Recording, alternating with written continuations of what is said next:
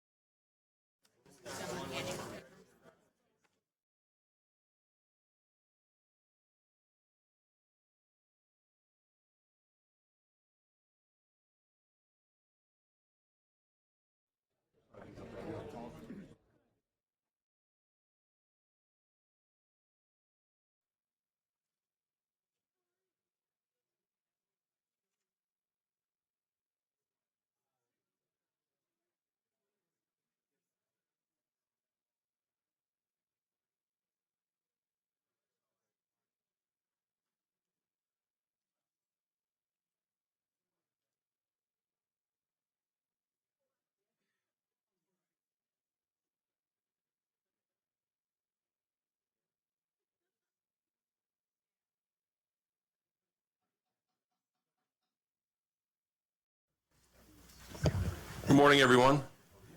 Call the meeting today of the Housing and Real Estate Committee to order. I'd like to apologize to, or actually ask where's Representative Murtha. I said when I wanted to be a chair of this committee, you said it was going to be a non-controversial committee with quick hearings. Because of the amount of slips that we have here, we're going to, just a game plan for today. We're going to gavel in, have the roll call on the hearing. We'll take a quick recess and have an executive session on the two bills that are up for an executive session today. AB, what do we have? 456 and 374, and then we'll go in the order that it is here. If you want to speak, reminder that the sergeant staff has slips if you want to speak on any of the bills today. Sergeant staff also said, as it looks like we're obviously going to be here through lunch, if any of the legislators would like to order, they have the menus here, and you can eat and back. They brought the menus up. So with that, we'll have the clerk call the roll. Representative Jagler. Here. Allen. Brooks. Here. Katzma. Here. Murphy. Here. Murtha. Here. Young. Here. Representative Gingrich has been excused. Stuck. Reminder that there are other committee hearings going on right now. That's if members dip in and out, that's where they likely are going. Representative Allen is testifying at a hearing right now. He'll be here shortly. So with that, we will take a quick recess of the normal hearing for today and move into the executive session for that. And we'd like the, if without objection, the roll call to carry over. And with that, we will ask the clerk to describe our first bill in the executive session, AB 374, and there is an amendment to that bill as well. Ask the Ledge Council to describe that. Sorry, not the clerk. Under current law, when real property is conveyed from one owner to another, a transfer fee must generally be paid, and a real estate transfer return must be filed with the local register of deeds. Under current law, there are 21 types of conveyances that are exempt from paying the transfer fee. Of those exempt conveyances, 5 types are also exempt from filing the real estate transfer return. AB 374 provides that a real estate transfer return must be filed for all conveyances except only those made prior to October 1st, 1969.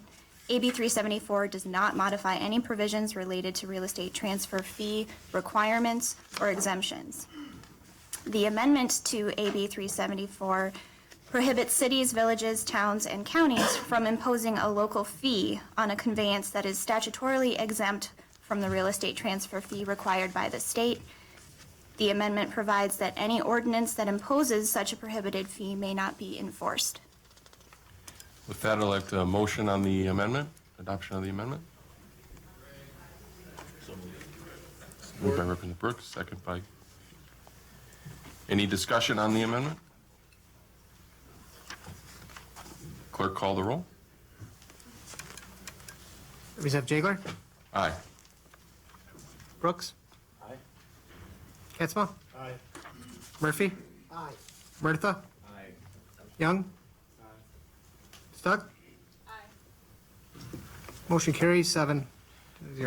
For motion on AB 374 for passage as amended. Anyone? So moved. Representative Brooks, Representative Murphy, second. Any discussion on the bill as amended? Clerk, call the roll. Representative Jagler. Aye. Allen. This is 374. Yes. Aye. Brooks. Aye. Katzma. Aye. Murphy. Aye. Murtha. Young. Aye. Stuck. Motion carries unanimous. Moving on then to AB 456. I'd ask the Ledge Council to describe that bill, and there is an amendment to that bill as well, if she can describe the amendment as well.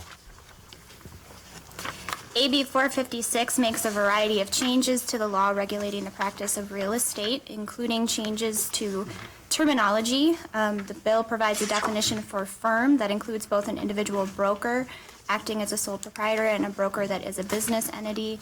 The bill provides additional definitions for clarity, including definitions for licensed individual brokers and licensed broker business entities. The bill removes most references to employment, employer, and employee, stating instead that someone who is licensed may be associated with a firm, and the bill creates detailed provisions for how a licensee may become associated with a firm or terminate that association.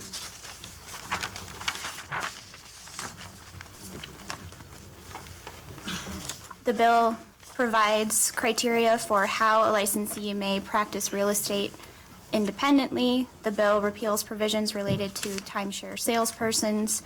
The bill clarifies duties of licensees, clarifies a firm's supervisory responsibilities over licensees, clarifies how a business representative may engage in the practice of real estate as a broker for particular business entities. The bill provides for the existence and use of unlicensed personal assistants, repeals provisions related to inactive licenses and real estate apprenticeships, which are no longer used.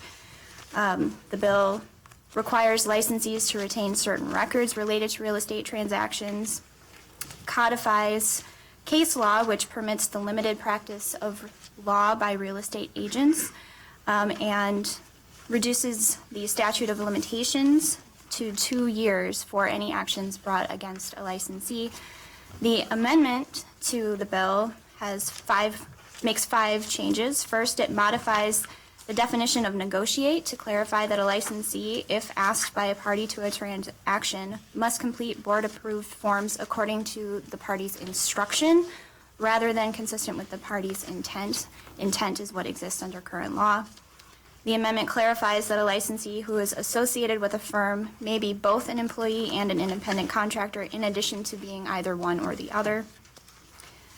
The amendment clarifies the duties owed by a firm or sub-agent to parties in a transaction extend to individual licensees only if those individual licensees provide brokerage services to a particular party in a transaction. The bill clarifies that the 2-year statute of limitations on actions applies to actions brought against individual licensees and against firms. And finally, the amendment provides that the statute of limitations does not apply to disciplinary actions that may be initiated by the Real Estate Examining Board. With that, I'll entertain a motion for Assembly Amendment 1. Representative Murphy, Representative Murtha, second. Any discussion on the amendment? Clerk, call the roll. Representative Jagler. Aye. Allen. Aye. Brooks. Aye. Katzma. Aye. Murphy. Aye. Murtha. Aye. Young. Aye. Stuck. Motion carries unanimous. Motion for passage of AB 456 as amended. So moved. Representative Murphy, Support. a second. Any discussion on the bill as amended? Representative Young. Thank you, Mr. Chairman. I have a concern. I did bring this up during the public hearing. We don't have an amendment today. We're probably on the floor. And that's the issue dealing with the 2-year statute of limitations. I spoke with interested groups, and they still were not happy with the 2 years and would like to see it modified. So, Okay. FYI. All right. Any other discussion on the bill as amended? Clerk, call the roll. Representative Jagler. Aye. Allen. Aye. Brooks. Aye. Katzma. Aye. Murphy. Aye. Murtha. Aye. Young. Aye. Stuck. Motion carries unanimous. All right, with that, we'll adjourn the executive session and move into our regular hearing for today. As we get into AB 465, a reminder for if you're testifying, if you can testify together, that would be wonderful. And the pile here of slips is very large, so brevity would be appreciated as well for everybody who's here and some traveling from a long distance to be here. So with that, on AB 465, we have the author, Representative Craig is here, and Senator Kapenga.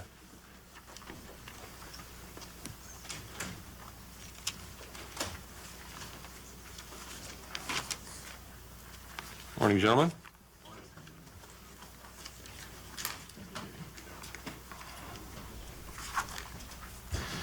Morning, Mr. Chairman. Are you ready for my testimony? Absolutely, whenever you are, sir.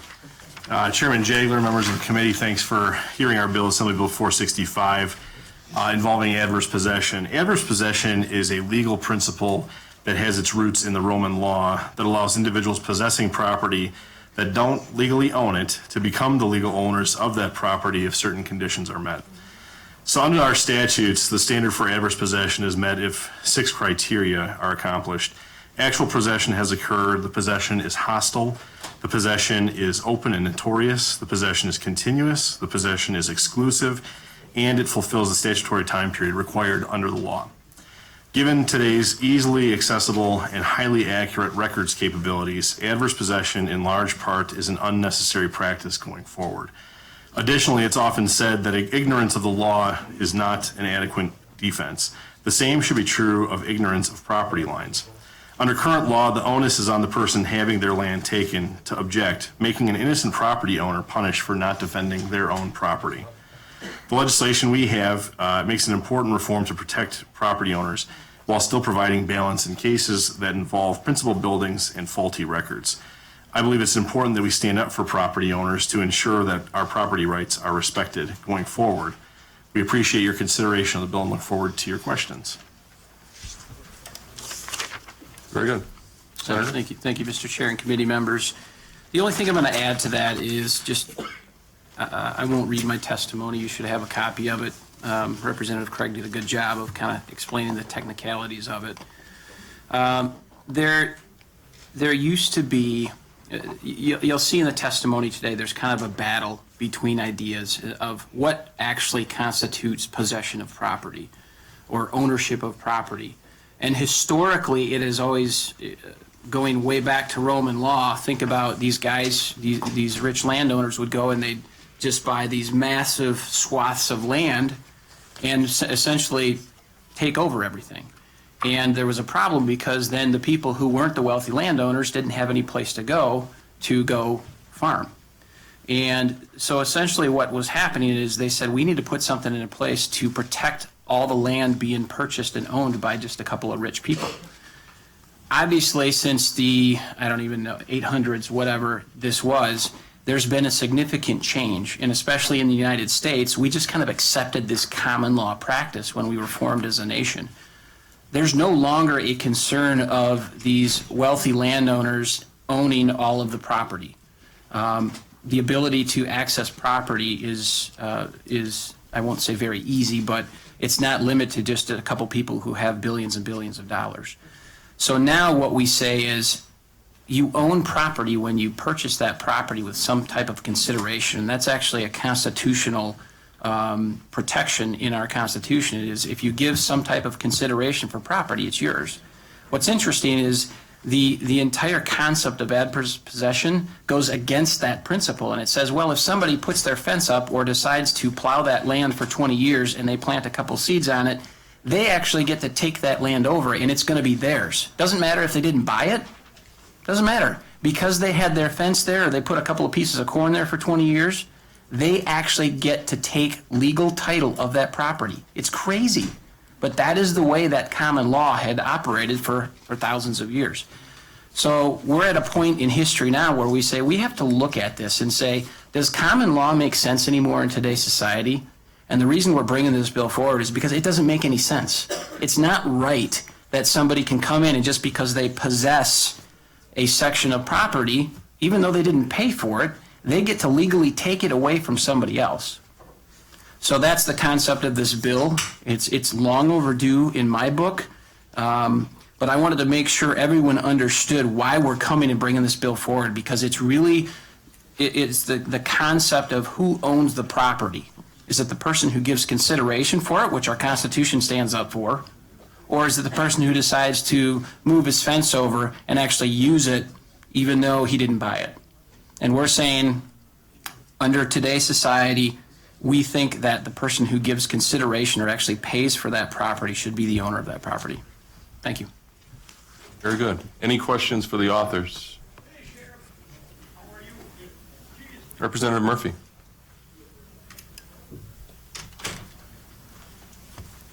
Thank you, Mr. Chairman. Thank you, representatives and, Representative and Senator for testifying.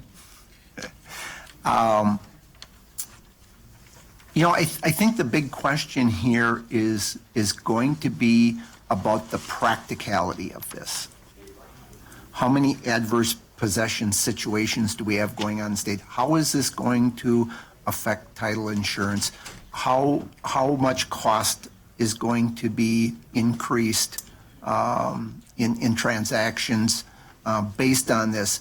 While I certainly am a strong believer in private property, I also, understand how important the ability of real property to move, relatively unencumbered, so that there's, a smooth ability to move property, because when that starts to get encumbered too much and the market doesn't work well, we have a problem. So can you speak a little bit to how you see this working in the real world?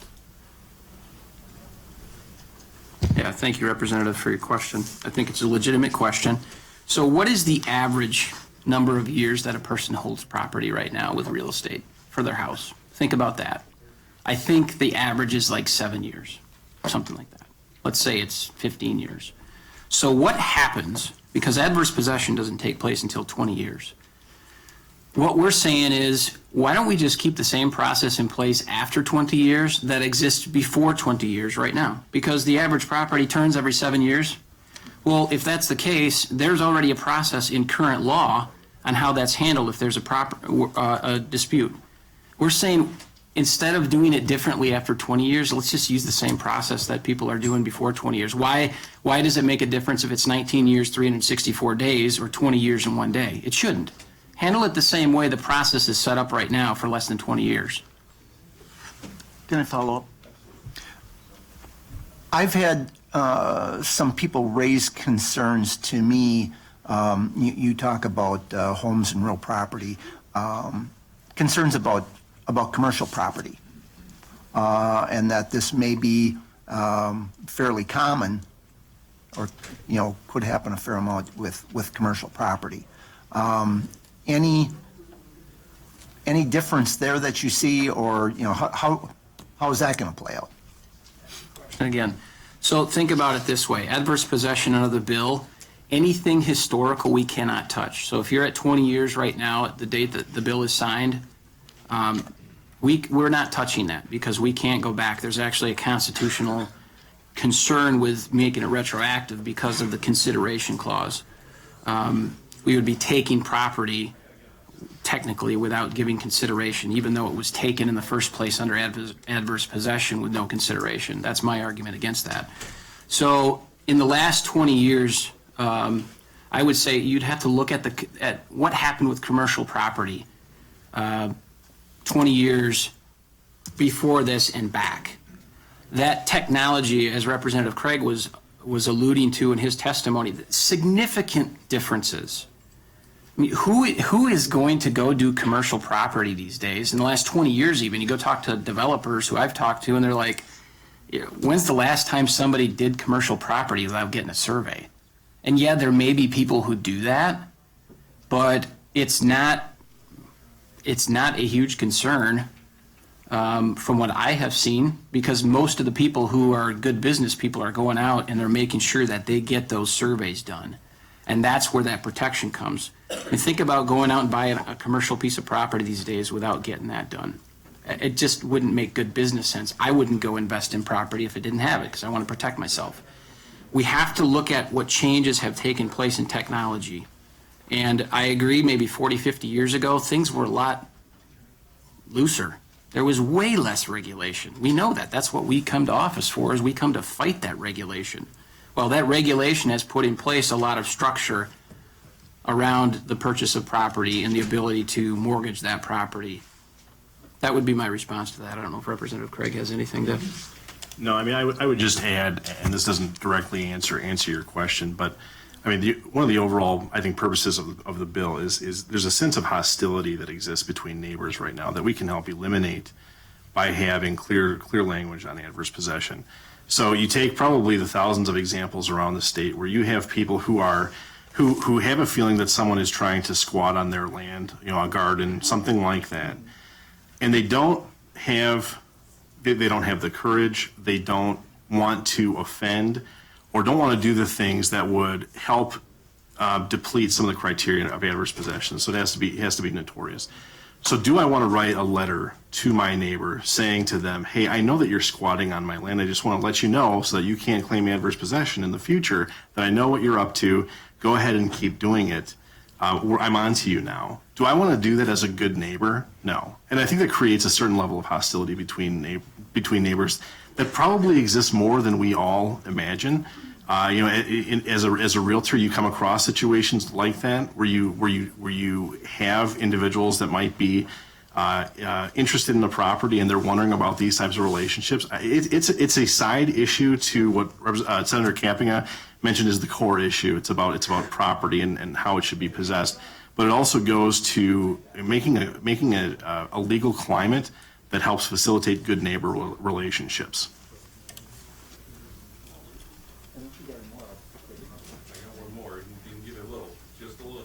So if there's a limit,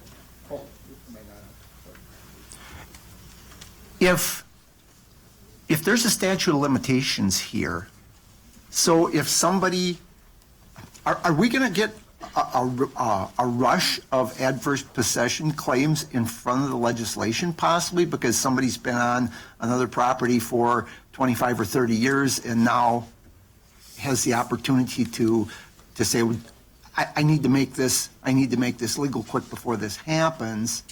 And one of the concerns of some of the other folks were that, there's, in some of the commercial property, there is a problem with this that dates back a ways, which would obviously, allow them to have some adverse possession here. So can you speak to that? Yeah, and Mr. Chairman, if it'd be more appropriate to have Ledge Counsel address how the bill acts in a situation like that. Sure. So the bill does give effect to anybody, to any claim of adverse possession that for which the time period that you have to possess the land has already passed the requisite amount of time. So there's three types of adverse possession: 20-year, 10-year, and 7-year, and under whichever one you're claiming, if you've passed that time, this bill doesn't take away your claim. That's something that the senator had pointed out, that really your claim vests at that point, and to take that away would be something that the government would be required to pay compensation for. So it does not affect, as long as the time period has been met at the time of the bill, you do not have to have tried to enforce those rights. Correct. Representative Allen. Yes, thank you, Mr. Chairman, and thank you for your testimony today. One of my favorite memories as a kid was to play Monopoly, and I would play that with my older brother all the time. And I loved that game. And it would always frustrate me, though, when my brother would change the rules. In particular, it drove me crazy when he would change the rules in the middle of the game. I don't know if your brother ever did that to you, but mine did to me all the time, and it just drove me crazy. This law has been, as you say, in existence for a very, very long period of time.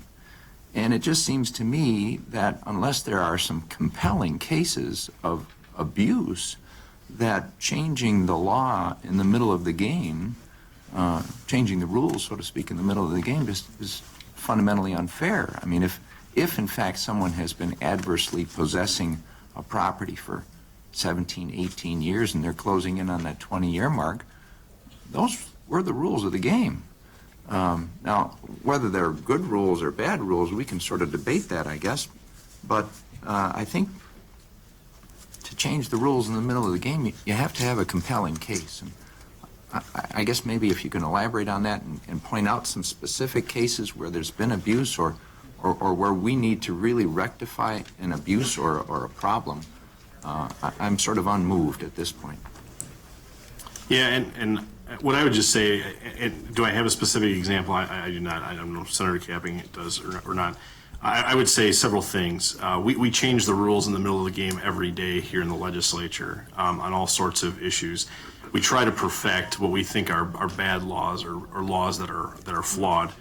And you know, the fact that someone might be in their 17th year or their 18th year of trying to get my property or your property, even though they don't own it, should that make it any more right that they can get it? Or should it gauge my decision as a legislator to fix a law that I think is fundamentally bad?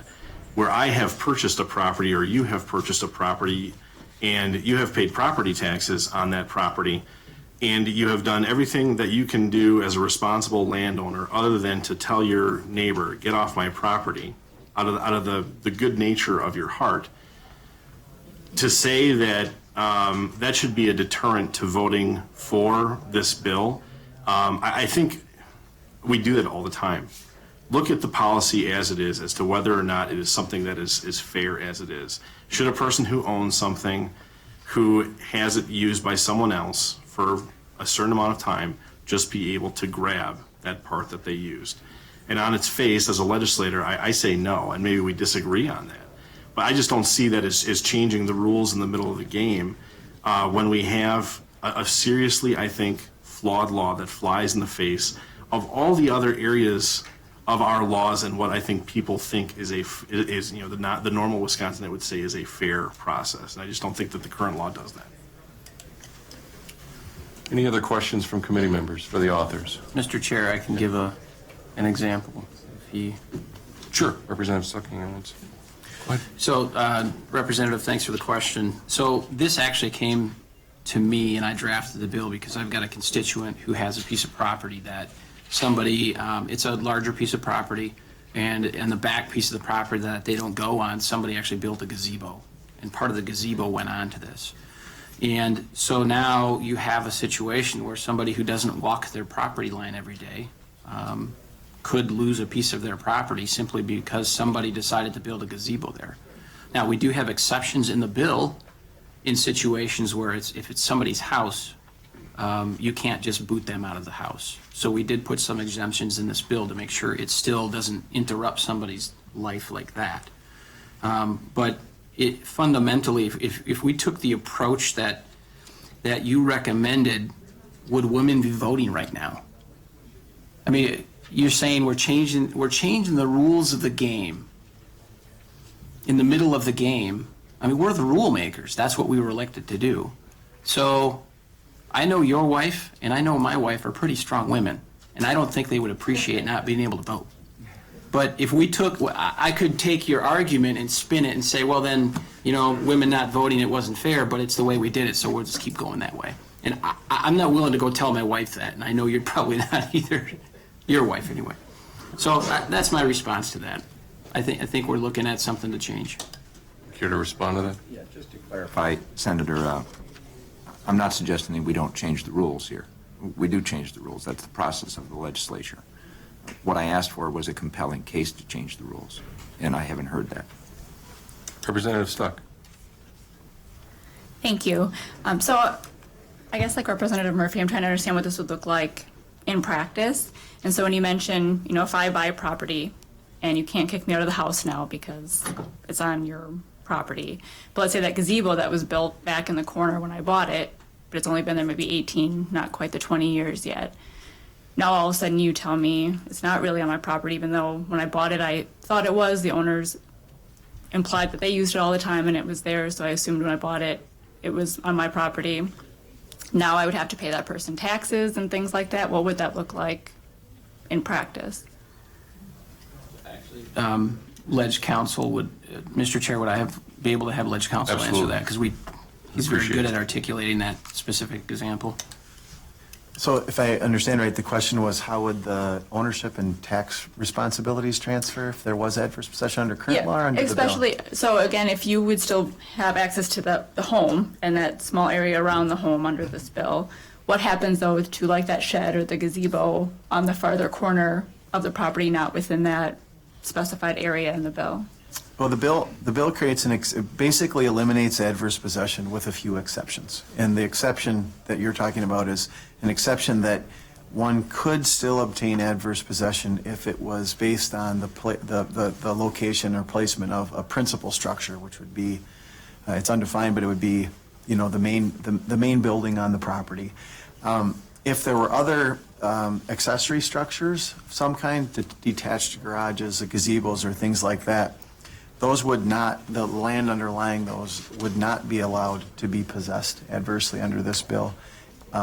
So it would be, as the senator said, the same as if you found out your neighbor had those there prior to the 20-year period or 10 or 7-year period. You could make them remove them. Remove or pay for Right. taxes, or what are the other things? Right, that could happen? there would be, in most cases, I think there's probably an arm's length discussion about how to best settle the issue. If the landowner whose land someone is encroaching upon is open to the idea of selling a portion of that land to sort of give effect to that would happen. But that's entirely an arm's length negotiation between those landowners. If the landowner whose land is being encroached upon just simply wants that neighbor to move, they're required to move if it's under this bill or under current law prior to the time period for adverse possession. Any other questions for the authors? Representative Murphy. It would seem to me under the example that Representative Stuck used, that your recourse would be against the person who sold you the property fraudulently, so to speak, to begin with. Is that the way you would see that, or?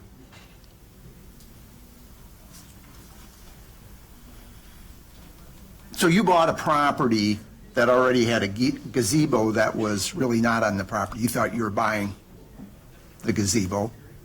All of a sudden you find out, really through no fault of your own, you said, geez, I expected everything that was here was part of the property. Now all of a sudden it's not. Where does the liability lie? Counsel actually could answer that one very well, too. If that's okay, Mr. Chair. Absolutely. He does a better job than I do at I articulating. think that it depends, in the scenario that you laid out, if there was some misunderstanding at the time that someone purchased property, or if there was already an encroachment present. It really depends on the contractual relationship between all the parties involved. I think it's pretty typical, and I think we're going to hear it maybe from some people who represent the title industry, but I think it's pretty typical for the insurance products and those types of things that one would normally look to in a situation like that to exempt, to have exclusions for encroachments. In other words, they're not actually saying that we've gone out and looked at the entire property line, had it surveyed, and everything there that you should be getting, you're getting. In fact, instead, they generally exclude that. So that, combined with what was communicated between a person's realtor and the buyer, and that'd be a very fact-specific analysis. What did anybody else know? I don't think that there's a real clear answer that would apply in all cases. It would really depend on the facts of the case. And I would just say, generally in a real estate transaction, the onus is on the buyer to make sure that those property boundaries are understood by the buyer. That's generally not something that's going to be verified by the seller. Any other questions? Very good. Gentlemen, thank you for your testimony. Next up, speaking against, from the Wisconsin Land Title Association, Bush Nielsen and Lisa Peterson.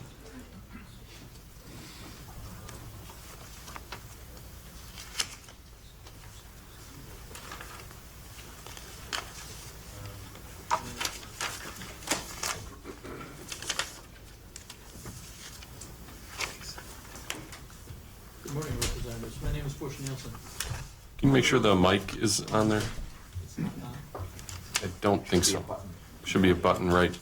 There you go. Okay. My name is Bush Nielsen. I'm with a law firm in Milwaukee. For 34 years, all I've done is deal with the title to real estate. I'm a real estate litigator, so I'm one of those people who goes to court and actually figures out who owns the property. You have had some good discussion already about changing the rules of the game. One response that you received from the senator and the representative, and I don't mean to bash any of their argument or certainly any of their integrity or their desire to see something resolved in this bill, but one response you've heard from them about changing the rules is that that's what this body does, the legislature. You make the rules, and you have the power to change the rules. One of your good questions back in response is, well, what is the thing that's broken that needs to be fixed? Let me just deal with those things right away. Nothing is broken. You didn't make the rules. You don't have the power to change the rules. The Constitution prohibits you from changing the rules. And the rules that we're talking about are not rules about how we govern society based on regulation of use or of people's individual lives, as can be imposed by government for good and valid public purpose. What we're talking about instead is the rules about who owns real estate. The state doesn't own the real estate. We're talking about the state changing the rules about who owns real estate, which they have already bought and paid for. So you don't have the power to change these rules, actually, because you didn't adopt the rules in the first place. Our state Supreme Court, well, let me go back to our Constitution. Our Constitution says that we respect those parts of the common law that have already been invoked before this state became a state and converted from a territory. In territorial courts were deciding questions of possession.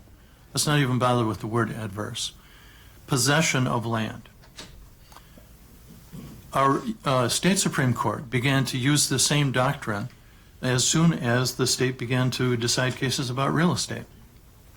Later, the legislature clarified the common law doctrine, as the senator said, coming from Roman law, followed through the English common law, which this country adopted in the Northwest Territory by our state constitution and by the Northwest Ordinance. Our Supreme Court adopted the law from the English common law.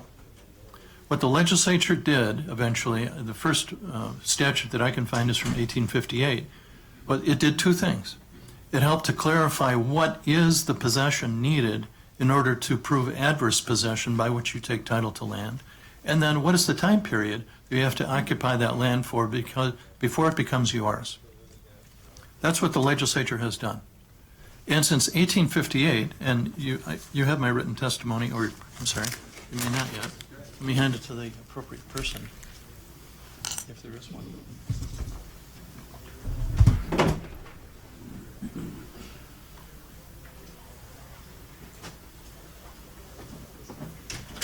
In that testimony, what I've given you is the statutes as they have been adopted by this legislature since 1858, going through a law in 1889, modified in the 1930s and 1940s through the present. I've also given you citations to our state Supreme Court decisions. Then, as recently as 2014, our state Supreme Court said the doctrine of adverse possession comes to us from the English common law. It referred to the statute, and he used the statute to figure out the time limits and the evidence of possession that is necessary to prove adverse possession. But it didn't say that the legislature gave the property right of title by possession, because it didn't. The legislature has done useful things as to adverse possession. It has clarified again what you have to do to actually possess, and then the time periods. And we have 3 time periods, 20, 10, and 7.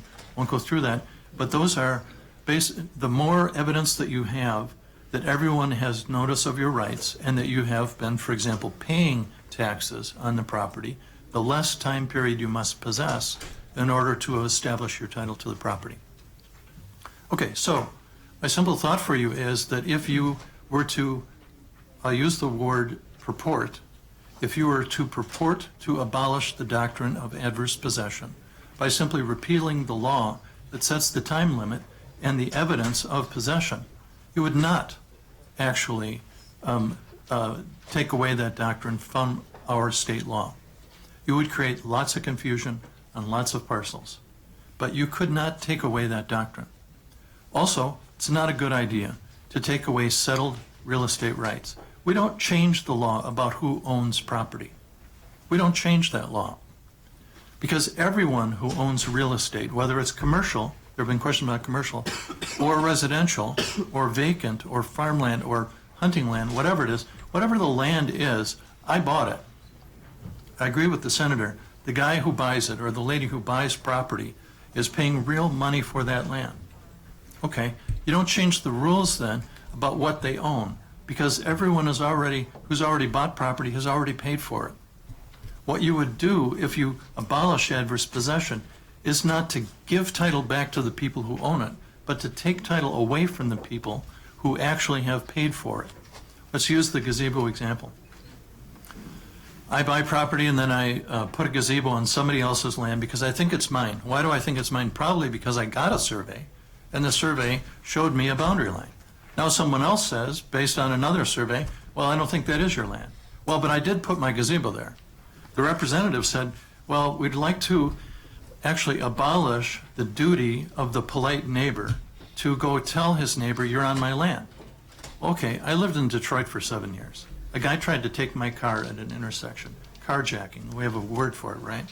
And I said, get out of my car. And I didn't really care if I was being polite or not. I was kind of foolish because he had a gun, but I told him to get out of my car, and he did. Because actually, I think people are people all, no matter where you go. But if I had refused to actually tell him to get out of my car, he could have adversely possessed my car that day. It wouldn't have made it his own. That's why it takes 20 years or 10 years or 7 years to take title to property. But I don't think that this is not Minnesota. My kids live in Minnesota where it's all Minnesota nice. We cannot get so involved in the concept of being a good neighbor that we refuse to tell the bad neighbor who's possessing our land, you have to get off of my property. And in fact, if you want to be polite, you're being the bad neighbor. Because what this law would say is that if that gazebo was built, say 6 years ago, and for the next 50 or 100 years, the guy who built it and his kids or his grantee or whatever, they all possess gazebo for 100 years, I can sit on my back porch and watch them possess it for 100 years. And then after 100 years, I can walk over and say, gotcha, you've been possessing my gazebo for the last 100 years. I really love it. Now get off. Because I have always owned this gazebo. And even though you paid 20 grand extra for your house because it had a gazebo, and even though the gazebo is now a historic structure with a little plaque on it, it's always been mine. And because our legislature said that I got to be the good neighbor, I didn't even have to do you the courtesy of telling you that you had built your gazebo accidentally on my property. That is not being a good neighbor, not telling someone that he's possessing your land. Now, our laws could be improved further by the legislature. There are notices that could be recorded. I claim this land based on a fence. Another kind of notice. I see that there's a fence on my property. It's being used by my permission only. Or another kind of affidavit could say, there is a line that has been set by agreement. It's not on the exact property line according to the best survey we can find, but we agree that this fence is the true boundary between our properties. Those things could be added to the law that would give clarity, so that if I bought property that had somebody else's gazebo on it, I would find an affidavit from the gazebo guy saying, and I have intentionally built my gazebo on your land, and I'm trying to take your land away from you. I would then have the option, before I buy that property, to record an affidavit saying, well, yeah, you have built a gazebo on my property, I agree, and you have my permission to keep it until I tell you you don't, after which you will have to remove it. And that, because that's trespass. Adverse possession is not trespass codified, but the response to all trespass is, get off my property, please. And we Wisconsinites would say, please. What you can do is avoid the costly litigation that people are still going through today to decide who actually owns a 2-foot strip of land that's 250 feet long that is worth according to a title insurer, $500 if he had to go sell it on the open market. You could spend $50,000, and my clients have on me, not that I'm an expensive lawyer, but you can get into, these are nasty cases. Adverse possession is real estate divorce. You have two neighbors who now don't like each other, and they're not really fighting about the 2 feet. They're mad at each other about something else. Like a guy told me once, I might have filed this lawsuit because that guy threw a drink in my wife's face on the 4th of July. That's why you have adverse possession cases. You could solve those things by revising the law.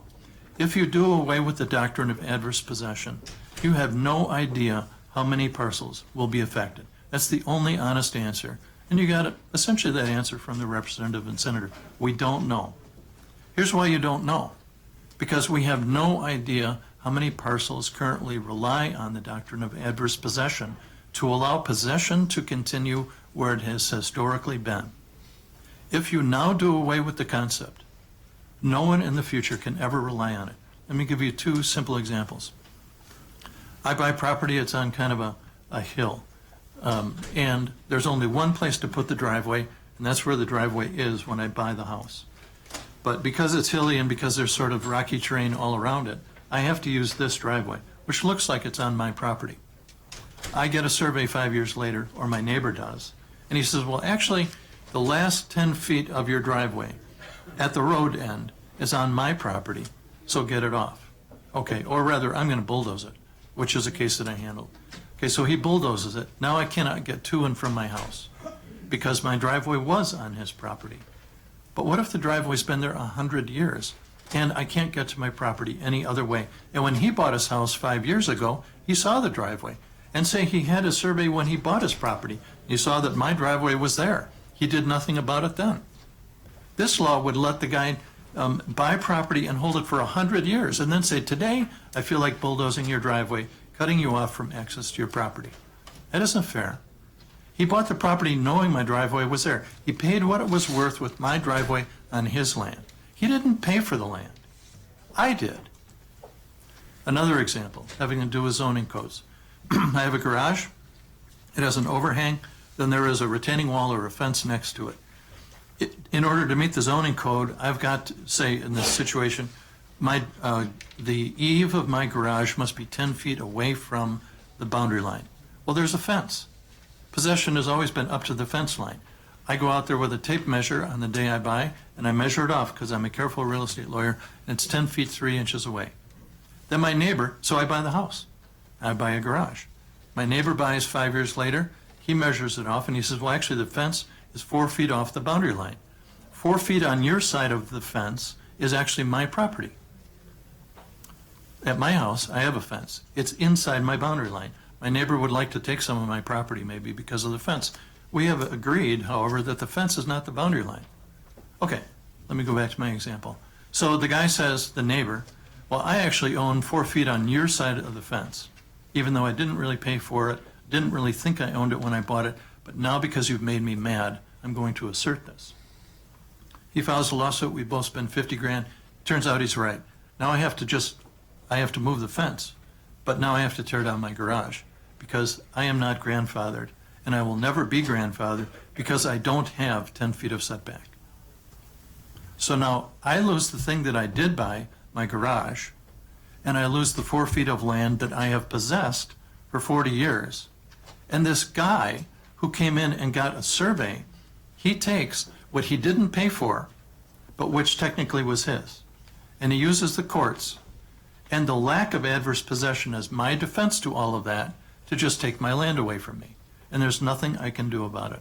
There's no longer any settlement talk because he has all the weapons in his hand and I have none. There will be no settlement of those cases. But will there be a lot of those lawsuits? Yes, there will. And guess which kind of neighbor files a lawsuit to take land away from his neighbor? The bad neighbor, not the good neighbor.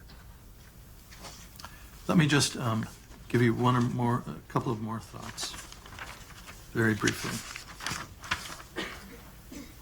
There are 2 exceptions in this bill. When there are faulty records, that's what it was, how it was just described.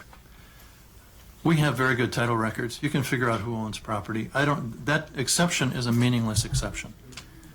Second, there is an exception for a principal residence. Okay, so it says, I can adversely possess my house if it happens to be either half on my neighbor's land or all on my neighbor's land. Say I build my house entirely on my neighbor's land. He's got 50 acres, I've got 50 acres, but somehow managed to build my house on his 50 acres. I can get adverse possession based on our standard law as it exists today for my house. What if my house is 200 feet away from the street? I get the house. I get the eaves around it. I don't get an easement out to the road. I don't get a yard. Also, there isn't any provision in the law saying how this is established, that I now own the house, but I don't own anything around it. Also, what if my house is 40 feet away from the land that I actually own? I don't even own the land between the house that I own and the land that I own. So now I just own the hole in the donut of my neighbor's land. So even though I'm living in this house and I have taken title to it by adverse possession, my neighbor is going to come to me and say, guess what? Your driveway's gone, your yard is gone, thanks for the nice garden. I'm going to transplant all the tulips to my side of the property where I live. I'm going to take out all your bushes because you don't own any of this stuff. And the bad neighbor is then going to say, oh, and I'll buy your house from you because it's completely worthless to you. I'll give you $5,000 for it. Even though you just built it 25 years ago for $200,000. It's a really great house. I'd love to have my kids live there. So that's a meaningless exception, which would be actually quite insulting to the people who have even the benefit of that very limited exception. There are ways that the law could be improved. I do not suggest that there is any kind of a problem today. The doctrine of adverse possession is an equitable doctrine, which was adopted by the courts. Equity means fairness. So it's a doctrine of fairness that corrects evils or wrongs that exist just because of facts. People don't typically intend to adversely possess and take away land for which they have made no payment. This doctrine exists to correct wrongs. It is rarely actually enforced by the courts, but when it is, it's because it's important to the people who actually paid for the land. I strongly encourage you not to change the law, except possibly to improve it by clarifying it and allowing people to avoid litigation over adverse possession. And of course, we would be happy to talk to you about those revisions. Thank you. Good morning. I'm Lisa Peterson. I'm an attorney with Chicago Title Insurance Company, and I'm also representing the Wisconsin Land Title Association to speak in opposition to this bill.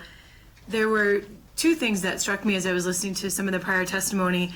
One that Bush touched on, which is the carve out for the principal structure with 10 feet around it. And I think that, as Bush mentioned, that really is a rather meaningless exception because most of the evidence and most of the transactions that I deal with involving adverse possession don't have anything to do with a principal structure, however that might be defined. And as was mentioned, it's not defined in the statute. Most of the adverse possession issues that we deal with are ancillary structures. A shed, a garage, a driveway, a swimming pool, a parking lot, things that wouldn't constitute, in my mind, again, although undefined, a principal dwelling.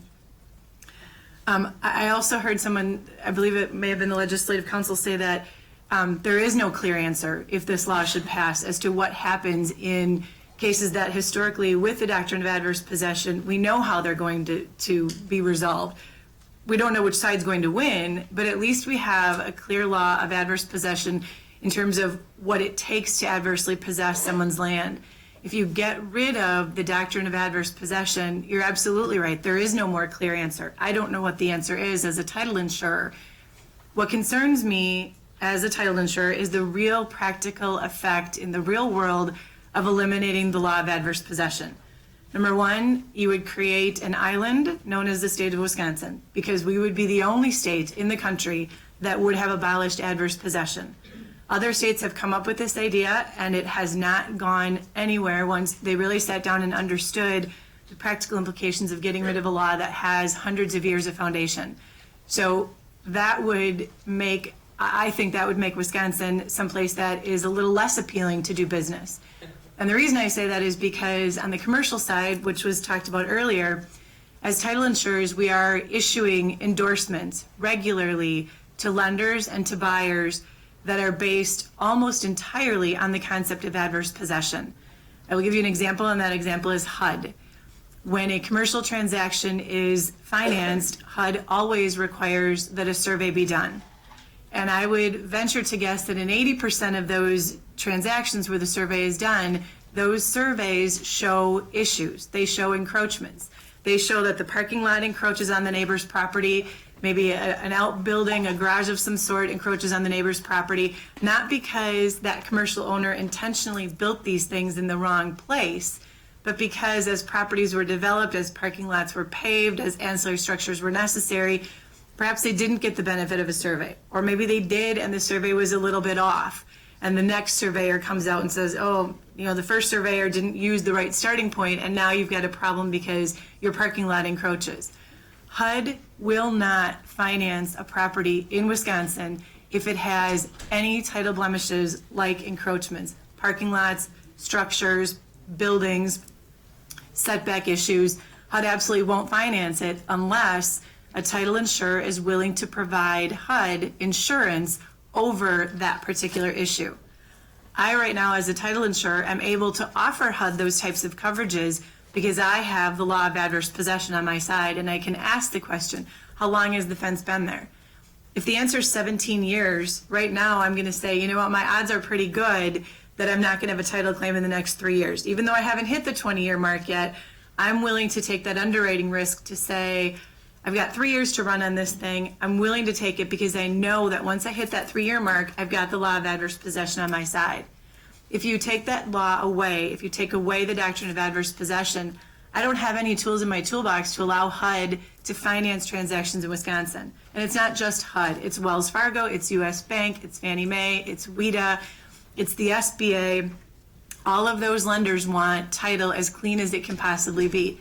I can't magically make title clean, but I can offer them insurance coverages that say, Chicago Title is willing to take the risk because I've got adverse possession on my side. Without that law, you take away well over 20 endorsements that are available in every single state in the country, making Wisconsin, again, the only state that doesn't have adverse possession and the only state that isn't able to offer insurance coverages to lenders and to buyers in order to get deals done.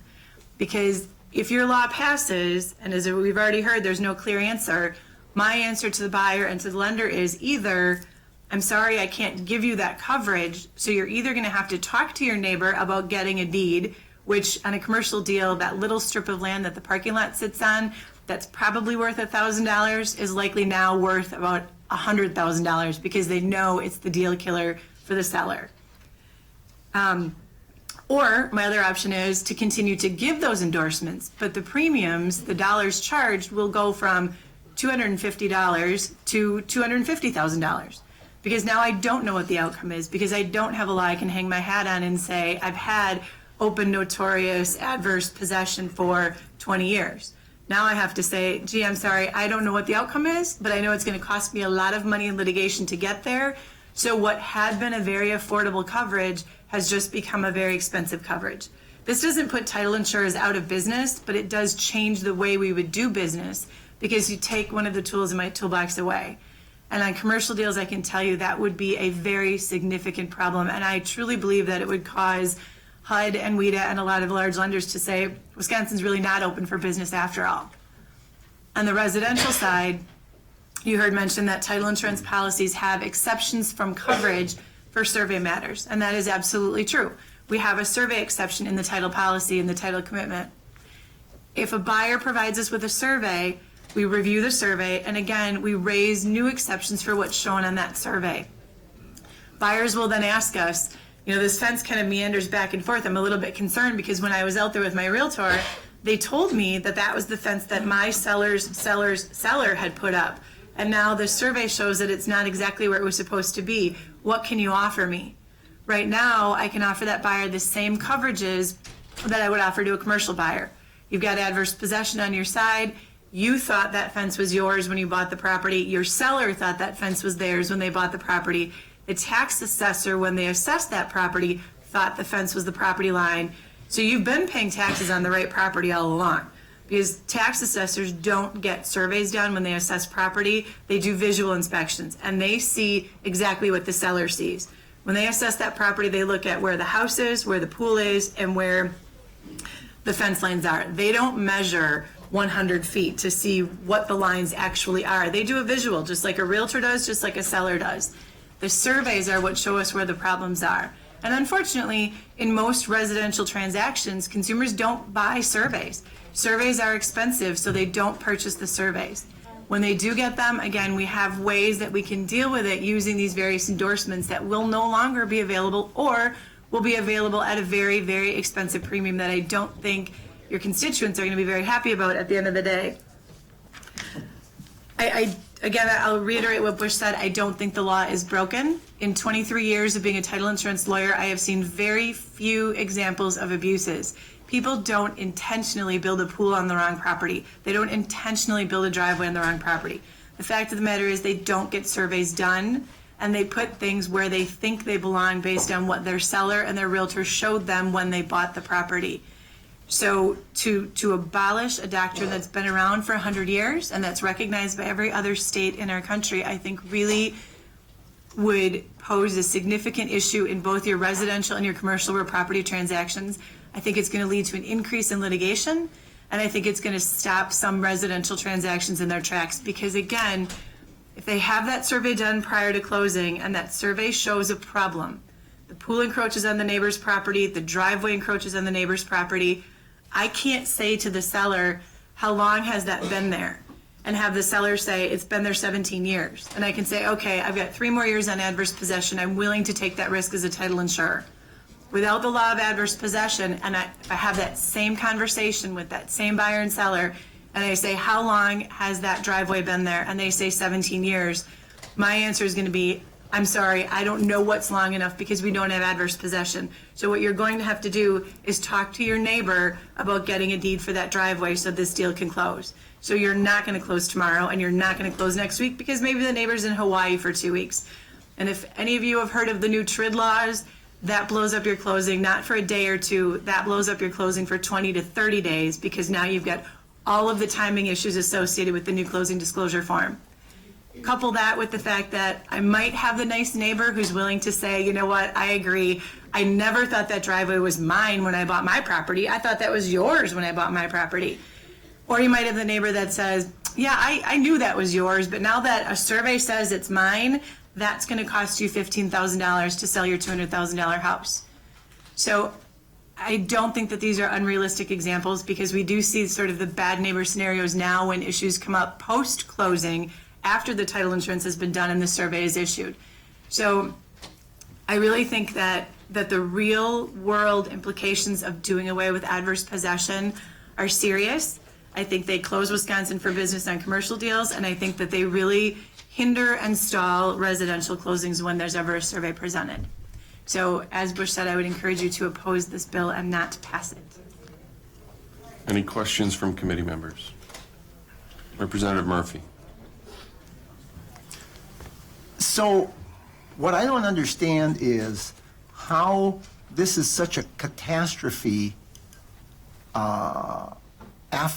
because we don't have a 20-year statute of limitation on it, but we can deal with it in the first 20 years.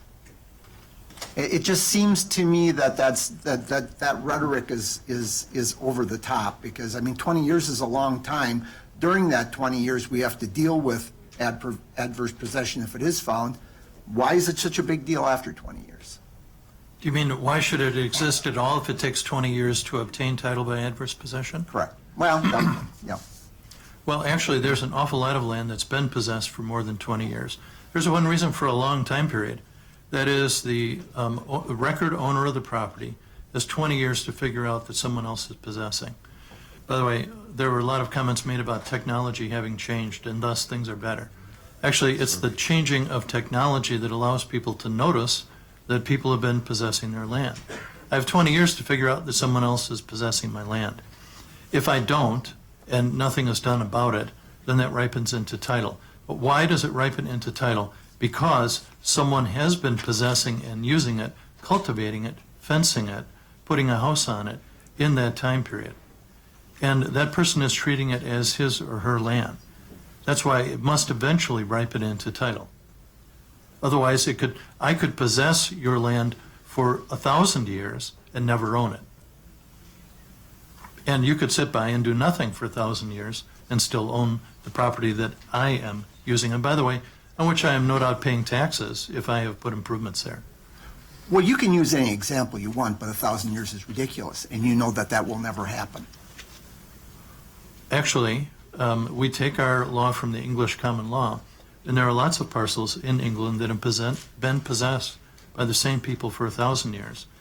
My father, after World War II, visited his family homestead in Denmark, which has been owned by Nielsen's for 350 years, at that time, which was 75 years ago. So, because we're a new nation, we don't think in terms of 1,000 years, but we will eventually become an old nation, like it or not. And possession continues to accrue. It is not uncommon to have adverse possession issues in the colonial states that go back 300 years. Very good. Can I ask one question? Sure. So, you gave an example, two owners own 50-acre parcels. I build my house on the other 50-acre parcel. You're concerned because if I take that by adverse possession under this, I may not have a driveway. On the other hand, where do you draw the line, and do I just get the whole 50 acres under your scenario? No, there are very, very well-defined rules about adverse possession. The statute today says that the best evidence of adverse possession is enclosure by a fence or cultivation. By the way, the exception about principal residence or whatever the phrase is suggests a very urban approach. Most land that is adversely possessed in this state is possessed by farmers who have been tilling the same farmland for 100 to 150 years. I went to La Crosse one day on an adverse possession case. A new house had been built next to a farm that had been in the family for over 100 years, which I knew because on the barn it said what year the family had begun that homestead. That man was out riding on his tractor, cultivating his land that was in dispute. The survey markers were out 3 rows into his cornfield, and he had a shotgun on his tractor. And I asked him very politely if he would stop the tractor and talk to me. He said, "I just want you to know this.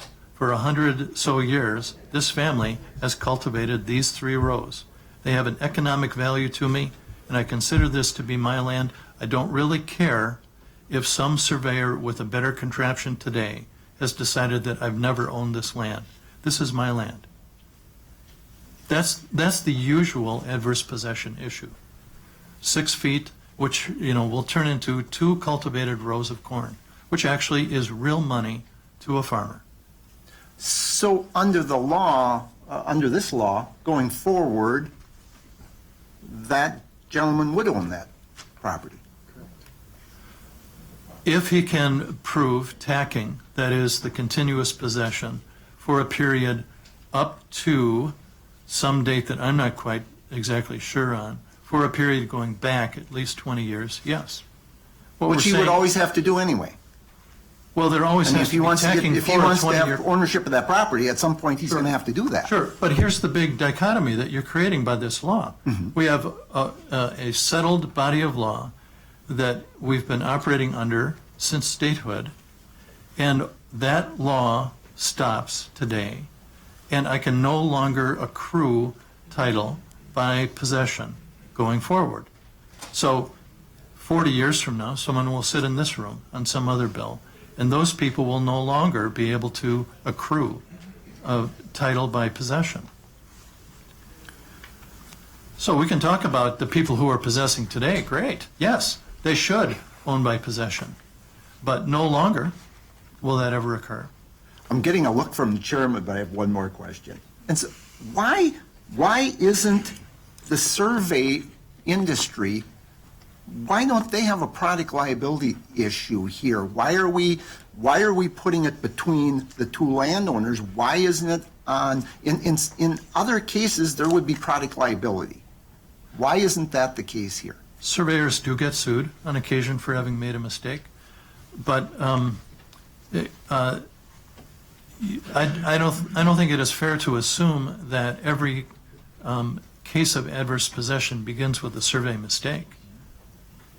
So often, a later surveyor will say that the monument placed by an earlier surveyor wasn't really placed correctly. And that's how you get into the whole discussion of survey methods having been improved. So both surveyors may have done the best job they could at the time. But adverse possession isn't typically based on a bad survey. I will yield, Mr. Chairman. Thank you. Any other questions? Oh, thank you very much for your testimony. Thank you. Next up, speaking for information only, representing the Wisconsin Society of Land Surveyors, Bob Welch. Hello. We are not taking a position on behalf of the land surveyors on this bill, but we did want to provide some information. Obviously, a lot of talk about surveying on this issue, and our team took a look at this bill and decided to be neutral, but to ask me to speak a little bit about it. I am a surveyor by profession myself as well, so happy to answer questions. So I just have a few points I want to make. I won't go as long as the last team. The first thing that we're sort of beat into our heads as surveyors when we're being trained is that title is not ownership. And I think a lot of people are looking at this, I have the title and someone just took my land. Title is not ownership. Possession is not ownership either. It's a mix. For example, I might own a 100-foot lot, and the surveyor comes out and between the two pipe on the ground, it's 98.7 feet. Do I own 100 feet? Nope. Did you ever own 100 feet? No. You own between the two pipe on the ground. Monuments control. Monuments set by surveyors control. Monuments that are not set by surveyors can also control. It just depends on the circumstances. So this idea that somehow I got this piece of paper and that's the whole story is not true in America, and I believe going all the way back before that. One thing that happens in our world is there's a thing called assessor's plats in our statutes. The concept of assessor's plats is, everyone has pieces of papers, and they all think they own that, and then they all have houses out there, and they all think they own that, and they don't always jive together. And sometimes the pieces of paper don't agree with each other either, by the way. It says I own the first 100 feet, and the next guy says I own the second 100 feet, but it starts 80 feet over, so there's a 20-foot overlap. You'd think, well, how could that happen? It happens all the time. And so even the titles don't always agree. So an assessor's plat goes out there with a concept that's sort of related, in that we're going to take what everybody thinks they own, and if they all sort of said, yep, that's what I own, then that's going to become a new piece of paper, and that's what they're going to own. So there's a way that we resolve these issues when it's a messed up area. Easements, this bill doesn't deal with easements. And if we're going to do this, better think about easements, because you can say, well, I don't own the property anymore, but maybe I still have an easement on the property, and there's a thing called prescriptive easements, which is sort of the easement version of adverse possession. So if you're going to do this, you need to think about that. You just heard a lot about title insurance. One reason we're neutral is because we don't want to look like we wanted this bill so that everybody would need a survey. But quite frankly, if this bill passes, everybody will need a survey. And because every title policy says we do not insure you for what a survey would show, and most people keep that on. They don't take that off. So they don't have a survey done. So you would probably now want that off, and you would probably then have to have a survey. And I won't say they're expensive at all, but they're not free. They're not free. And I'm just going to give a brief example of where, because there was no survey and because people always assume something, you get this situation. So we bought a little house on the edge of Red Granite, and we bought it from the people who owned it in their family for probably 80 years. When we bought it, because I'm a surveyor, we surveyed it. When we surveyed it, we found that we owned half of our neighbor's house. Not just like a little bit, but like 30 feet into their property and right through the middle of their house. Their house had a stone foundation, to give you an idea how old that house was.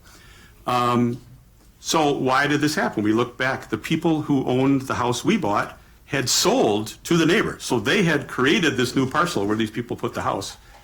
And they had done that and never got a survey. And they had sort of probably walked it off or used a tape measure or something and figured out how far it was, and that's what they sold.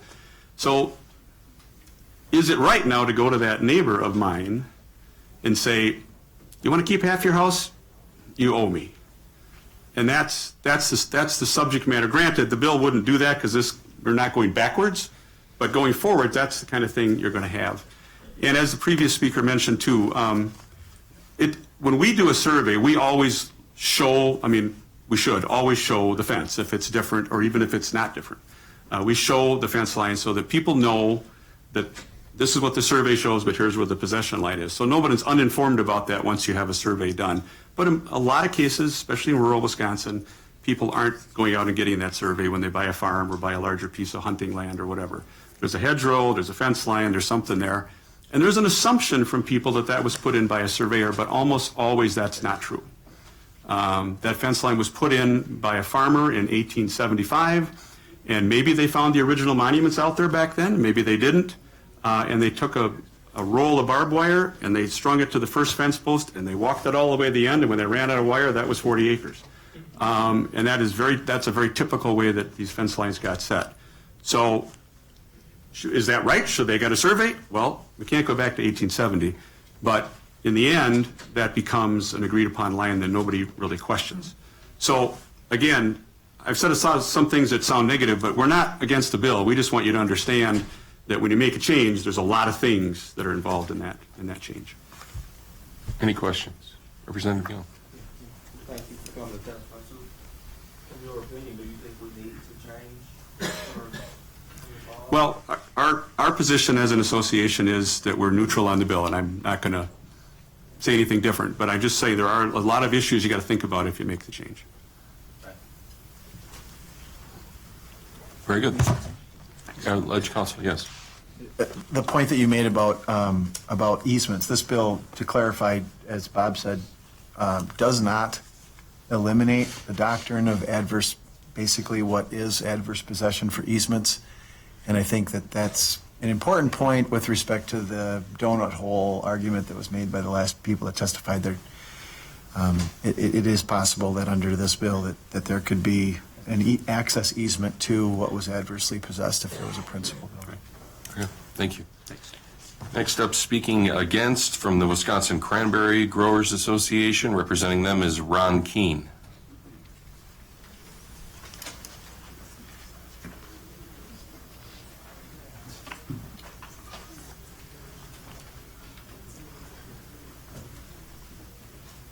Chairman Jagler and other members of the committee, I'm Ron Keene.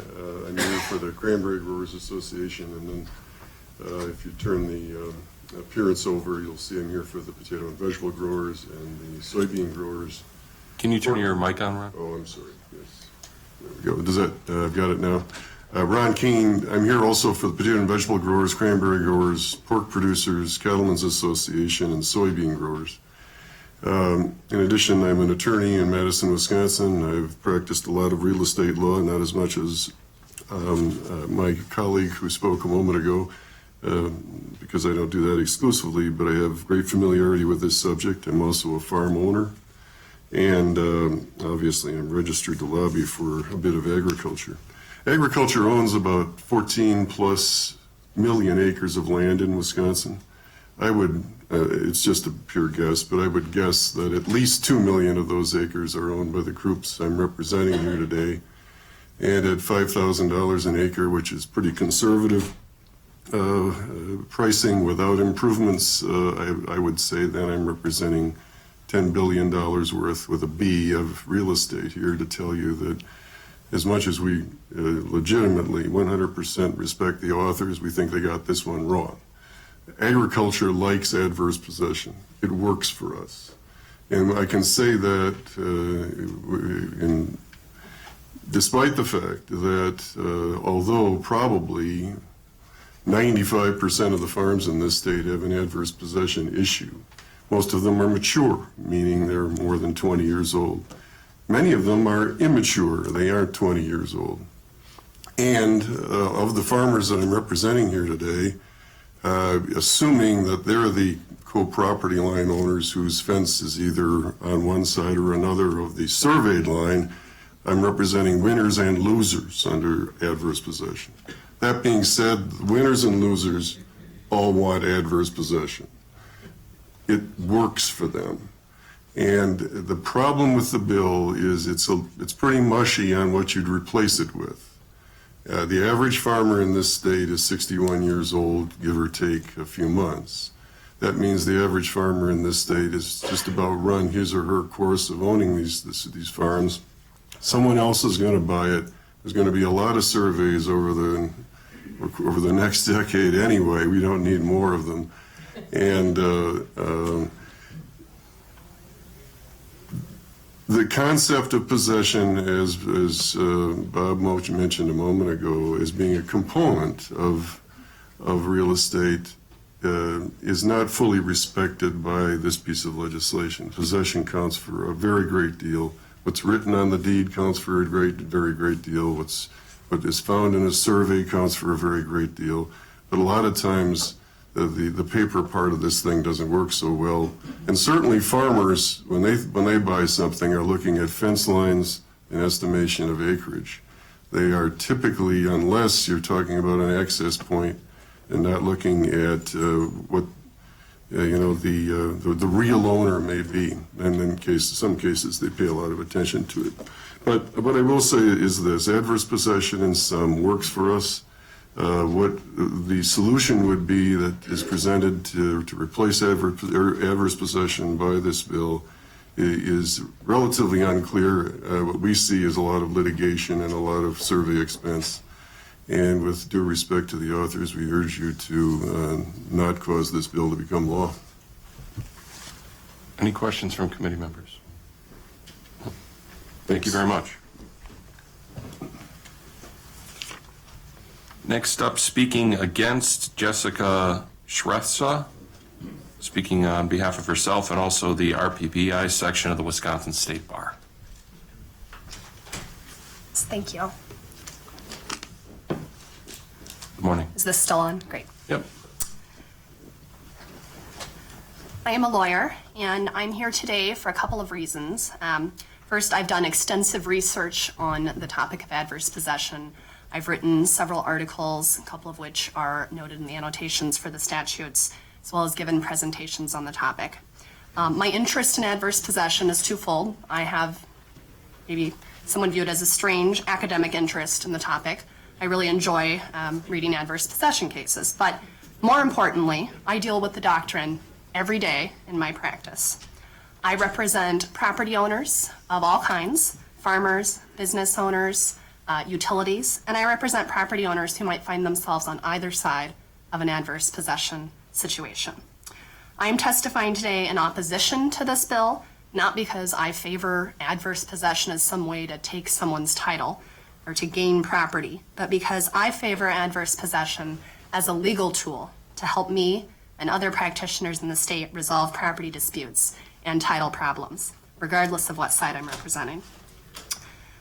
Adverse possession, I think, is often misunderstood. Just like to start out by saying, you might hear the term squatters' rights. I think that's a complete misnomer. There's no such thing as squatters' rights. There are not people necessarily squatting on your property. For the most part, adverse possession involves mistakes and boundaries. I'll get to that in a moment. Have to say I'm going to have to one-up Bush on the date of the oldest Wisconsin law. I found one from 1839 from our territorial laws, but aside from that, I'll second what he said as far as the history of the law. The elements, again, have not changed, but that doesn't mean that the law hasn't evolved. It is an ancient doctrine, but it's an ancient doctrine that has evolved, that has been changed and modified over time through the case law to deal with different situations. There are nuances in our law in the state of Wisconsin that deal with topics such as vacation property, lakefront property. We have a lot of that. Different rules for wild and unimproved property, and there are different rules for different relationships between the parties. So it is a complex law, but that's because there are a lot of different complex factual situations. Applying the typical one-size-fits-all approach really doesn't make sense in this area of the law. And the law is still applied very frequently. I think some of the other speakers have alluded to that. But if you look at one of the GIS databases for any of the counties almost, you sort of you fly over the farmland. You'll see, GIS lines aren't a survey. They might not be accurate. But you can get a pretty good idea. There are quite a few areas where the line shown there does not match what you can see in the field. I don't know if those are adverse possession situations, but I know they come up a lot, and there's a good chance that many of those are as well. In addition to the typical 20-year statute, that's the hostile, open, notorious, uninterrupted, continuous possession for 20 years, that's the standard, we also have another doctrine called constructive adverse possession. I think it's important to point out that that's actually pretty different. Constructive adverse possession occurs when someone has a good faith claim of title based on a written, recorded instrument. This typically occurs when maybe not all the signers signed a deed that were required. Maybe there is a mistake in the legal description, or maybe someone sells land they don't own. Maybe it was a mistake, maybe it was intentional. Whatever it is, the person who bought it didn't know that. They had a good faith claim to what was described in that deed. And so the way that statute comes into play is quite different usually from the 20-year statute. It's usually used to clear up title defects as opposed to just differences in boundaries.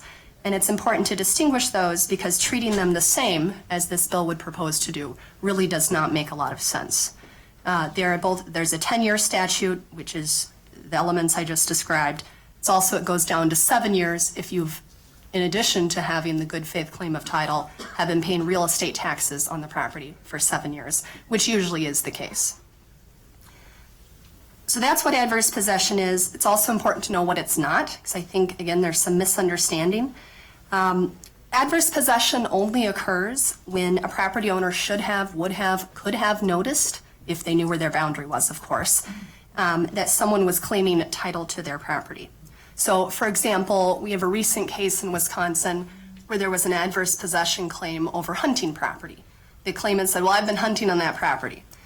The court found that that was just not adverse possession. It wasn't something that someone would have noticed. And here in Wisconsin, hunting itself is, a lot of people do it. You might not know exactly where the boundary is, and that, as a matter of law, is not going to amount to adverse possession.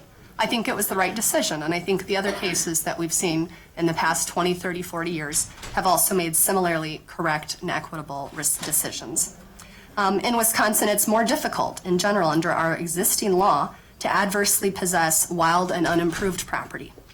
Shared use of property is not adverse possession. So if the neighbor, for example, builds the gazebo on my property, but at the same time I'm using that same property, it doesn't matter how long, it's not adverse possession. A question I'm asked frequently is, well, my neighbor started mowing my yard. Do I need to be worried? No, you don't need to worry about your neighbor mowing your yard. You might not like it. Maybe that's a different problem. But that's not going to amount to adverse possession.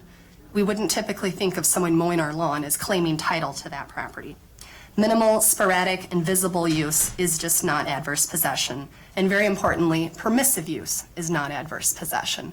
So if I allow my neighbor to construct a gazebo on my property with permission or whatever else the use might be or improvement, it's not going to amount to adverse possession. Those protections are already built into our existing law and are described in hundreds of cases that we have over the last 150 years. I think it's also very important to remember that adverse possession statutes are statutes of limitations. They're not statutes akin to eminent domain. We don't have a statute on our books that says, or a law on the books that says individuals can take another person's property. That's just not what it is. If I build a shed, for example, on my neighbor's yard, I'm trespassing. From now until 20 years till now, that neighbor has a claim against me. I'm the one who broke the law. Nobody authorized me to do that. It's the same as any other statute of limitations, like a breach of contract statute of limitations or a medical malpractice statute of limitations. I don't think anyone here would suggest, I would hope, that by having a statute of limitations for medical malpractice claims, we have authorized our doctors to be negligent and to harm their patients. That would be absurd, and the same should go for having a statute of limitations for adverse possession. Now, the reason we have adverse possession issues, I think most of the time, is because they are mistakes. There's already been testimony to that effect, but just in a typical adverse possession situation, property owners on both sides of a line, and again, it's usually a fence, believe that that is the fence. And so adverse possession steps in at a certain point in time to match those expectations. It's not, again, taking someone's property. And sure, there are examples that if someone could think of an intentional act at some point in time, but I have not personally encountered one in my practice. When a property owner knows where their boundary is, I think adverse possession is very unlikely to occur. So if you have a property owner who is very concerned about potential taking of property by adverse possession, it's simple. Know where your boundary is. We could say that everyone should know. Well, that sounds great, but that's just not reality. Property owners usually do not obtain surveys, as we've heard, when purchasing at least residential property. And adverse possession and boundary problems come up in other circumstances. It's not just at the time of purchase. There are handshake fence agreements by farmers frequently across the state on where a fence should go. And then there are a lot of people who think they can figure it out themselves. They don't want to pay the surveyor. They'll go find that monument. Well, the monument they found was not the right one. They think it's their boundary now. Really, it's 10 feet inside their neighbors. It happens for a variety of different situations.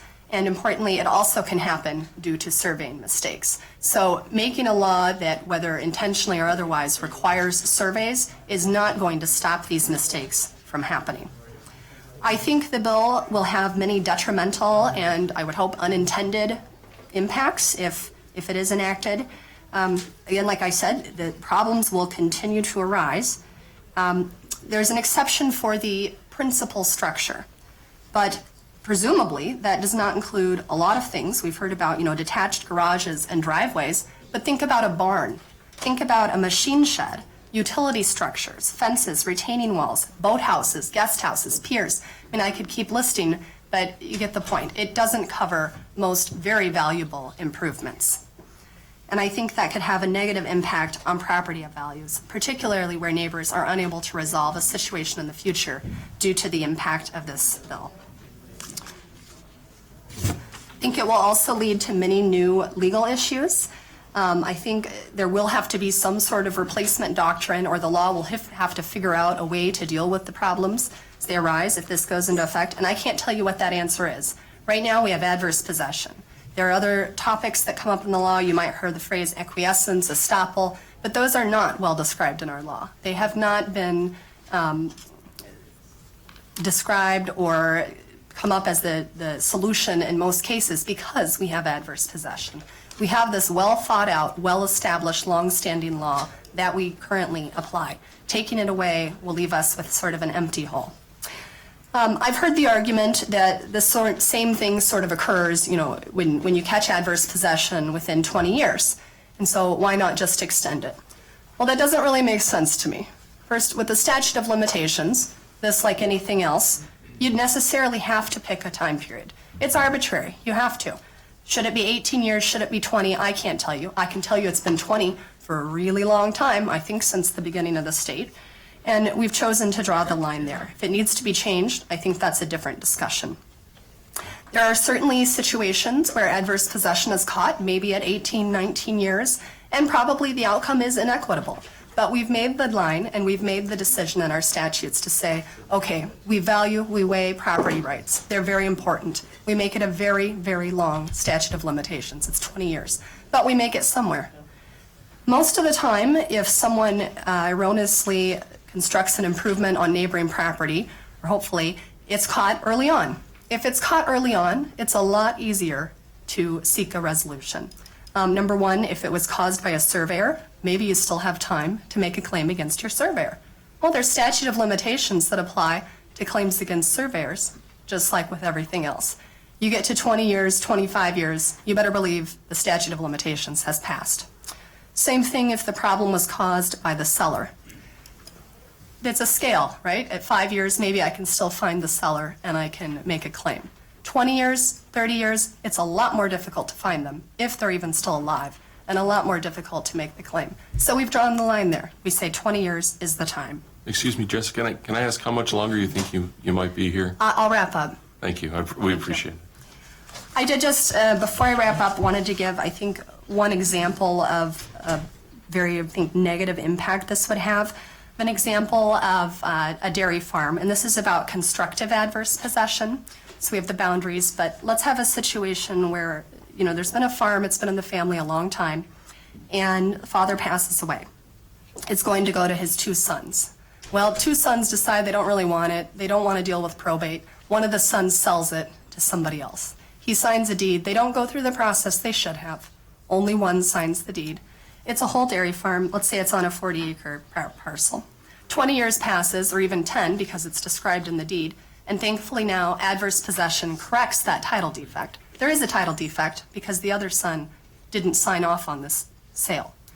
If this law goes into effect 10 years later, now instead of adverse possession fixing it, this other son, maybe relationships have changed, or maybe he died and he has a son who says, I want that dairy. I don't care that it was sold to, Farmer Joe 10 years ago.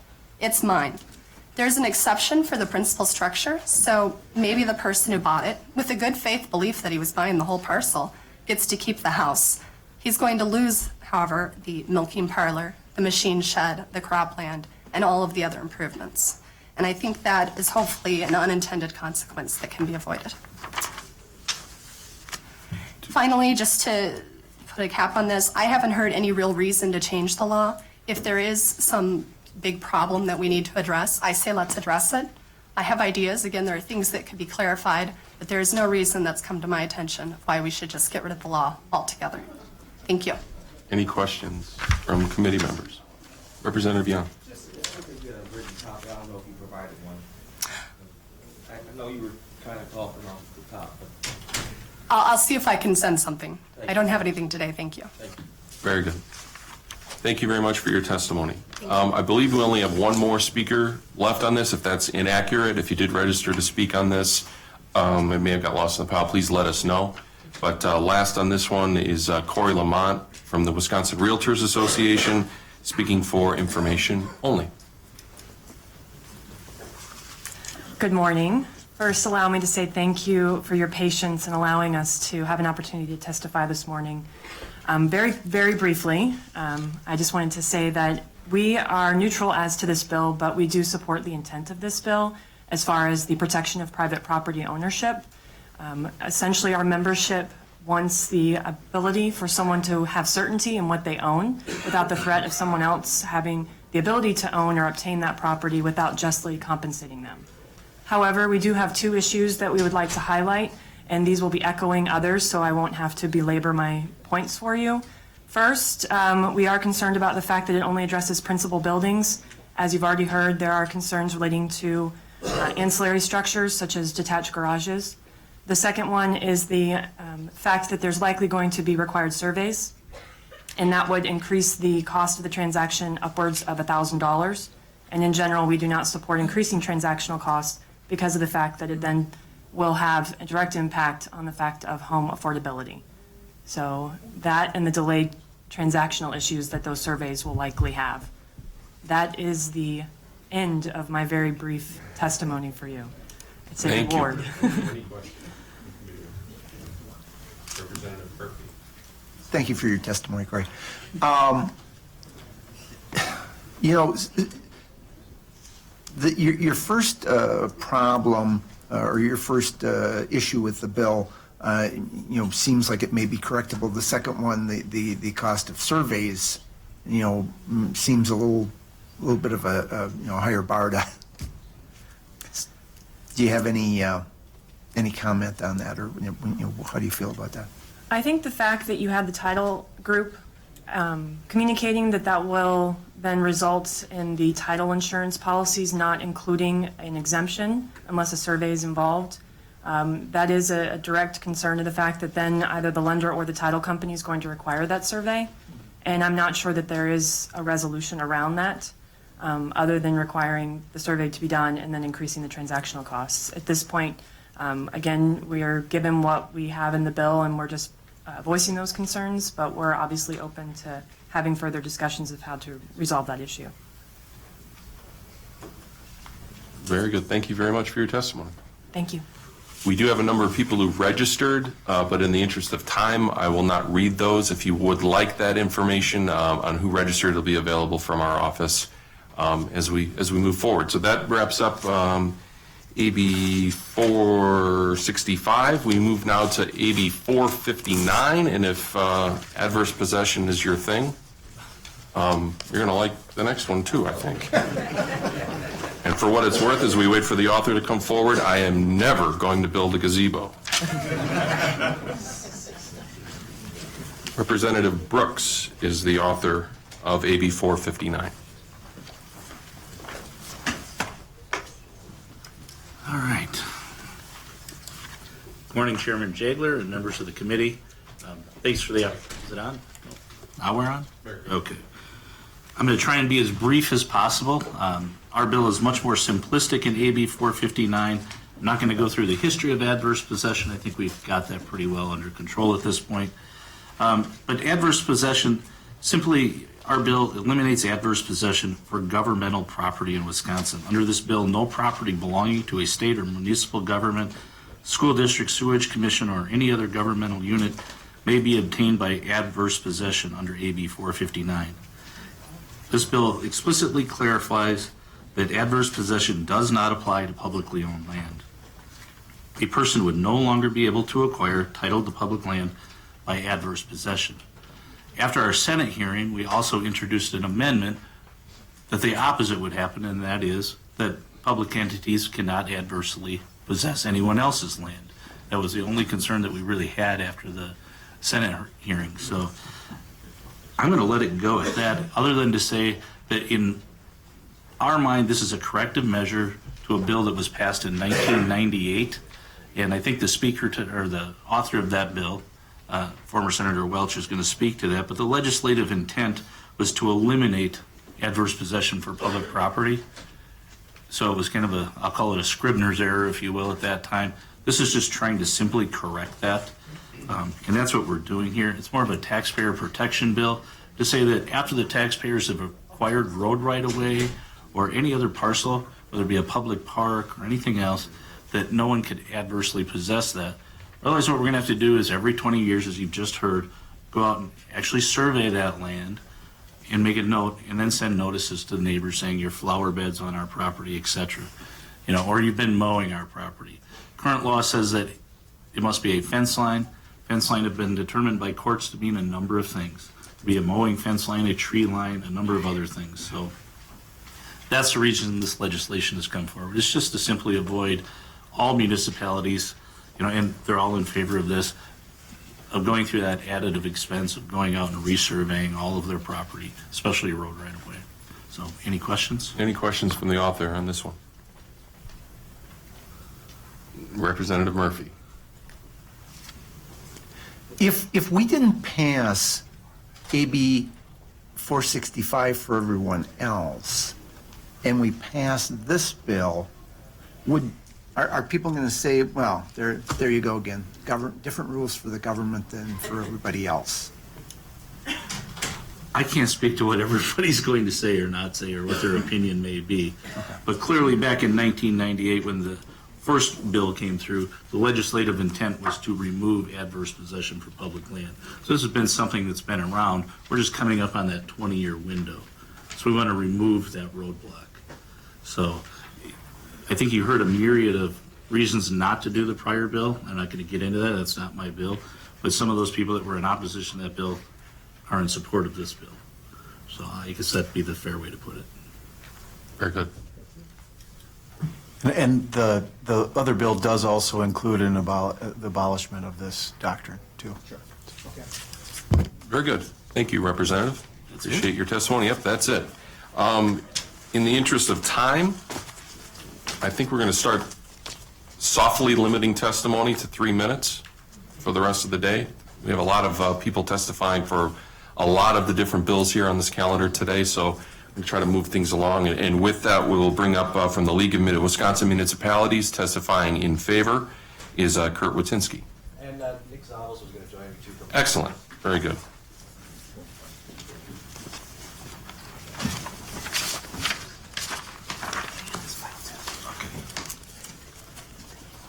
Thank you, Representative Jagler, committee members. Very briefly, the League of Wisconsin Municipalities and City of Madison and other members of our organization went to Representative Brooks, who very graciously introduced this bill on our behalf to clarify state law to make it perfectly clear that adverse possession does not apply to public land, so that people cannot acquire parkland, whether it's county, city, village, or state, or municipal right-of-way by adversely possessing it for 20 years. And the reason, our biggest concern is that we will have to devote resources, time, and money to try and either make sure that people are not possessing our land wrongly, or to reacquire land if it's necessary to use in a, say, a state a highway right-of-way. If we need to reacquire land, we'll have to use eminent domain, it'll cost dollars. And so this is really a taxpayer's, this saves people money. And we have examples, and we're also conscious that, and I want to make a point to the committee, that this really, by passing this bill, you make Wisconsin similar to the majority of states in the country where adverse possession does not apply to public land. So with that, I'll turn it over to the City of Madison. They can give a couple examples. Thank you, Chairman, members of the committee, and Representative Brooks for authoring this bill. The city of Madison doesn't have any kind of unique stake in it. In this, we're in the same position as any other city or village, or the state for that matter. But what I can do is kind of just come up and give a couple of examples, just to emphasize that this is a real problem. We have, I had our attorneys look back over the past 5 years. We average about 8 enforcement cases a year on encroachments. There are probably encroachments in every single community in the state. These are smaller encroachments, a garden, a small fence. They're everywhere. We have, over the past 5 years, lost 3 different small pieces of land. Again, nothing dramatic, but just to make the point that this is real. These are, a small strip of land next to a park, something at the end of a cul-de-sac. As Kurt mentioned, the only option for governments to protect their private land or their public land is to go out and do a survey. We did a rough estimate for the city of Madison. That's going to cost us $1 million just for the survey alone. Then after that, it's having to eject everyone from that land, possible litigation, and then that's a process that will have to be repeated on a rolling basis every 20 years to guard against new encroachments. So just to wrap up, if I could address Representative Murphy's question about different rules, I think the answer is kind of resoundingly yes. At its core and its kind of most basic playground concept, I think adverse possession comes down to use it or lose it. We learn on the playground, right? If someone comes onto your land, occupies it, trespasses on it continuously for a long period of time, we say, okay, they can gain ownership of it. That concept doesn't translate very well to publicly owned land because by definition we are letting people come on it all the time. Roadways, parks, we're expecting the public to be in that. Any questions from committee members? Representative Brooks? My only question is, are you going to remember this warm, fuzzy feeling we have when AB 568 comes up later? Representative Brooks, thank you for reminding me. I do want to be generous in my compliments to you on this bill because you're right. We will be out being critical of 568. But yeah, well, thank you. Very good. Thank you so much for your testimony. Thank you. Next up, speaking in favor from, again, the Wisconsin Society of Land Surveyors, Bob Welch. Speaking in favor. Yeah, so on this bill, the land surveyors are testifying in favor and against their own interest, because you just heard it would involve a lot of surveying if we don't do this. But we do think this one makes sense in terms of being a very limited change. It so happens that in 1997, when the current law was created, there was a senator named Welch who insisted on this language being put in. And if you live long enough, here I am today suggesting we get rid of it. It was never intended that a 20-year continuously maintained fence line that has been mutually agreed upon by the current landowners, which is the language we put in, was going to apply on right-of-way lines, and that's so this has gotten way broader than we thought it was. It was supposed to be a very limited exemption to the overall ban on adverse possession against political subdivisions, and our society thinks that it is reasonable to get rid of adverse possession against the municipalities, and that will work. Unlike the other testimony, they create a bunch of problems. This will not. Any questions? Very good. Thank you very much. Speaking in favor next, Daniel Barr from the Wisconsin Counties Association. Looks like we lost Daniel. Oh, he's coming. Sorry. I have written testimony. I'll just apologize. I should have gave it to the page. Yeah, we'll take. He's coming. Okay, great.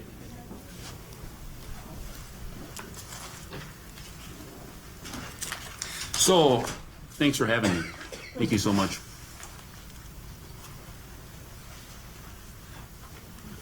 I'll keep it brief. I think Kurt Wojcinski and the League of Municipalities did a great job summarizing the bill.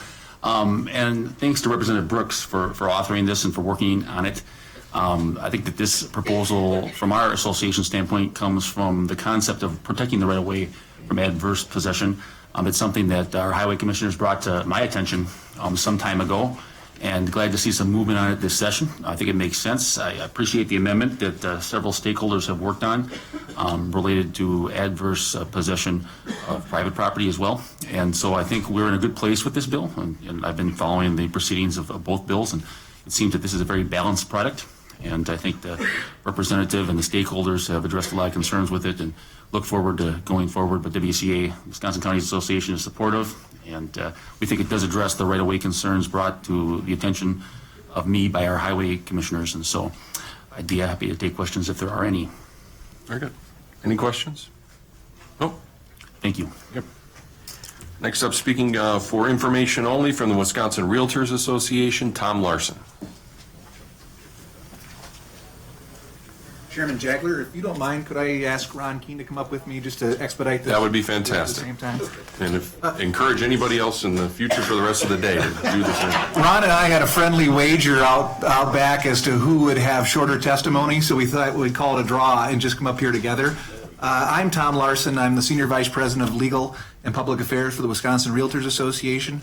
We're here to testify for information only, because we originally registered as neutral on the bill, but we've worked with Representative Brooks, who has authored an amendment to address our concern, and that is that the bill addressed the ability of private owners to acquire public land through adverse possession, but didn't deal with the reverse, the ability of government to acquire private land through adverse possession.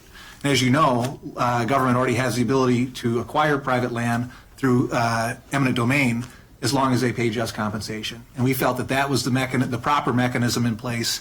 And so we are going to be recommending that our Public Policy Committee change our position from neutral to support on the basis of this amendment, and just wanted to update the committee on that and thank Representative Brooks for working with us. I'm Ron Keene, and I'm still the same person I described earlier. For the same reason, my agricultural groups had filed with the GAB in opposition. We are now moving to neutral, primarily just to maintain consistency with our preference for adverse possession, but in recognition of the fact, number one, we have far fewer public encroachment issues, number one. Number two, we perceive public bodies as being bodies that are likely, if this bill were to fail, to get pretty aggressive with surveys and create messes all over the neighborhood that might not otherwise be considered if the bill were to pass. And for those, and most primarily, we're moving to neutral because of the amendment. The amendment is critical, but for that, we would be remaining opposed. So. There you are. Any other questions from committee members? Very good. With that, Representative, or Tom, you won. You won the bet. And again, I don't think that's true. yeah, it may, probably not, but that is it for 459. And again, as with 465, there were a couple of people that registered. If you'd like that list, again, contact our office. Moving now to AB 523, and Representative Clayfish is the author.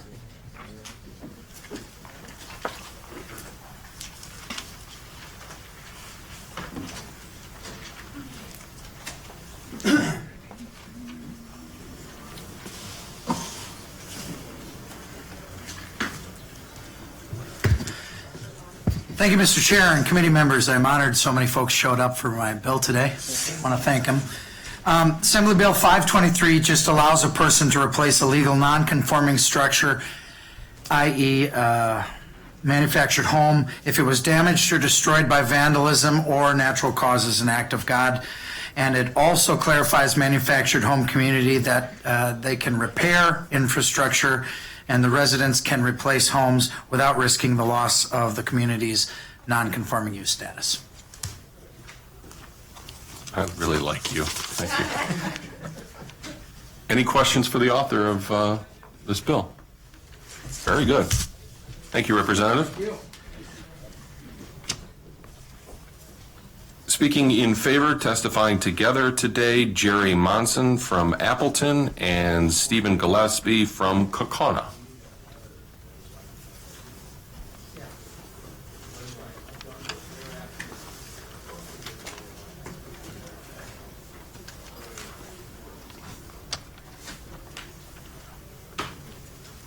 Thank you, Mr. Chairman, committee members. My father, John Gillespie, wanted to be here today. He's recovering from surgery. 54 years ago, he and my mother had their first foster child placed in their home. That experience encouraged them to care for other young men, and in 1965, they founded the Rawhide Boys Ranch. They went on to have 351 teenage boys live in their home. That number includes me and my brother. Their very first foster son's name is Jerry Munson. Jerry's with me today, and it's my pleasure to introduce him. He's been a mobile homeowner, and his story is a good example of why this bill is needed. My father's worked with Jerry through Jerry's struggle, and I want to give you a few of the details before Jerry shares his thoughts. Jerry lived with our family as a 13-year-old boy for a year. He went on to serve our country in the military in Vietnam. He's an exceptional mechanic, and for many years, when his health was strong, operated his own successful automotive repair business. Jerry's health challenges have included fighting cancer, serious bowel surgery, and 40 years of skin ailments from exposure to Agent Orange. He has COPD, has to rest after climbing a flight of stairs. We took the elevator to the 4th floor. A few years ago, the Outagamie County Weatherization Service reached out to offer help making his home energy efficient. The program promised him a rubberized rolled roof. Instead, they sent 3 men with 5-gallon pails to paint his roof. Jerry told them not to all get on the roof at once or they'd cave it in. All 3 got on the roof together and they caved it in. Then it rained. The roof leaked throughout his home. Jerry's pleas for them to repair the work went unheeded. Ceiling panels swelled and came loose. Mold grew an inch thick in several places. He had to hang plastic under the ceiling in his bedroom to redirect leaks away from his bed. While he continued multiple attempts for help, his home was destroyed. Jerry had lived there for 38 years. In addition to Jerry's health challenges, he has limited resources. As a disabled veteran, he receives $407 a month. His only other income is $755 from Social Security. My father worked with him first of all in an effort to replace his mobile home. The insurance company for the weatherization service agreed to pay the full cost for a brand new $25,000 mobile home of the same size. But the city of Appleton refused to approve the replacement. They would only let him repair it, and it was not repairable. The new home would have to be permanent and on a foundation. Jerry considered moving to veterans housing, but even though he has no savings, he does own the small parcel where he lived. Before he could move into a veterans home, he'd have to give up his property. He and my father then reached out to Habitat for Humanity, and they were ready to approve a home build, but they found Jerry's income was too low to qualify for their formula and the ability to pay back the materials cost of the construction. He needed about another $1,000 a month of income. Having exhausted all those options, my father reached out and several donors graciously gave $60,000, which brought them to half the amount needed to build the minimum size home the city of Appleton would allow. 24 builders and other supply companies provided the other $60,000 needed in the donation of time and materials. Jerry will move into his new home next month. He's grateful. But the trial inflicted on Jerry and the effort required by donors amounts to an unjust taxation. Donors had to provide 5 times the resources to meet the city's demands.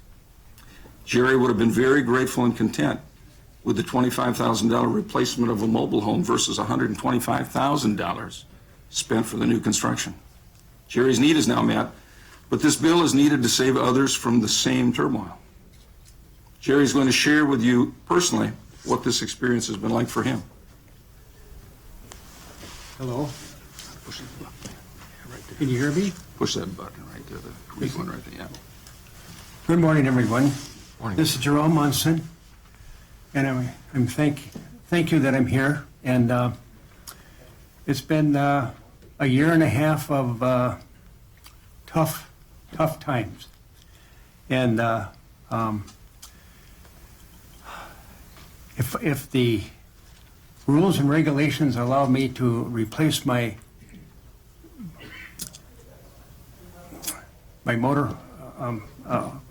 mobile home, I would be okay. But that wasn't allowed, and these people got together and they supported me, and I've got a place to live now. And I was fine until the place flooded and from the rain, and it's been tough. And during that process, I've been doing chemotherapy, speech therapy, memory therapy, just about anything you can think of. 2 years ago, I was at the hospital, living at that place, and I had to go to, every day I had to go to the hospital for something, a test or to speak to somebody about something. And I was, in that month of July, 2013, I was at the hospital for 101 hours that month. I'm not supposed to be alive, but they said, you made her. So for this bill to help other people to have municipalities and cities and townships to allow this change to help other people in this situation. Thank you. Thank you very much for your testimony, sir. Any questions? Representative Allen. Mr. Monson, I just want to thank you for your service. Thank you, sir. Thank you. Thank you, Mr. Chairman. Thank you, Steve, for your testimony, and Jerry. And Jerry, it's good to see you again. Yes. I just think for clarification and just to let some of the folks here know, Jerry has cancer because he was exposed to Agent Orange in Vietnam. And so he has paid a high price in serving our country. He went to the state of Wisconsin for a weatherization program that we have. And instead of helping him, we destroyed his home. Then, when he wanted to replace his mobile home, regulators said that replace and reconstruct had different meanings. While attorneys here in Madison said that reconstruct should allow for replacement, regulators said they didn't feel that was the case. And in some ways, I don't think we should need to be here today to do this. But because the way the law has been applied, we do have to be here. And that's too bad. And Jerry, I know things are now on the right track for you, and I think that's wonderful, and I look forward to seeing you when you're in your new home. Thank you very much. Thank you very, very much. Wish you many happy years in your new home, sir. Thank you very much. Thank you to the Gillespie family for all you guys do. Thank you, sir. Very good. Thank you, sir. Thanks for your service as well. Next up, speaking in favor on this bill is Eric Flood from Flood Homes Incorporated out of Fond du Lac.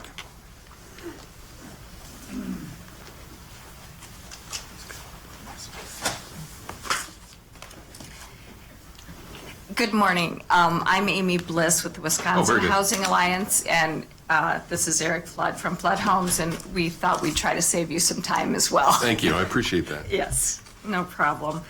I'll let you go first, Eric.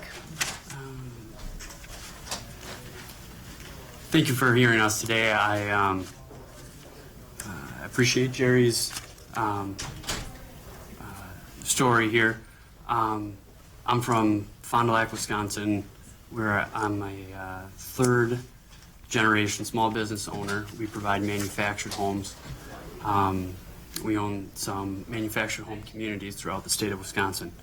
The goal of our business is to provide single-family, affordable homes through manufactured housing. One of the ways that we have found success is not only through providing new homes to families, but also remodeling to help maintain homes' integrity. Our ability to do this provides over 30 full-time jobs. I'm excited to speak with you today because we are working very hard to change the perception of manufactured housing. The image that exists in most people's minds is typically one that represents a product from the 1970s, not the home we are proud to represent in 2015. Although our product is a home, it involves many other components, including the ability for people to own their own homes at a price that's affordable. For example, Jerry was just speaking here, but with his home, Flood Homes was able to provide that new home for that 25. I thought it was a little bit more than 25, but it's like in that area. And with the restrictions that were in place, there was something like a $34,900 additional cost for Jerry to do this. In closing, I thank you for listening and ask for your support. Thank you. Okay, I'll keep mine brief as well. Again, I'm Amy Bliss with the Wisconsin Housing Alliance. We represent the factory-built housing in all segments, manufacturers, retailers, and community owners like Eric. And I got involved because we also have a foundation, which is called the Tomorrow's Home Foundation. And through that foundation, we were able to help Jerry dispose of his old mold-infested home to get it off the property to make way for a new home for him. This bill does two very important things that I want to bring to everyone's attention. In 2013, Act 347 became law. It made it possible to repair or replace manufactured homes and infrastructure in a manufactured home community, meaning a mobile home park, as some of you probably would recognize that term better, even though the community may currently be a non-conforming use. So it was a great bill. Representative Clayfish helped us get that passed. This bill was passed with bipartisan support, and unfortunately, the law was only changed for like towns, cities, and villages, and counties were inadvertently left out. And so this bill, AB 523, corrects that omission. So that's one key component of this bill. In addition to fixing Act 347, this bill also makes it possible for a homeowner such as Jerry on private property to also be able to replace a manufactured home. And this is so critical.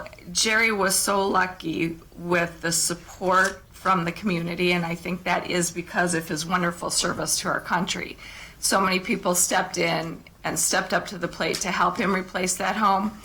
Unfortunately, there's hundreds of people in the state that would not be able to garner that type of attention and that type of assistance. And I commend him for caring about those people because he realizes what struggle he went through. And although it turned out wonderful for him, others may not be that lucky.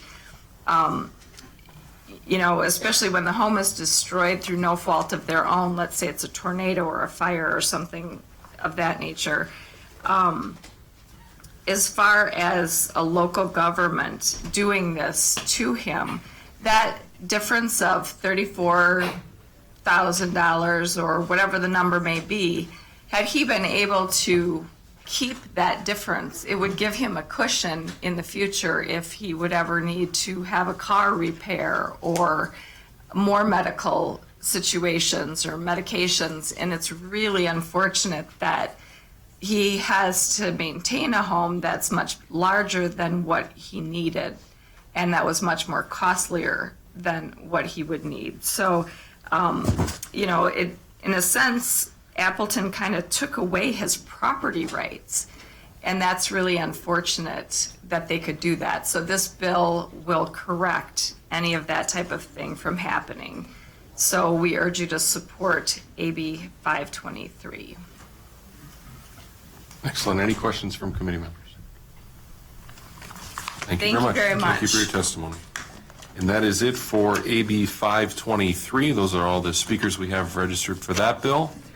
We will now move on to AB 563, and we bring up Representative Ripp for his testimony, the author of the bill.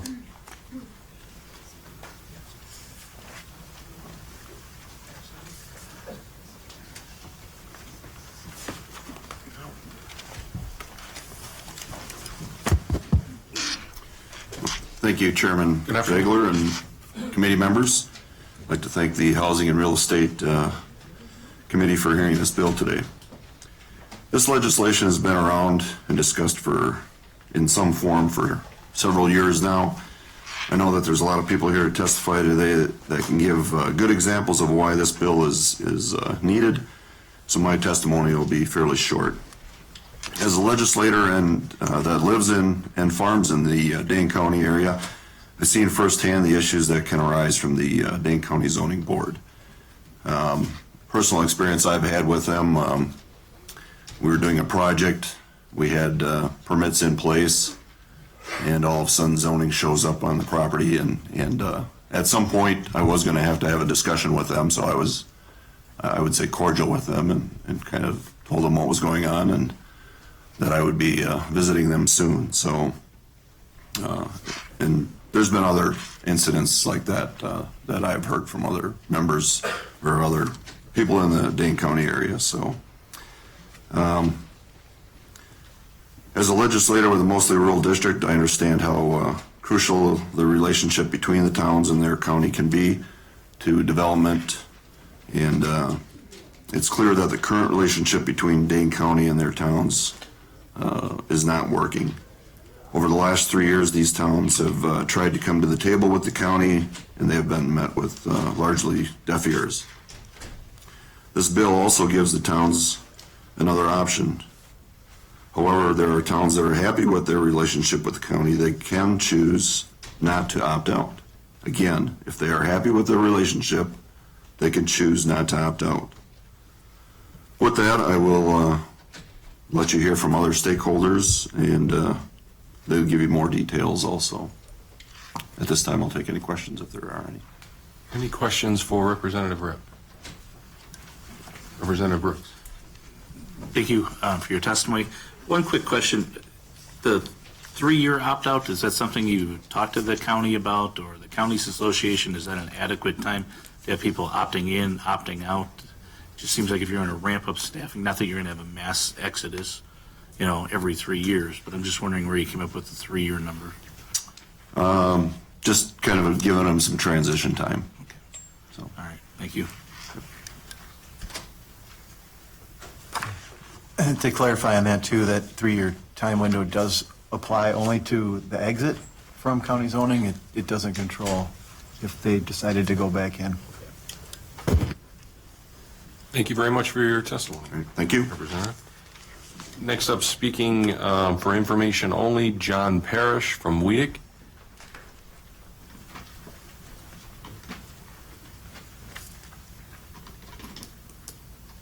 John Parrish. All right, we'll set that aside. Speaking together, these two? Very good. Speaking in favor from the Dane County Towns Association, Jerry Durr, and also from the Towns Association, Mark Hazelbaker.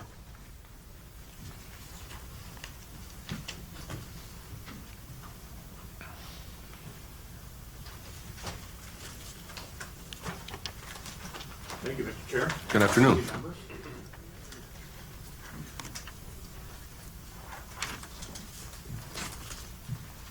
I'm Jerry Durr. I'm currently serving as president of the Dane County Towns Association. Jerry, can you make sure your mic's on there for me?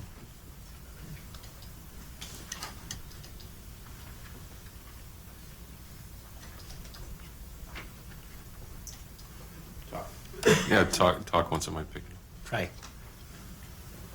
Is it on now? Yeah, there you go. There you go. There you go. We got it. Thank you, Mr. Chairman. I'm Jerry Durr. I'm currently serving I'm chairman of the town of Bristol in northeast Dane County, north of the city of Sun Prairie, for those of you that are familiar with the area. Currently serving as president of the Dane County Towns Association. I'm also a District 1 director for the Wisconsin Towns Association. And appreciate the opportunity to be here at this hearing this morning. This is an issue, I've been involved in town and local government for decades, and this is an issue that's been going on actually in Dane County for decades. I just want to make a few points here before I get into a few comments that I have written here. We litigated this issue, and you'll hear some of the opposition say that, well, you know, we can work on a comprehensive revision, which gives the towns the opportunity to opt out of county zoning. That hasn't happened in this county, and one of only a couple counties in the state where it hasn't happened. In fact, I represent Sauk County, and 2 years ago, the Sauk County zoning administrator stood up in front of our towns group and said, we've done our comprehensive revision, you guys got a year to opt out, and the consensus of the group was right at that meeting, why would we do that? Because they work together. That's why they wouldn't do it. That's not what's happening here. You'll also hear that there's only a few times where we turn these zoning petitions down. What you don't hear is that the extractions that they get out of some of these property owners in order to approve these zoning petitions, and a lot of cases where people won't bring a zoning petition even in front of the county board or the town board because they know, on advice sometimes from the town leadership or legal counsel, that you haven't got a chance to even bring this in front of them. So don't even bother to do the filing and pay the application fees and all those kinds of things. One of the ones that comes to mind, and I won't mention the town, and it's a number of years ago, and a senior citizen who was a widow came in front of the zoning committee, and wanted to do a split on property that she owned, and it was a farm, 160, 200 acres, something like that. I don't remember the details, don't remember the names, and I wouldn't mention the names. But I specifically do remember that one of the things that they tried to put in as a requirement to approve this petition to do one split on that property, and they were entitled to do 3 or 4 splits on that property, is are you willing to give up the rest of your splits to get that split? That's the kind of stuff we're talking about here. It's not, oh, we only rejected 5 of these, but they don't tell you about the rest of the details, the rest of the story, so to speak. Our residents should have the freedom to govern their own affairs. People will say, Dane County is different, and I couldn't agree more. It is different. We have struggled with this issue for, like I said, decades. You'll also hear that we're going to lose, regional planning control. We have a regional planning commission here, which the region happens to be one county, for what is obvious to some of us why it's only one county. We're still under that jurisdiction and work under those planning processes. You'll hear probably, well, what about extraterritorial zoning and annexation authority? This is going to be a disaster for cities and villages. First of all, there's quite a number of towns that have their own zoning, and a number of counties have all town zoning, and unless you named them and look for a disaster that's happened in one of those counties over the last number of decades, you can't find that happening. In fact, I would submit that it brings people to the table and let's say, forces a discussion. so that we can work cooperatively. Our neighboring community, town of Windsor, which some of you are familiar with when it went through joint finance and the budget bill, and they're incorporated now. They're a village of Windsor on my border. If I didn't know the people fairly well, I'd be concerned about extraterritorial jurisdiction and they would reach 1.5 miles into my town. But frankly, under this proposal, I may approach the town of Windsor and do joint zoning with them. People talk about how you're going to administer this or how you're going to enforce it. Well, there's a lot of ways that we can do it, and our legal counsel, Mr. Hazelbaker, will speak after me. We'll go through some of those things. This isn't going to be a disaster. It's not going to shut down economic development. In fact, I would submit that it gives some of our towns a chance to do economic development and create some jobs. We're losing 5 towns in Dane County out of our 34, originally 35. Fitchburg incorporated a number of years ago. Windsor just incorporated. The town of Madison, town of Blooming Grove, and the town of Burke will cease to exist in a number of years. Town of Madison, I think the first one within 6 years, because their territories have gotten so small that they decided that they can't exist as a community economically. You got to have some tax base out there to provide jobs and economic development and to tax base to support the local government. We're fortunate because we have a pretty substantial tax base in my town. When you see costs increasing and we're working at levy limits, zero growth is not an option for a lot of these small communities. If you're an outlying town that has 300 or 400 or 500 people, and we have a couple of those actually in Dane County, believe it or not, with no threat for annexation or anything like that, they can probably get by with a minimal tax base. But if you're in a community like mine next to the city of Sun Prairie, which is a lot of growth and development going on, we have never challenged an annexation of the city of Sun Prairie because frankly the business park in the city of Sun Prairie provides jobs for my people. And I know you want to wrap up here because we got a lot of stuff to do, but this is a fairness issue to the property owners that we represent. We got elected to represent a group of property owners in our town just like you all did, and that's what we're trying to do here is to make sure that they get a fair shake. Thank you. Thank you very much. Thank you, Mr. Chairman and committee members. It's a pleasure to see you all here today. I'd ask if you could that you take the packet that I handed out, which has the color images. This is kind of like a paper PowerPoint, and it'll serve to illustrate some of the points that I'd like to make about this bill. Let's start with this first page, who Dane County zoning controls. This is the DOT map of Dane County. The area in white, which is the area that is unincorporated, is the area that is subject to the Dane County zoning ordinance, all right? If you will turn to the next page, this is the same map, however, I annotated it by drawing in the areas of the county from which the zoning committee members are drawn. You'll note that 2 of them represent downtown Madison. I live in the near west side of Madison, and my supervisor is one of the longest standing members on the Dane County Zoning Committee, and he regularly sounds off about how rural people should live. If you look at the other 3, you'll see that 2 of them represent mixed districts between villages and rural areas, but there's only 1 out of 5 districts in the Dane County Zoning Committee represented by a district that is primarily rural. So in other words, and if you look at the population of those 5 supervisory districts, 71% of the constituents of those 5 supervisors live in cities or villages.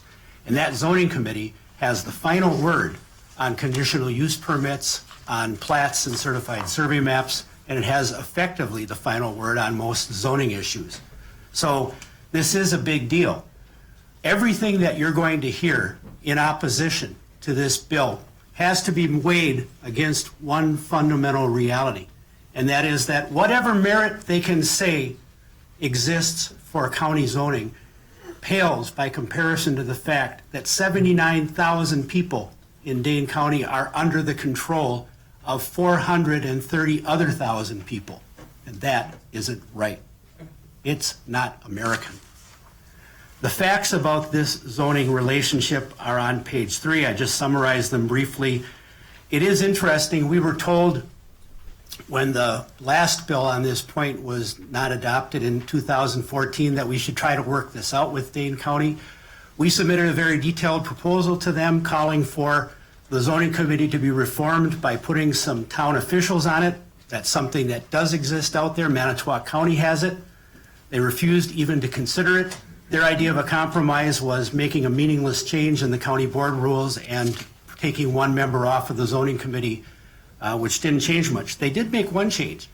Previously, even though they will not allow town officials to speak at some of their committee hearings without being recognized, they had put a high school student on their committee as an advisory member and allowed them to speak. And they added another one as an alternate.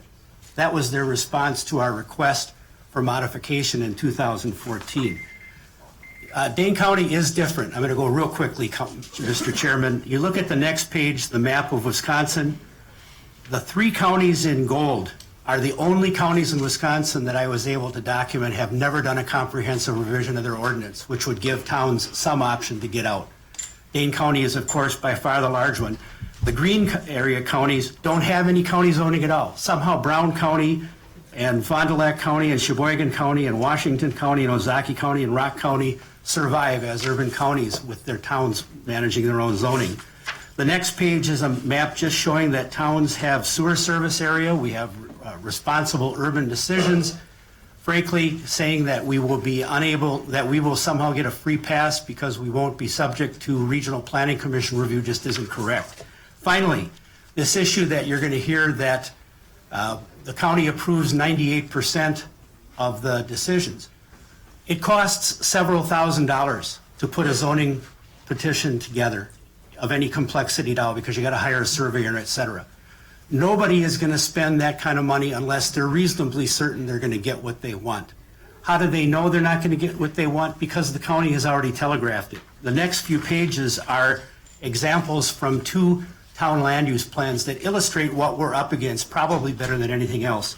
The town of Black Earth wanted to clarify for all of their property owners and all of the community members how many splits each property owner had. So they prepared this map. Spent a lot of money doing it. It was in their comp plan. If you look at the next page, you'll see that when the county adopted their comp plan, they decided that they weren't going to agree to include that map. And you'll see explicitly that they refused to do it. On the next page, you'll see the county's adopted plan says not adopted by the Dane County Board. The final page, Town of Springfield Comprehensive Plan. The Town of Springfield said in its comprehensive plan, if there's a question about what our plan means, we should be the ones to decide that. The county refused to go along with that and in fact have said, well, we can interpret your plan for you. Why is that important? Because the county has clearly sent the message that we will approve what we agree with. Thank you for your attention. Appreciate it. Any questions from committee members? Representative Scott. Just a quick question. I'm not sure if you can answer this or possibly Ledge Council as far as what are the differences in requirements, if any, in regards to regional planning under the county plan or what towns would do differently? The answer to that is there are none. The Regional Planning Commission in Dane County is the authority that confers approval on expanding sewer service areas. And there are plenty of towns that have substantial sewer service areas in Dane County. If they want to grow and have sewer service, they'll still have to come in front of the Regional Planning Commission. They don't have to go in front of the Regional Planning Commission to get an individual on-site wastewater treatment system approved, but they will need to go to the county for a sanitary permit for that. If it's any kind of a commercial development or a large-scale system, they have to go to the State Department of Safety and Professional Services for that. So there still is going to be plenty of control over development. Thank you. Thank you very much for your testimony, gentlemen. Thank you, members. Thank you. Next up for AB 563, speaking in favor is Anthony Varda from the town of Barry.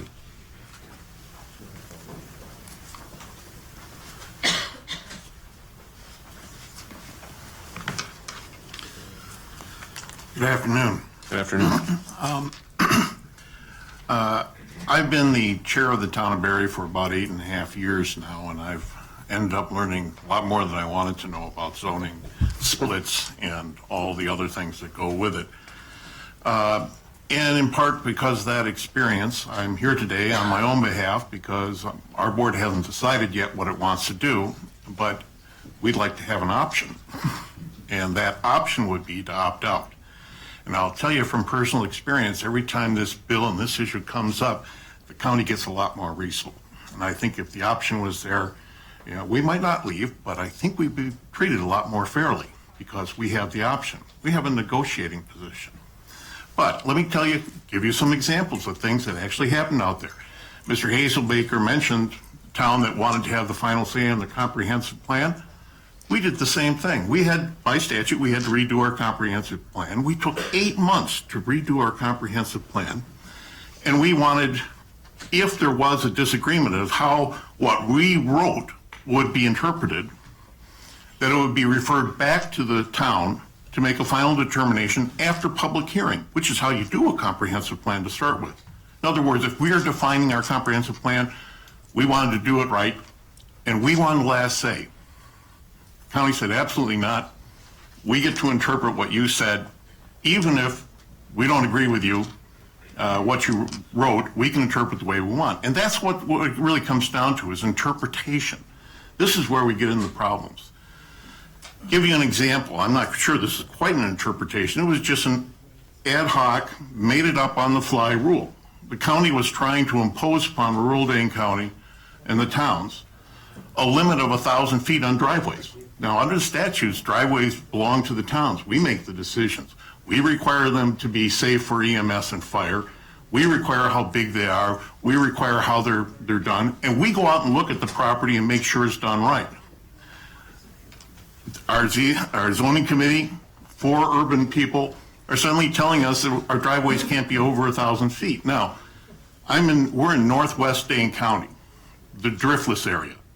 We've got hills and valleys and all sorts of people riding bicycle around because they like our rural atmosphere. Well, we're trying to keep the rural atmosphere. So we don't want to line structures up right next to the roadway. We want some longer driveways, because with a longer driveway, you don't have to go across the middle of a productive farm field.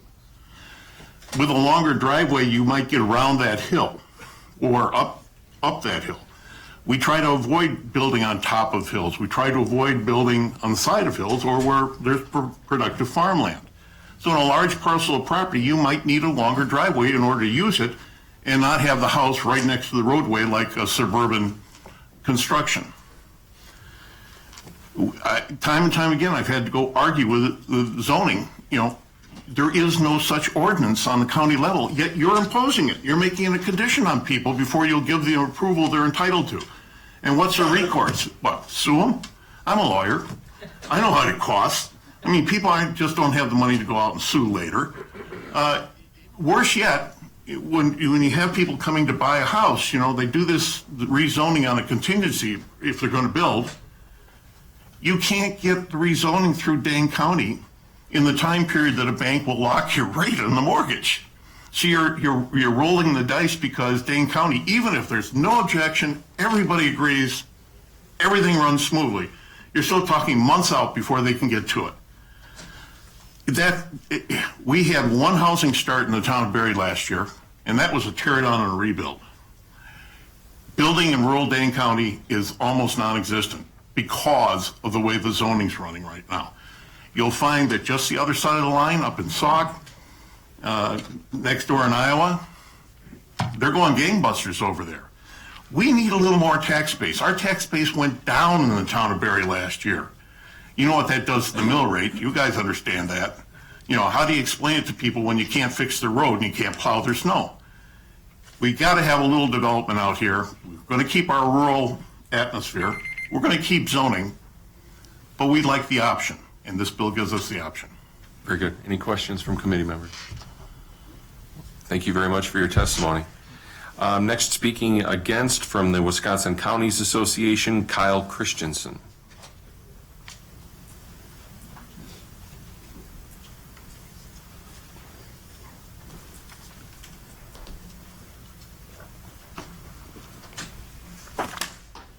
Good morning. Afternoon. Afternoon now. Chair Jagler, members of the committee, thank you for the opportunity to testify today on AB 563. The Wisconsin Counties Association is opposed to Assembly Bill 563. I have written testimony which I'll provide you here, but there are three specific issues I'd like to highlight for your consideration. First, while this bill, the way it's drafted, is specifically limited to Dane County, there is concern that this will have statewide implications. Today, the bill impacts Dane County. Tomorrow, we have a bill for Eau Claire County. Then it's Marathon, then it's Polk. Where does it end? And we're worried that this may open the door to a slippery slope where zoning procedures and practices that are working all over the state are all of a sudden jeopardized by this piece of legislation. So we would ask that you consider the statewide implications of this bill. Second, local communities and regions only succeed when local units of government work together. Particularly with land use decisions, zoning is a partnership between the county and the towns. I'm sure that some of the Dane County towns don't always feel that this is a 50-50 partnership, but at the same time, under current practice, both the towns and the county have to be at the table together. They negotiate. It's important to remember that no change can be made to the county zoning ordinance without an approval from the majority of Dane County towns. So you have a back and forth, you have checks and balances, and you have a process that I think is proven successful. If you look at the empirical data, the numbers, 593 zoning petitions over the last 4 years, 7 of them denied by the county. That's about 1.2% of zoning petitions that go before the county committee are actually denied. So we think that this process works. And while I'm sure that this is often frustrating for the towns and for the county, it does work. I mean, I think that's evident in the fact that Dane County is one of the fastest growing counties, both economically and in terms of job creation in the entire state. And finally, we'd ask that the committee consider whether disagreement between two levels of local government in a single county merits legislative involvement. Of course, the legislature undoubtedly has the authority to preempt county government. And we've seen that over the last several years or even decades. The legislature has made the decision on numerous occasions to preempt county government. And while the Counties Association has opposed those efforts, the rationale from the legislature was that certain issues, whether they be large livestock regulation or cell tower siting, are so important either to the state economy or a statewide industry that we can't leave it up to 72 counties to have different regulations that vary from county to county. In this case, we have an issue impacting one county with a dispute between two units of local government. So again, we would ask the committee to consider whether this is an issue that merits intervention of the state legislature in an intra-county debate. So with that, I'd be happy to take any questions. Any questions? Thank you very much. Thank you. Again, and for the interest of time, if anyone would like to testify together, if you're from the various groups or boards, that would be appreciated. Next up, speaking against, Todd Villante, the director from the Dane County Planning. Mr. Chair, in there is the board chair and Dane County Board Chair O'Laughlin. Mm-hmm. And if they could come up together. Oh, that would be appreciated, absolutely. And a member of the zoning committee, and they could come up together. And excellent. Then we could follow with the rest of the. You bet. Thank you, Mr. Chair. And if you could just identify yourselves as you come up so we can. Is this on? Yeah. Yep, you're good. Thank you, Mr. Chairman and members of the committee. I'm Sharon Corrigan. I am the chair of the Dane County Board and appreciate the opportunity to talk to you today about this proposal. And, as you've heard, like counties across the state, Dane County has had disagreements with its towns.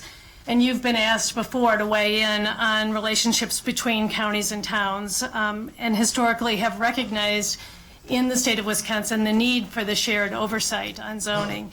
Not long ago, you passed legislation preserving Waukesha County's ability to weigh in on changes to town zoning ordinances, recognizing that especially in growing counties, this is an important ability to have, is to have that shared oversight. In Dane County, the shared oversight has provided predictability for homeowners and developers and the public while fostering tremendous growth in this county. Additionally, in Dane County, we value that partnership with towns. In fact, when I became chair of the county board almost 2 years ago now, we did change our ordinances to say that a majority of the members of the zoning committee have to represent areas where 50% of the land in the other district is under zoning. So we made those changes, recognizing that it was important to have more supervisors who represent towns weigh in on this. Since that time, the zoning committee has considered 292 petitions. So just in the last year and a half or so, we've had 292 petitions come before the zoning committee. One of those petitions was turned down. That hadn't been turned, there was another one that had been turned down by a town also, but one was turned down by the Dane County Board. So less than a percent, more like 1/3% of the petitions that have come before the zoning committee were not approved by the zoning committee. Even prior to that, though, even prior to that change, when you look at the 5-year history, there have been over 700 petitions before the zoning committee, and just 8 of those were turned down by the town. So just over 1%, by the county, so just over 1%. So the scope of the problem that the Dane County Towns Association believes must be addressed by the change in the Wisconsin statute, a change that just affects Dane County, is not that we're turning down all kinds of petitions that come before the board. The current system of joint town-county zoning has effectively managed intense growth pressure while maintaining an agricultural economy that allows Dane County to be one of the top producers in ag in the entire United States. And countywide zoning is important because it fosters predictability for property owners, developers, and the public in terms of process and outcome, policy development, and decision-making. And unpredictability is bad for business in the county. This allows for a predictable system. So as you consider the facts, please consider that we're not a county that is not interested in working with our towns. We are interested in working with our towns, and we continue to be. And we believe that the partnership is in the interest of everyone in the county. And having predictable ways of expanding is important. And we are expanding. We, in Dane County, the population growth in Dane County in recent years accounted for 70% of the growth in the entire state. So we've got a lot of development pressure in the county, and we work to make sure that development pressure is done those petitions are done in a predictable way. And we are seeing petitions and development in the towns. With over 700 petitions in the last 5 years, we're seeing quite a bit of development. So I'll turn it over to the chair of the zoning committee and let him speak. Hello and thank you for the opportunity to speak. I'm Patrick Miles, and as Chair Corrigan just mentioned, I chair the Zoning and Land Regulation Committee. I have served on that over my 10 years on the county board. And I'm here today in opposition to AB 563. I want to acknowledge that I think oftentimes towns have the deck stacked against them. They are between a rock and a hard place when facing the power that cities and villages have in considering their growth. It's got to be frustrating for towns to basically feel like they're the feeding ground for cities and villages' growth, and they remain powerless to fight annexation and basically, as I think it was Chair Varda mentioned, watch their tax base eroded away. It seems to me that this situation, this proposal, is an attempt by the Dane County Towns Association Executive Board to take some level of control, but I think the endeavor is short-sighted and rife with unintended consequences. And it also takes for granted the strengths of our partnership. And this is a partnership.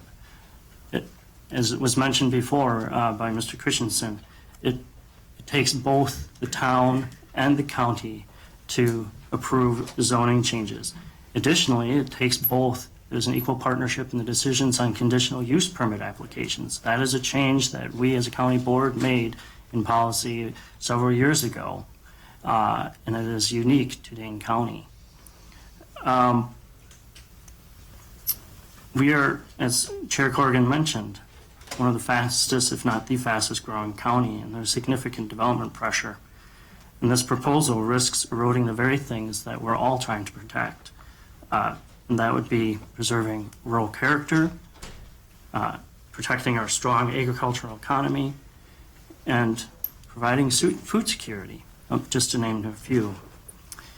It's been sort of frustrating to listen to some of the positions taken in making their case for this legislation for towns opting out of county zoning. Some of the things I've heard are dated and predate my time on the county board, and oftentimes the information given has been one-sided and presented with selective information that paints an incomplete picture. Now, I believe politics is the art of compromise.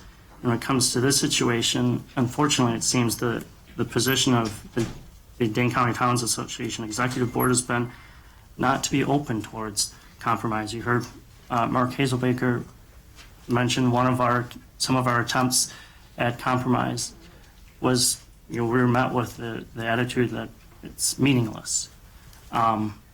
It's kind of difficult to come to the table and negotiate when the other side is entrenched in their position and says, if you don't agree to our way, we're coming here to the Capitol to get this legislation passed. And there have been many ways in which we have tried to compromise. A couple of years ago, as was mentioned, we changed the composition of our committee, requiring that the majority of the members have a majority of towns, like I do, in their district. We established a Chapter 10 task force that is comprised mostly of town members to look at prioritizing changes to updating our zoning code. And that resulted in many changes. I think there's room for more.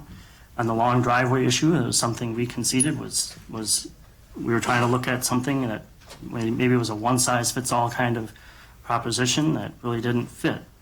And we have changed our approach to that. In fact, we've gone even farther to recognizing that there are situations for towns where having a road frontage requirement for every lot isn't attainable and allowed for mutual driveway agreements to be recognized as road frontage. I see you nodding. I think my time, maybe I've exhausted my time, so I just want to acknowledge that, I think there's room for further negotiation. And I hope you vote against this and allow for an opportunity for that further negotiation. Thank you. Very good. Good morning. My name is Mary Kolar. I am a Dane County Supervisor, and I am also on the Zoning and Land Regulation Committee. I will just briefly say that as one of the relatively newer members of the committee, it was one of the first questions that I asked is if we, a committee, are saying something on a committee and possibly suggesting that a requirement should be made, but it's not one that's actually a rule, a regulation, a statute, then why are we doing that? And as Chair Corrigan and Chair Miles have pointed out, we have listened to the Towns Association, we've listened to towns, and we do work with them. Most recently, just Tuesday night, we had one of our unusually long zoning committee meetings, and it was because of a operator of a business within Dane County, within a town. The town elected officials were represented, as were many, many of the neighbors. There was an issue to be worked out. It has been discussed many times in various meetings at the town level, and as is Wisconsin state statute, where will they go? They came to Dane County, and we listened. And one of the people we listened to that evening was Tim Ryle of the Towns Association. And Tim, while he was there, he had to leave for some reason, so I wasn't able to ask him follow-up questions. But Mr. Ryle said and asked us as a committee to let it go back to the town and the operator to further discuss. And that indeed was what happened at our meeting, again, just Tuesday night. We did listen to the towns, we listened to the operator, we listened to the Towns Association. I believe we do that, I know that we do that. I ask you to not further this legislation. I do believe that it is trying to fix a problem that does not exist. The system is not broken. The one that exists works. Again, I encourage you to not pass on this legislation. Thank you. Any questions from committee member? Representative Murtha. Thank you, Mr. Chair. With the documents that were presented here to us, the mapping and stuff that the town association of Dane County, could you comment or speak to the point that they said that the Dane County refused to place town officials on the zoning committee, even in an advisory capacity, but it has high school students on the committee in that role? Well, first on the high school members in the committee, that's a program the county board started several years ago. It wasn't in any way specific to zoning. All of our standing committees, we now have a couple members, 1 or 2 members per committee that are high school members participating in our youth and governance program. They are allowed to ask questions, but they are not voting members of the committee. As for the membership of town representatives on our committee, all of our standing committees are comprised of county board supervisors. Some of our commissions that are appointed under the county executive's authority might have those bodies have oftentimes combination of citizen members and county board supervisors. But as I mentioned before, towns do have representation in the decision making about zoning changes because the towns have an equal say in zoning changes. So, and additionally to approvals of conditional use permit applications. So we feel that they already have that representation, and I'll just leave it at that. Sure. Just, thank you. I'm just trying to grasp what, the statement means, and if there's not town officials on the committee, even in an advisory capacity, but there's high school students. So what's the high school students' role, and why aren't there? Are you barring town officials from? Absolutely not. In fact, as chair, I have taken it upon myself to recognize town officials at our meetings. I've made this statement at meetings before. I will recognize them as I would recognize any county board supervisor that attends one of our committee meetings. But again, the towns do have advisory authority and approval authority at the town level. They're an equal partner in making a zoning change decision. And I'll just comment on the high school students. I mean, this is something, it's a program, actually, I think we copied it from Kenosha County, of having a youth governance program, getting youth involved through the high schools on each of our committees. It's not something where they have on any committee that they have a vote. It's trying to encourage interest and participation in local government at the youth level so that we end up getting people who are interested in doing the work of participating and running for office and serving on county boards, town boards. It's not something where we're giving them any kind of a vote or say. They can ask questions, but it's a program that we've modeled from other counties in the state. All right, thank you, appreciate it. Just one quick comment, I guess, there should be a fair representation. I don't know the process for how you do this. I mean, there's obviously some friction here between towns and the county. I mean, I think this is a fair statement. That's what I'm asking on that, that the towns do have an equal say or have the capacity to talk about these issues like with you. So appreciate your answers. Thank you. Thank you. I think a couple of comments on the no problem, a solution in search of a problem, or I think it was, and the other point of predictability. I think that's why this bill is this far. I mean, this isn't a new issue. This has been suggested, floated around, kicked around. Is it going to be in the budget? Is it not going to be in the budget? And would you agree that the sense of predictability is when the towns come to the county board or to the zoning committee, they already know the answer for the most part, so they don't even come. And do you agree that any changes that you made came because of this legislation moving along the tracks, just the threat of this coming? I wouldn't say that is why we have done this. We've done this in order to recognize working together with the towns. We've made changes over the years. The most recent was the membership of the committee, but as I pointed out, it didn't change the outcome of zoning petitions. We were approving them at a very high rate before, and we continue to do so. But we also, I would say the task force that put together changes on this predated that, and working on trying to make those changes. So this is, we've been continuing that effort. And just like, this tension exists throughout the state between towns and counties.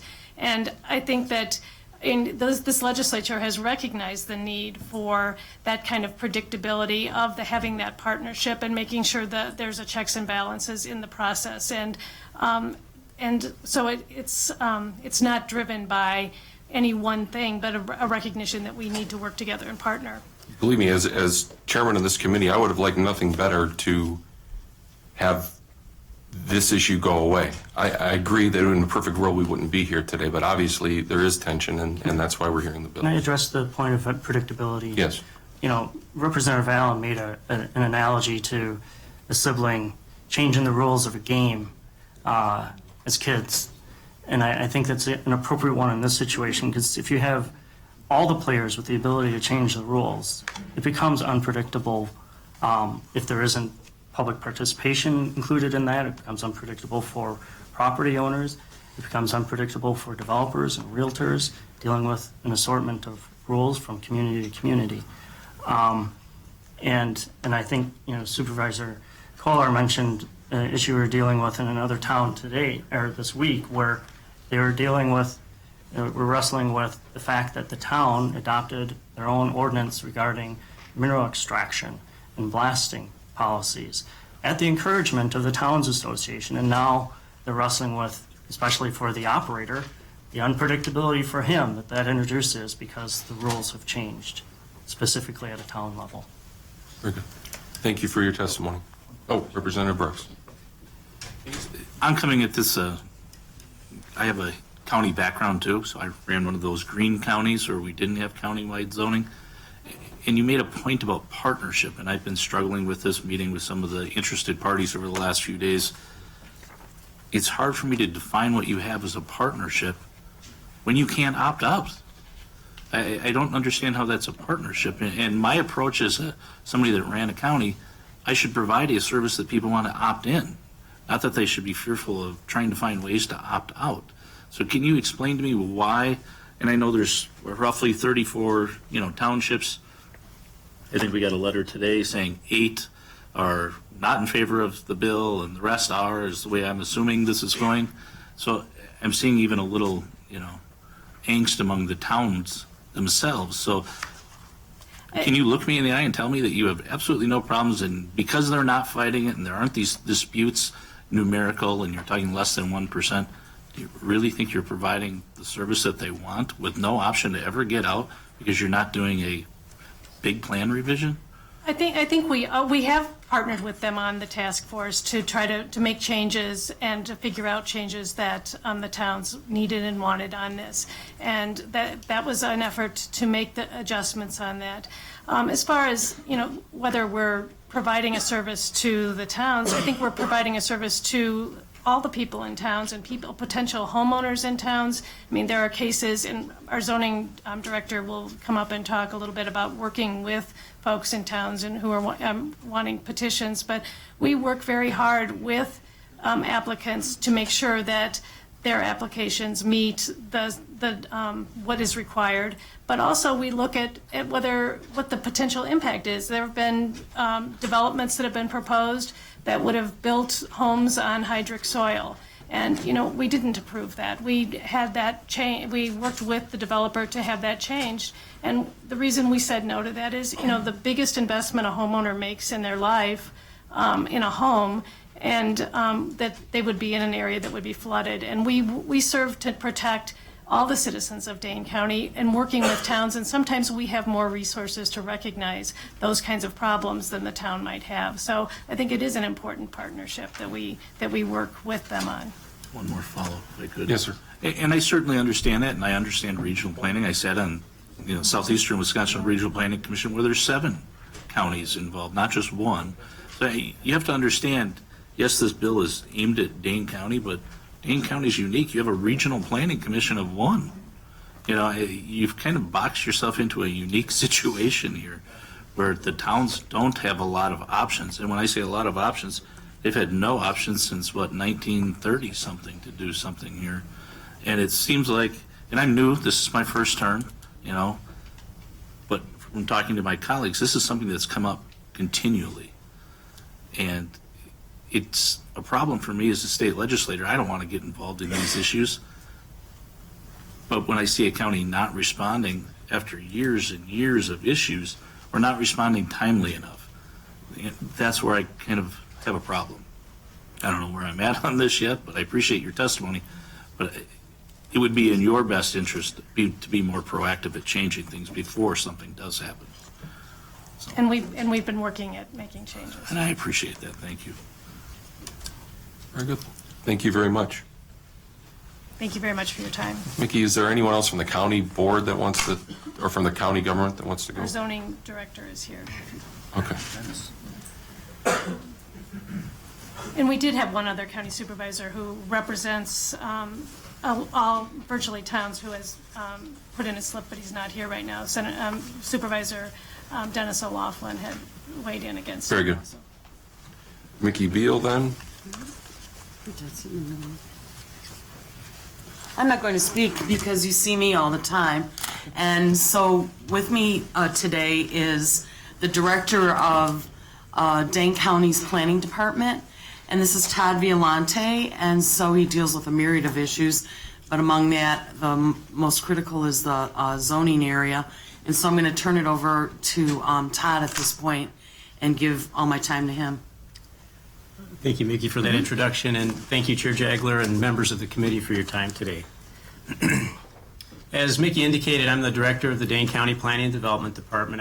I've been with the county for 17 years, and I've been the director for 11 years. So I've seen hundreds of zoning committee meetings. I've seen thousands of petitions over the years, and I'm speaking in opposition to this bill if that's not evident. And I'm very concerned about some of the issues that could be created from the bill and that aren't anticipated, and issues that could be created that may result in I think clearly a system that would entail less communication and coordination between levels of government. I think it could result in greater costs for services to both the towns themselves and to the rural property owners. I think the current system, as you've heard, from my perspective, from an administrative perspective, you heard from the elected officials, so I see this from a little bit of a different angle, and I see a system that is working. I see 2 zoning committee meetings a month. I see, that results in 24 committee meetings in a year, over the course of years, hundreds of meetings, and the system is a cooperative system. It is a cost-effective and efficient system, and it results in responsible land use decision-making for the county as a whole. So you've heard about the growth rates in Dane County. We do grow by more people per year than any other community in the state by a large margin. As I believe Chair Corrigan had indicated, more recently, there was a time period right after the recession between 2008 and 2012 where one county out of 72 accounted for about 70% of the state growth. The state grew by about 28,000 people, roughly, and Dane County grew by about 20,000, just under. On a typical basis, on an average basis, Dane County accounts for about a quarter of the state's growth. So we're adding a lot of people per year, about 5,000 to 6,000 people per year.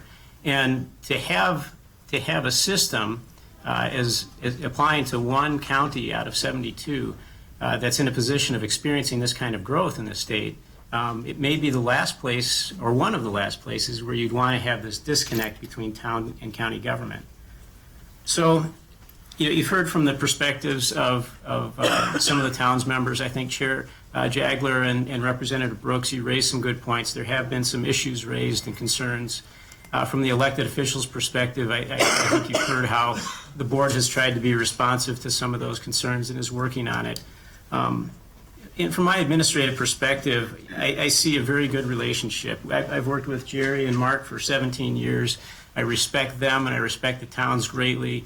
I think overall between our staff and the towns, we have a very good working relationship. Our staff are consulted regularly. We field dozens and dozens of calls in a day, thousands in a year across our staff. And, I think I've seen a system where we're cooperatively working together with the towns to manage this intense development pressure while still keeping Dane County among, not only in the state, among the top agricultural producers, but I think arguably competitive nationally. Out of over 3,000 counties, we're right there in the top 100 or thereabout, 120 in some categories. So we're doing a good job in Dane County. We're working cooperatively with the towns. And I think one thing I observe within the department is our staff working very closely with town officials. I've observed our staff assisting them in their planning and zoning review, answering, as I said, hundreds if not thousands of phone calls, responding on average to typically 500 challenging zoning violation complaints each year. Many of these complaints are called in by the towns themselves and by rural property owners when they have concerns about the state of another property, and our staff work on those. And I think that's something that's highly valued by the towns, and something that our staff does an excellent job of working on those things cooperatively. We provide things like parcel data information, parcel research, mapping information, and we attend town meetings. We provide zoning and planning advice, and none of this is charged under the system. You could account for the costs. Obviously, the zoning function is a little less than half paid through fees. The rest is off the county levy. And I'm concerned that under the proposed bill, that the resulting system, when it's paid for by the towns themselves, there's going to be a cost to that, a direct cost that could be burdensome to the towns. Whether they understand that, I think they have a sense of that, but I see from our perspective the volume of work that we do day in and day out. Excuse me. Your watch is better than mine. If I could move on to ask questions from committee members, I'd appreciate it. Well, so with that, I respect that, Chair Jagler, and I believe I've made most of my points, so Okay. I'd be happy to answer any questions that you have. Any questions from your Representative Brooks? Couple questions. Where is that growth occurring? Is it predominantly in the towns, or is it in the cities and villages? And I guess when I hear the towns talk, and like I said, I go through this in my own county back home, there's always that fear that one municipality is going to get the leg up on the other, or in this case, the county board's going to direct, all the development into the cities and villages, leaving the towns out there. You heard the towns testify that you're trying to restrict their ability to grow. How do you answer that? I think just by virtue of the economics of the real estate and where people are choosing to live, the vast majority of those people in Dane County are choosing to live in the cities and villages. Right now, the balance is about 84% urban, 86% urban and 14% rural. And so the county board isn't necessarily directing where those persons are choosing to live. So their jurisdiction is the areas outside of the incorporated cities and villages. So with that, it's the town plans that are adopted by the towns and then ultimately adopted by Dane County, that then the zoning decision-making is based on the policies of those plans. And those plans direct where the development occurs. And there are objectives in those plans for agricultural preservation and other goals, and that's what really guides the locational decisions of the rural development. And again, when the Towns Association was testifying, it seemed like, and they had in their packet here, where you just arbitrarily cross things off and you were going to interpret their, what their plan said and stuff. So you say you're adopting their plan, you're listening, but then there's big marks through it, and we're lining those items out. So I certainly understand where their concerns are, and I'm not hearing how you're addressing all of those issues that they brought up. It's, well, in the plan interpretation aspect of it, I think that's what you're That was getting at. one of them. Yeah, that's an iterative process. The plan is usually worked on by the town. Oftentimes, our staff works with the town on some aspects of that. And there will be a back and forth and a cooperation on it. And then ultimately, the plan is brought for introduction to the county. And most of those plans, there are occasions where there's a difference of opinion between the county and the town on a particular policy. And that's natural and to be expected. In most of the cases, those are worked through. In some, there's a remaining difference of opinion. It's much more rare. The majority of the time, those plans are brought up to the county and they're passed through. So with the adopted town plans that are incorporated into the county comprehensive plan, there can be differences of opinion between the town and the county. The county board is 37 members, the zoning committee is 5 members, the town boards are 3 to 5 members. So among those individuals, there can be differences of opinion in what a policy means. And those have to be worked out, and that's sometimes from the supporters of the bill, the issues that they hearken to. Chair Varda was referring to issues in the town of Barry plan and the interpretation of that plan. That's a perfect example of it. But those issues, I think, ultimately are worked out, and I think you've heard from the decision makers that there's a receptivity to being cooperative in that regard and hearing from the town's perspective and taking that very seriously. And I've seen that over the last 2 years with this board that was elected in April 2014. They do. And I've seen many petitions go through that where there is a potential for disagreement, and the decision makers at the county level have deferred greatly to the towns on many of those decisions. The one petition that was denied was one where the property owner effectively kind of walked away from the petition. It was in the town of Madison, adjacent to the city of Madison. City of Madison neighbors came out in opposition to it, and the property owner kind of disengaged from the petition. So based on the opposition and the lack of responsiveness, that was denied, and that was the one. I hate to ask one more. I'm not trying to delay getting to my bill either, so if I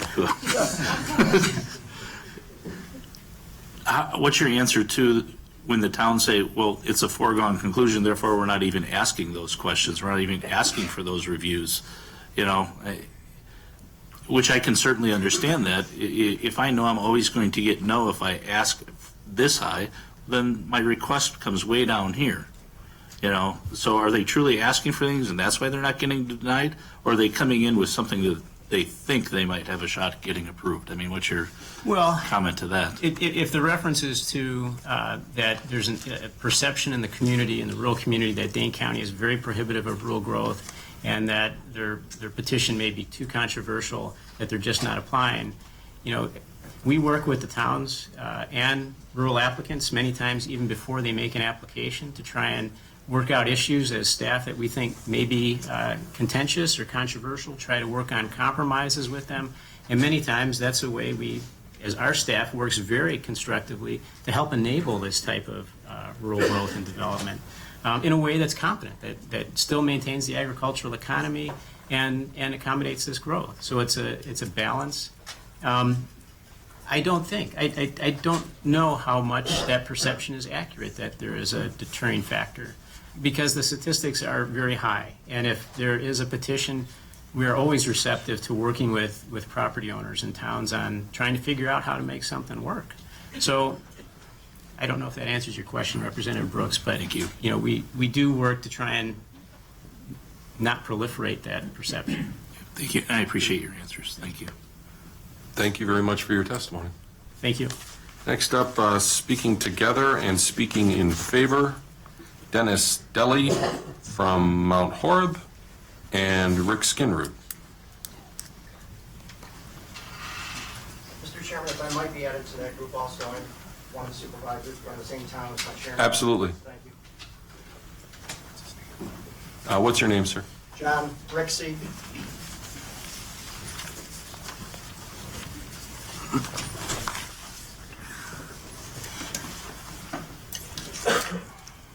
Thank you, Mr. Chairman.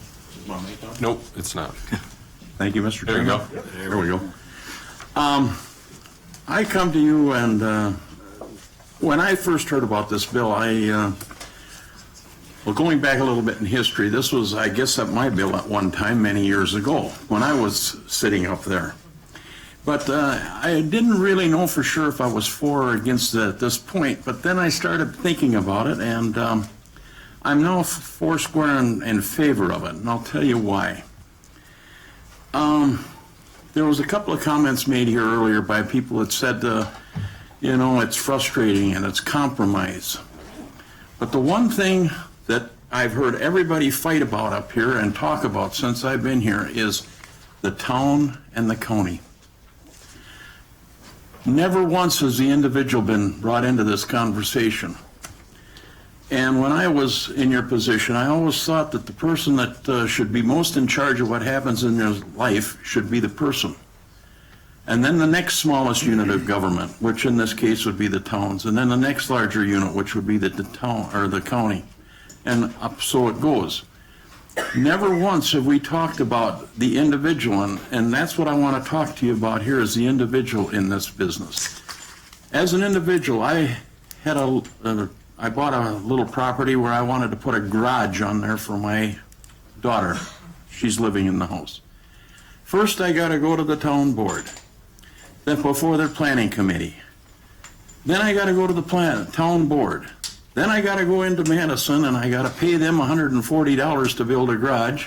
Then I got to turn around and come back before the town board and pay them to build a garage. This is getting, it's just one layer of government heaped upon one layer of government heaped upon another layer of government. It's not necessary, and it shouldn't be. It's so frustrating to be out there as a private individual out in the country anymore and try to do anything.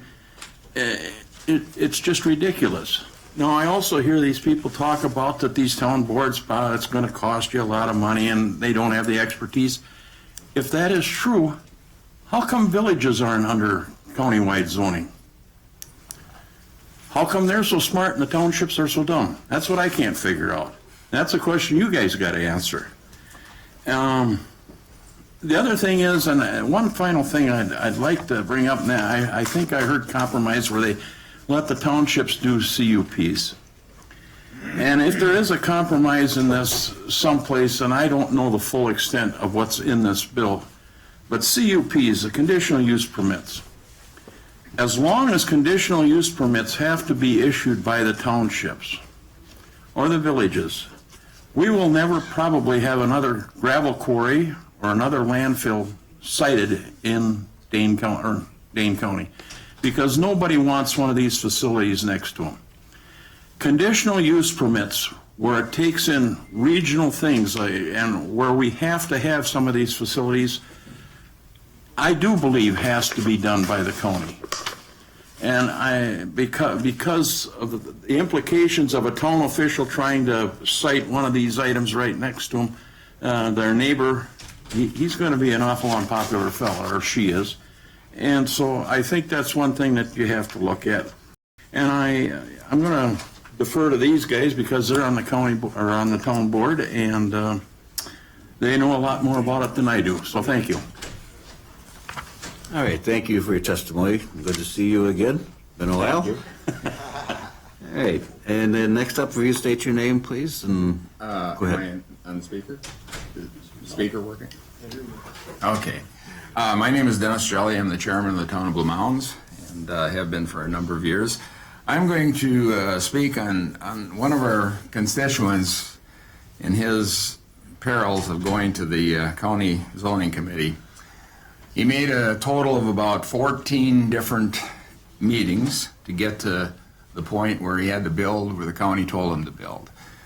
We had passed a site property, 80-acre site.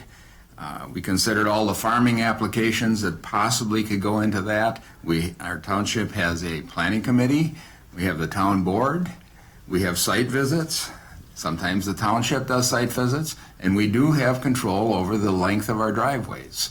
There is no minimum length of driveway. I mean, they can be 2,500 feet long and whatever. The county turned him around so many times and come up with different, I do have some of the paperwork. I've only got 4 copies, but I'm going to give it to you so the rest of you can all get the copies of this, but I want to summarize this. The county made a site visit out there and said, oh, you can't build on that far away, so he ended up building on a piece of property where the original house was, and there's a bluff on one side, there's a drop-off on the other side, and we had told him we didn't want him to build there because there's a possibility of farming a 15-acre field in a dry, actually it's a pretty dry bottom, it's not a swamp. And they forced him to build a house on that original site. Now you can't get a combine past his house, between the house and the rock, so he's kind of between a rock and a hard spot, I guess you'd say. So that's done with agriculture. You just can't get into it because the house is sitting in the way now. You can get through with your pickup truck, but that's about all. They talked earlier, I don't know, remember who all mentioned it, but conservation being able to crop this property. Well, with the county's grandiose plan for this fella, he no longer can get into that property. He spent thousands of dollars. We do not request an engineered plan of a driveway until it gets actually zoned. Then we issue the driveway permit. If it's, and we've told him, it probably wouldn't have an engineered plan, but we don't force him to do that. When he got to the county zoning, they forced him to have an engineered plan, and he spent thousands of dollars and never did get to build on that property where he wanted to build. When they say they pass a lot of them, yes, they do pass a lot of them, but they don't tell you how many crooks and corners and things they've changed before people can actually build. And we've had this in a number. This is the worst case scenario, I will say. But there's been a lot of other people that have gone into the county zoning, and now I get calls, and well, we're thinking about building a house, a secondary house on the farm and stuff. How long is it going to take? Well, what can I say? This fella started 5/22 of 12 and finished up 11/13 of 12. That's way too long. I'm going to give you this information, and I hope you can make some more copies so everybody gets a copy. I didn't know how many copies you'd need. My personal, have I got a few minutes? Time has expired. If you can wrap it up here in a minute, that'd be great. I had a personal experience. I zoned 6 acres in 2007. And it kind of went the same way. They kept telling me it was too steep to build on, it was over 12% slope. I spent a couple $1,000s engineering it and finding out that I had a 7% slope, and it finally got through the ZLR. And unfortunately, I had a buyer for it, but it took so many months that I lost my buyer. And of course, with the downturn in the economy, I didn't sell it till this fall, and now it's 2015. Now, not that I had to sell it, but I wanted to get rid of it, and it was so much monkeying around, the guy finally lost interest. With that, I will turn it over to John. All right, thank you, Chris. Thank you, Mr. Chairman. I'm a town supervisor in the same town, Town of Blue Mounds. I have a letter that I'm going to distribute with one attachment.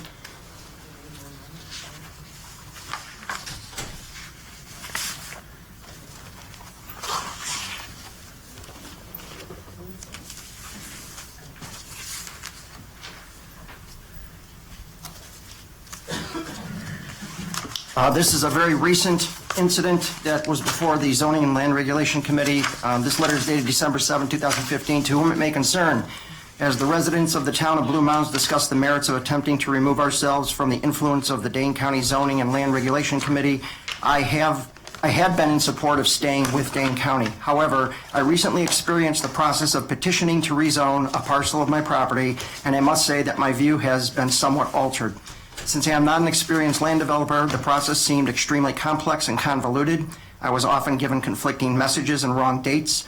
I was told by Dane County in the early summer of 2015 that a portion of my land should be switched to A4, The attachment for the engineer shows the top parcel is designated as switching to A4. The writer continues, only a few days before my November 24th hearing, the ZLR suggested it be changed to CO1, conservation. Meanwhile, I was told by the town board that I really didn't need to rezone the land at all. I was also told by ZLR at the time that I would need a revised driveway agreement without any explanation of how or when or with whom to implement these changes. I don't necessarily question the committee's intentions, but I object to the lack of communication and consideration for my time and resources. While I understand that Dane County works to be a good steward of our land, I have come to believe that the town of Blue Mounds could be just as responsible and conscientious a steward of our land while being much more accessible and considerate of individual landowners. Thank you. And the gentleman's name is listed at the bottom with his address in our town. Both of these parcels, one parcel was in the town of Vermont and one parcel was in our town of Blue Mounds. They were planning on building in the town of Blue Mounds, which really would have only required the zoning change from its original zoning, which was Ag 1 exclusive. There was absolutely no reason for the town of Vermont property to even be brought into the conversation. It was used as a leverage. This way as this person felt. The town of Vermont board told this person they had absolutely no desire to have this property rezoned, and it came out that way. So I'll leave that for you to look at. There are 5 points I want to address that were brought up. The gentleman who represented the Counties Association, he was concerned today that this is a kind of a patchwork type of a bill, you know, what'll happen if we do it county by county. However, last session when AB 661 was introduced by Representative Jacques and Representative Benier, and that was a statewide bill, he was against a statewide bill too. So you're against the statewide bill, you're against the local bill. I'm not really sure what they're in favor of. He hasn't really made that clear. Chairman Corrigan from the county board brought up the point about hydric soils and the concern over that. I'd like to point out that the city of Sun Prairie has been developed on over 50% of hydric soils, and they're still continuing to build today.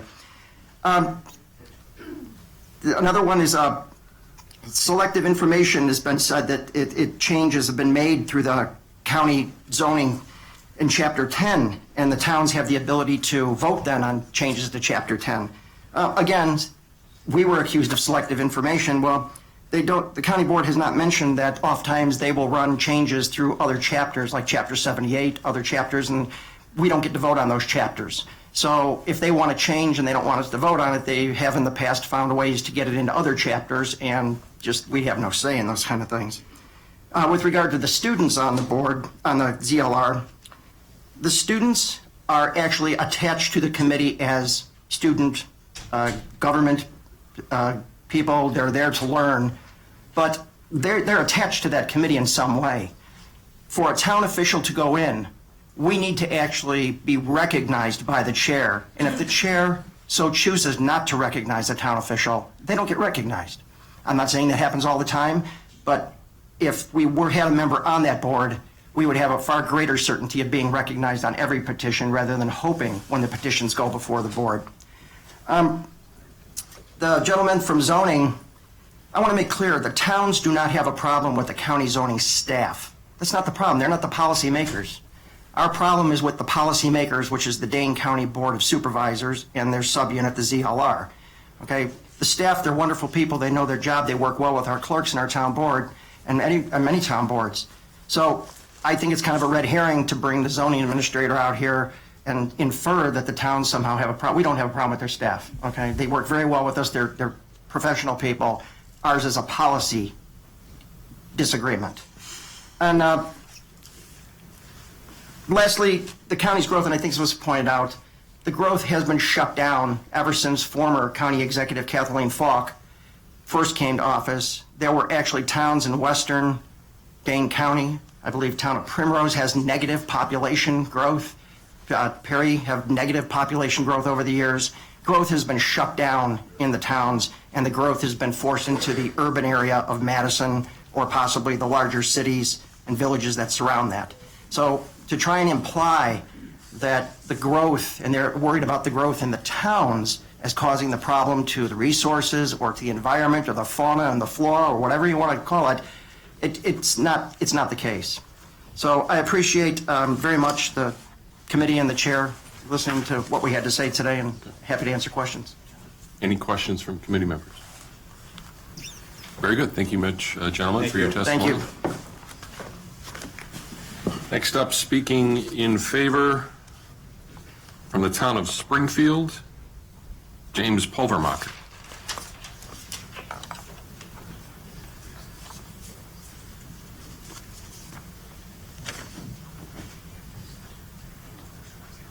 We actually have two from Springfield and one from the town of Letcher. If you don't mind, we'll all come up together. Vern Wendt, and what was the other? My name is James Pulvermacher from Springfield. This is my chairman, Don Hoffman. Don Hoffman, chairman of the town of Springfield. You go first. A lot of the discussion has been made already, and part of that is that the idea of having some leverage to make things change. The comments about the staff from the last speaker were great. We don't have a problem with staff usually. Can you check your mic? Please make sure that's on. Push it. Is it on now? There you go. Okay. The staff is great. They've changed a few things at the county board level, but whether that's in response to these bills being before, and being worked on over the years and seeing that things have to be done. I will give you one example of conditional use permits on CUPs that I think illustrated a few years back what some of the issue is. I've been on the board for 29 years. I've been chairman for 9 years, 8.5. Wife says it's forever, but it's not really that long. Had a quarry, a mineral extraction quarry right next to the town hall, a half mile over, so right on a federal highway, great location for resources, and the neighbor issues were being dealt with, and so on and so forth. The operators spent at least $100,000 in engineering for all the work that the county was requiring, and so on and so forth. Year and a half's worth of time. You're at the ZLR committee halfway, and there was some additional, they had some conditions already that they looked at that, they were able to meet and stuff, notification for blasting and things like that. The committee meeting is about halfway through the issue, and a member walks in and says, here's 14 additional conditions that we are going to put on it. And one of them was to run 5 days a week, 8 to 4. And the operator says, I can't live with that. I can't financially run a quarry when there's one 5 miles down the road that's grandfathered in and can run day and night.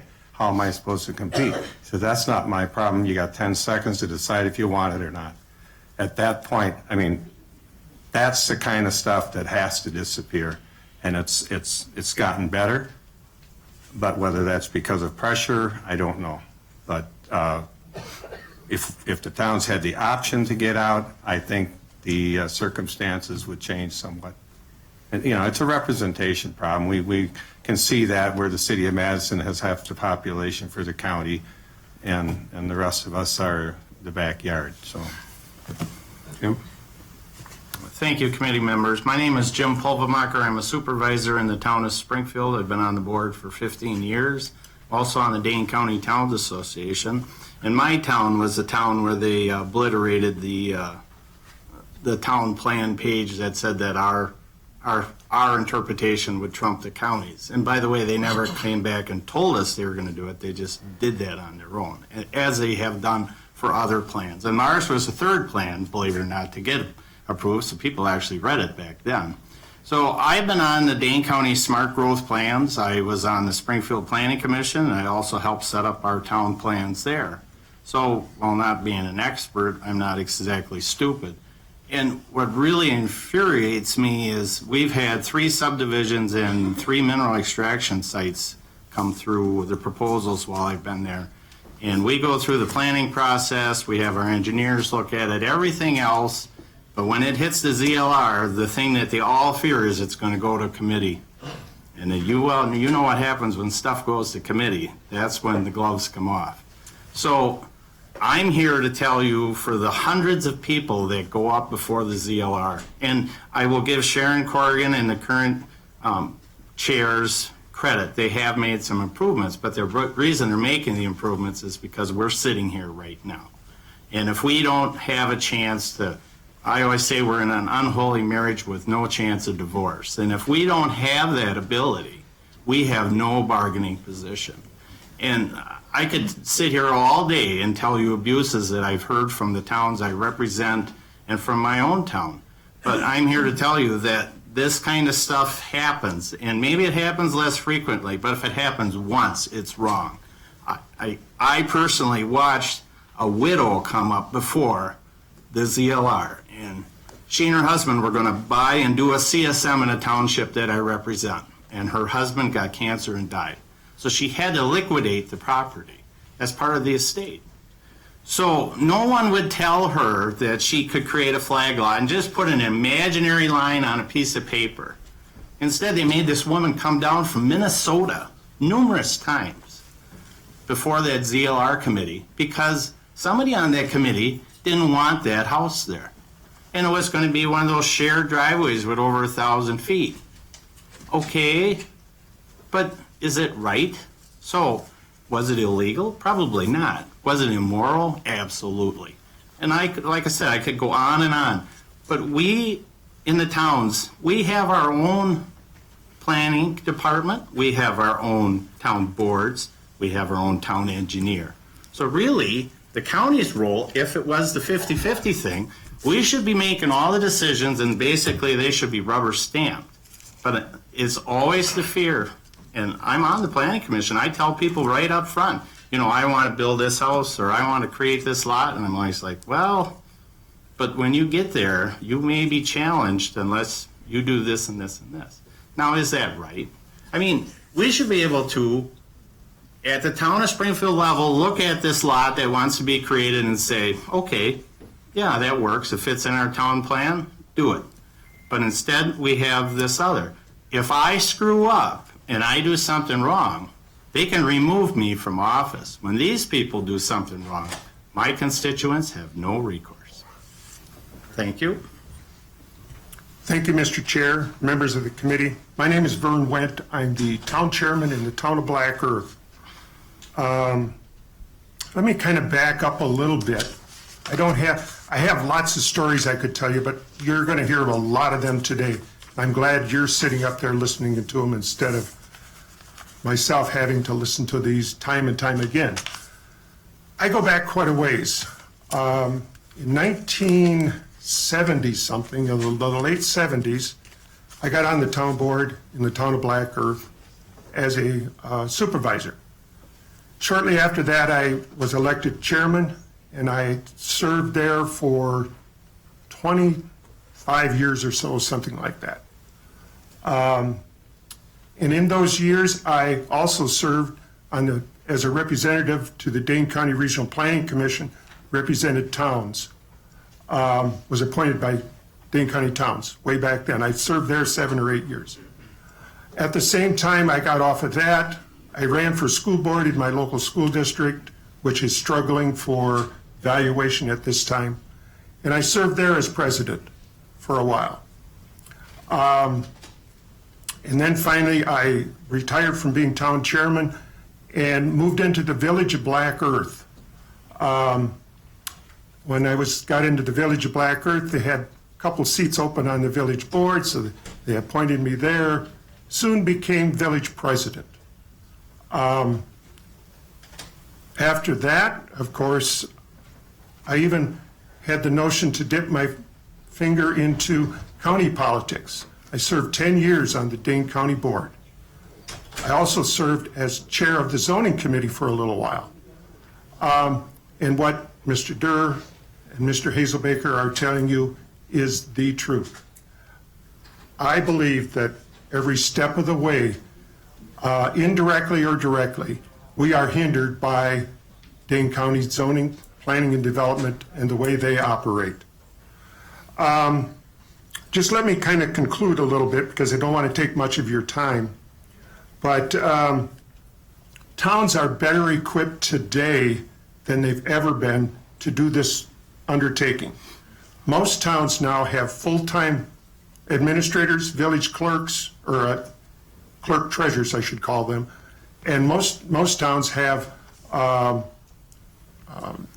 halls, so on and so forth, that they have office hours. Most towns do that now. Let me back up just one quick time and tell you that when I was on the county board, I submitted, I believe it was 2 separate resolutions asking the county to have a comprehensive revision of the zoning ordinances at that time. Both of them got killed in committee. I was told before I even submitted them that they were going to get killed, and they did. And as far as Mr. Hazelbaker telling you about our mapping that they rejected just less than a year ago or a year and a half ago, that the county rejected our map as the town plan came in, that's the same mapping strategy we have used since we adopted our plan in 1981. In 1981, we used the same mapping as we are doing today, although we furnished that map to the county zoning committee, and they did not like that map. But this is the one we've been using all the time. So I want to thank you for your time. Just let me add one more quick thing. Back in, when I first got on the county, or on the town board, there was 21 dairy farmers in our township, 21. Today, there's 3. I think we need some change as far as comprehensive zoning changes when you go from 21 actively dairy farms now to just 3. Things are changing. Thank you very much. Any questions from committee members? Thank you very much for your testimony. Next up, speaking against from Dane County Cities and Villages Association, Forbes McIntosh.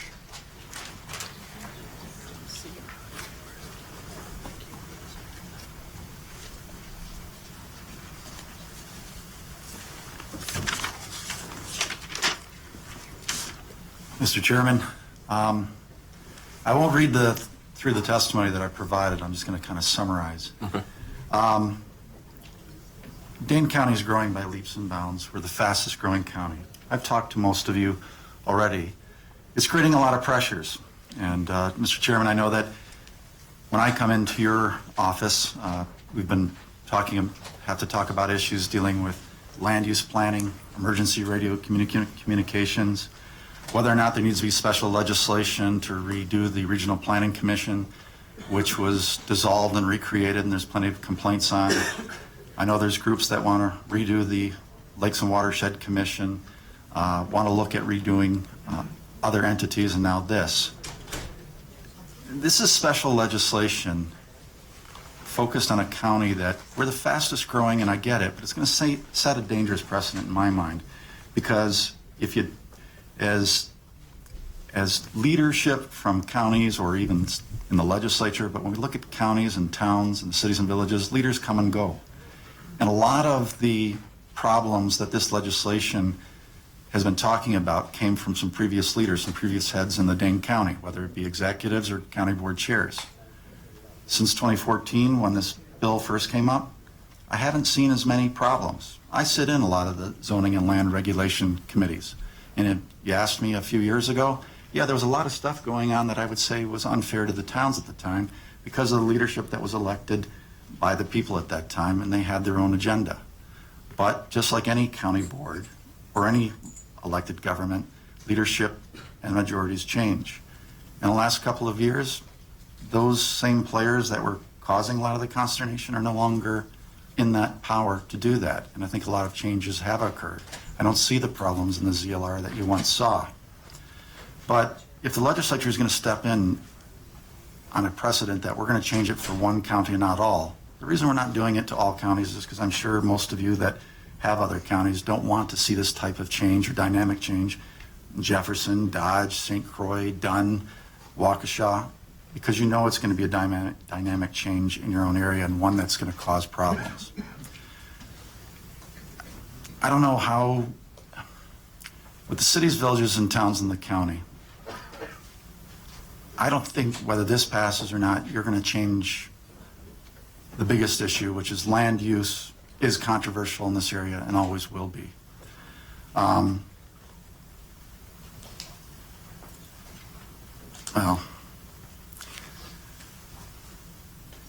cities and villages are opposed to this. I know that you have a number of towns that are opposed to this and others that support it. But I'm just asking you to oppose this legislation because I don't think it's the right thing to do. I don't think it's the right precedent to set. Because if you do this now for Dane County, what's the next thing for Dane County you're going to do because the state legislature feels it needs to shape Dane County? And the next county that has a fight with its incoming chief elected official at a county level or with a city or village, you're going to be asked to do it again. And once you go down this precedent-setting role, you're going to do it again. And I apologize, I should have introduced Todd Schmidt, who's the administrator from the village of Wanakee, who is also testifying in opposition. We decided to come together. Very good. Mr. Schmidt.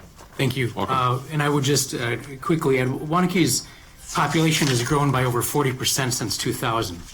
And in my impression, I've been the administrator here for 5 years, and knowing the leaders of the village, I know that they would also tell you that the ability for us to grow as we have has actually been done in harmony with our neighbors, and we're neighbored by 3 townships. We've had 3 towns. We've had a very positive relationship there, and we've had a good working relationship with Dane County. So as a community that has seen growth occur and has had to work with our neighbors, we've seen it occur in a very positive way. So in addition to what you might see as some negative stories shared, I can share with you from a municipal perspective, also speaking for some of my colleagues as fellow municipal administrators, that there's stories of good work that's been done in the way we've grown and the way we've collaborated with our neighbors. That's all I have to share. Very good. Any questions from committee members? Very good. Thank you, sir. Next up, speaking in favor from the Dane County Towns Association, Tim Rayl. Tim's still here?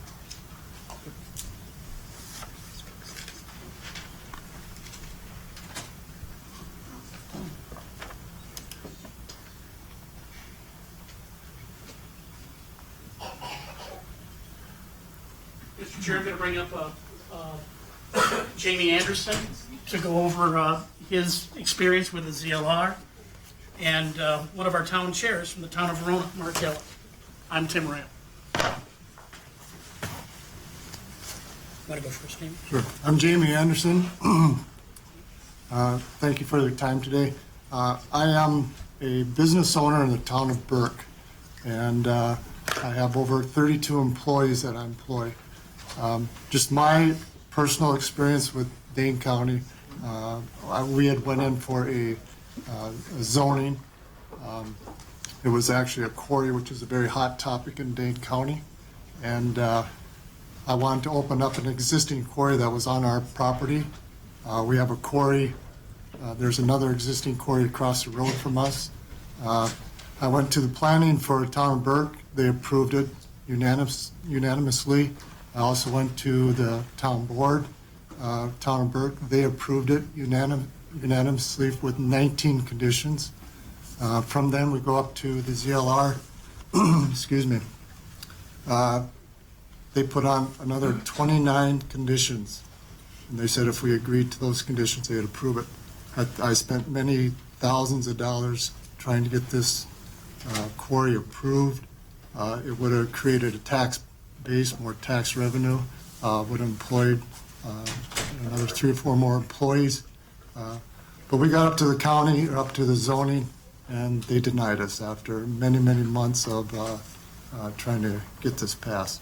So I am in favor of the bill, and I'm not sure if town of Burke would opt out of it, but if they had that authority from the beginning, this would have been passed a long time ago. Thank you. Good afternoon. Thank you. I'm Mark Geller. I'm the chairman of the town of Verona, and I'm also an appointed member of Capital Area Regional Planning Commission. I really appreciate the opportunity to address this body. It's an honor to be here. The thing that I'd like to talk about is I see this bill as an opportunity for the town to have a vision for the future. Where our town is right now, the town of Verona is neighbored by fastest growing municipality in the state per capita.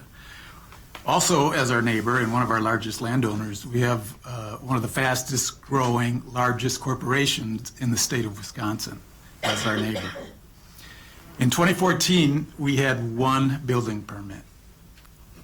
This is not through a lack of demand for housing in the town of Verona, but rather it's our inability, because of Dane County zoning, to put together any type of a plan that we can know that we could have some growth.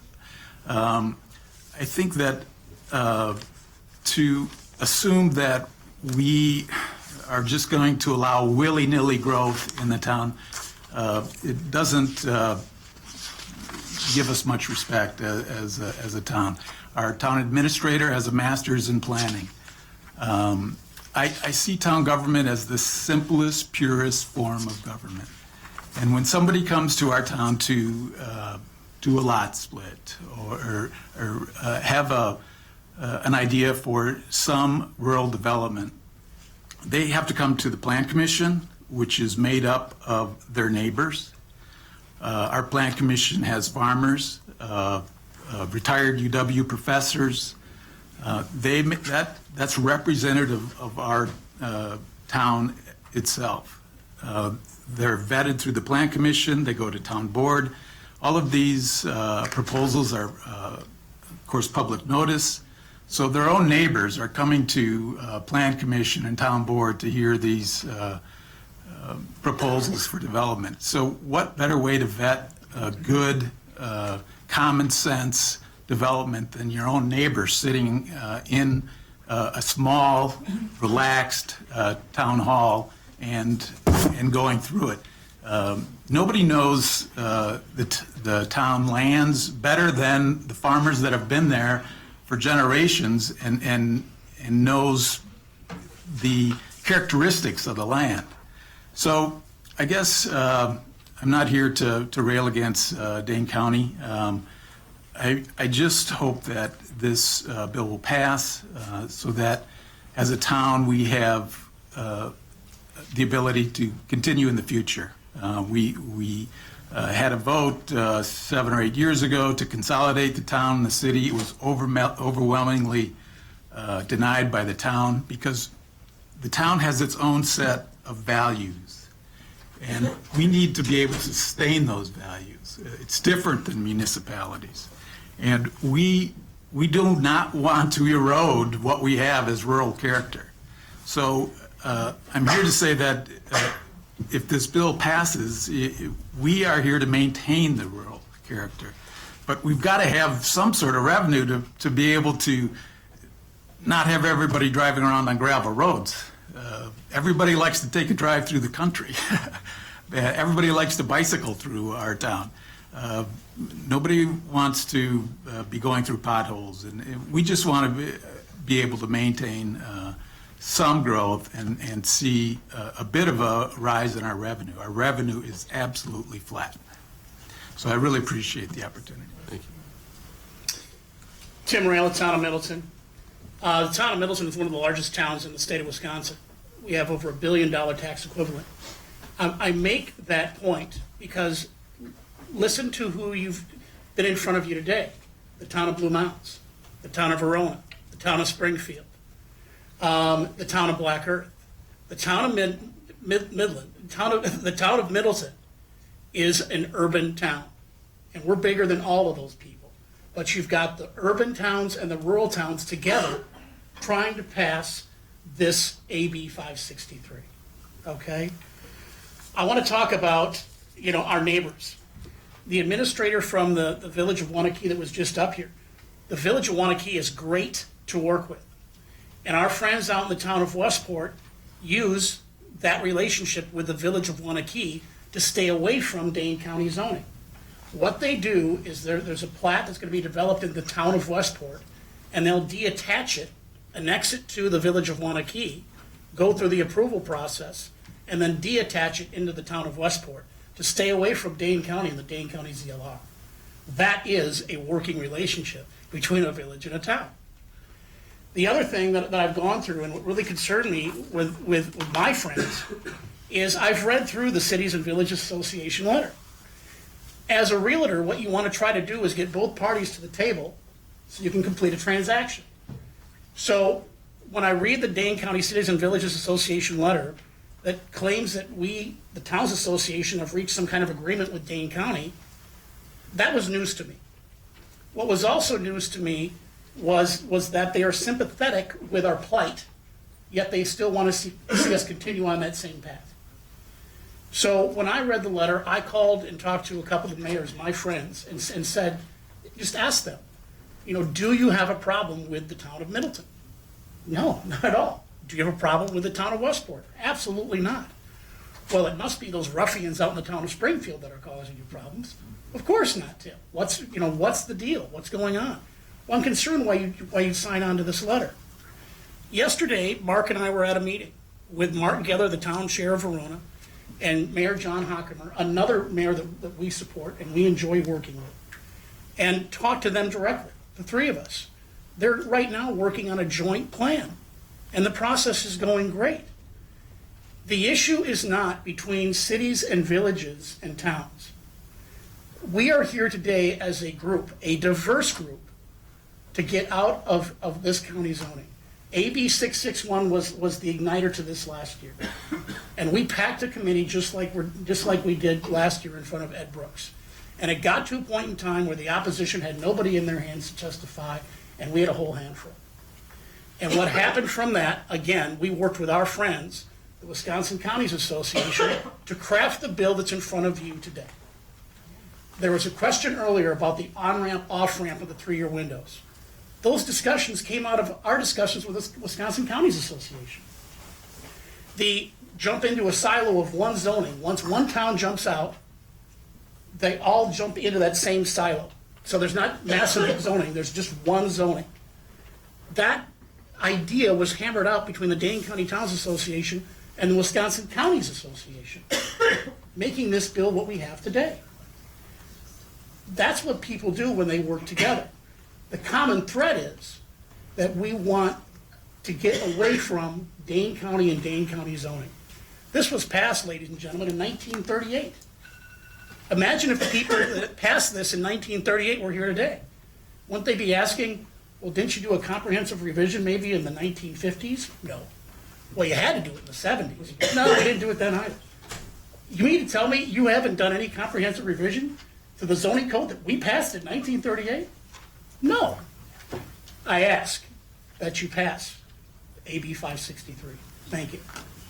Any questions for the three gentlemen here? Very good. Thank you very much for your testimony. Moving along, we have speaking against from Sun Prairie and the Squirrel Lake Association, John Albert.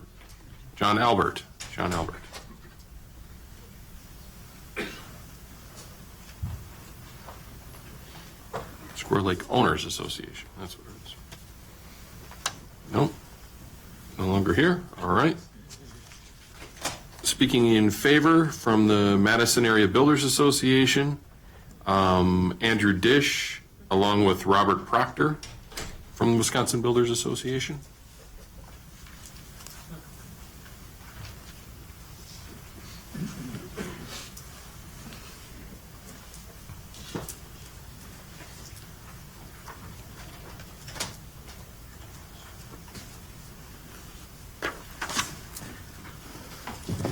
Good afternoon, members of the committee, Chair Jagler. My name is Andrew Dish. I'm the Director of Government Affairs for the Madison Area Builders Association.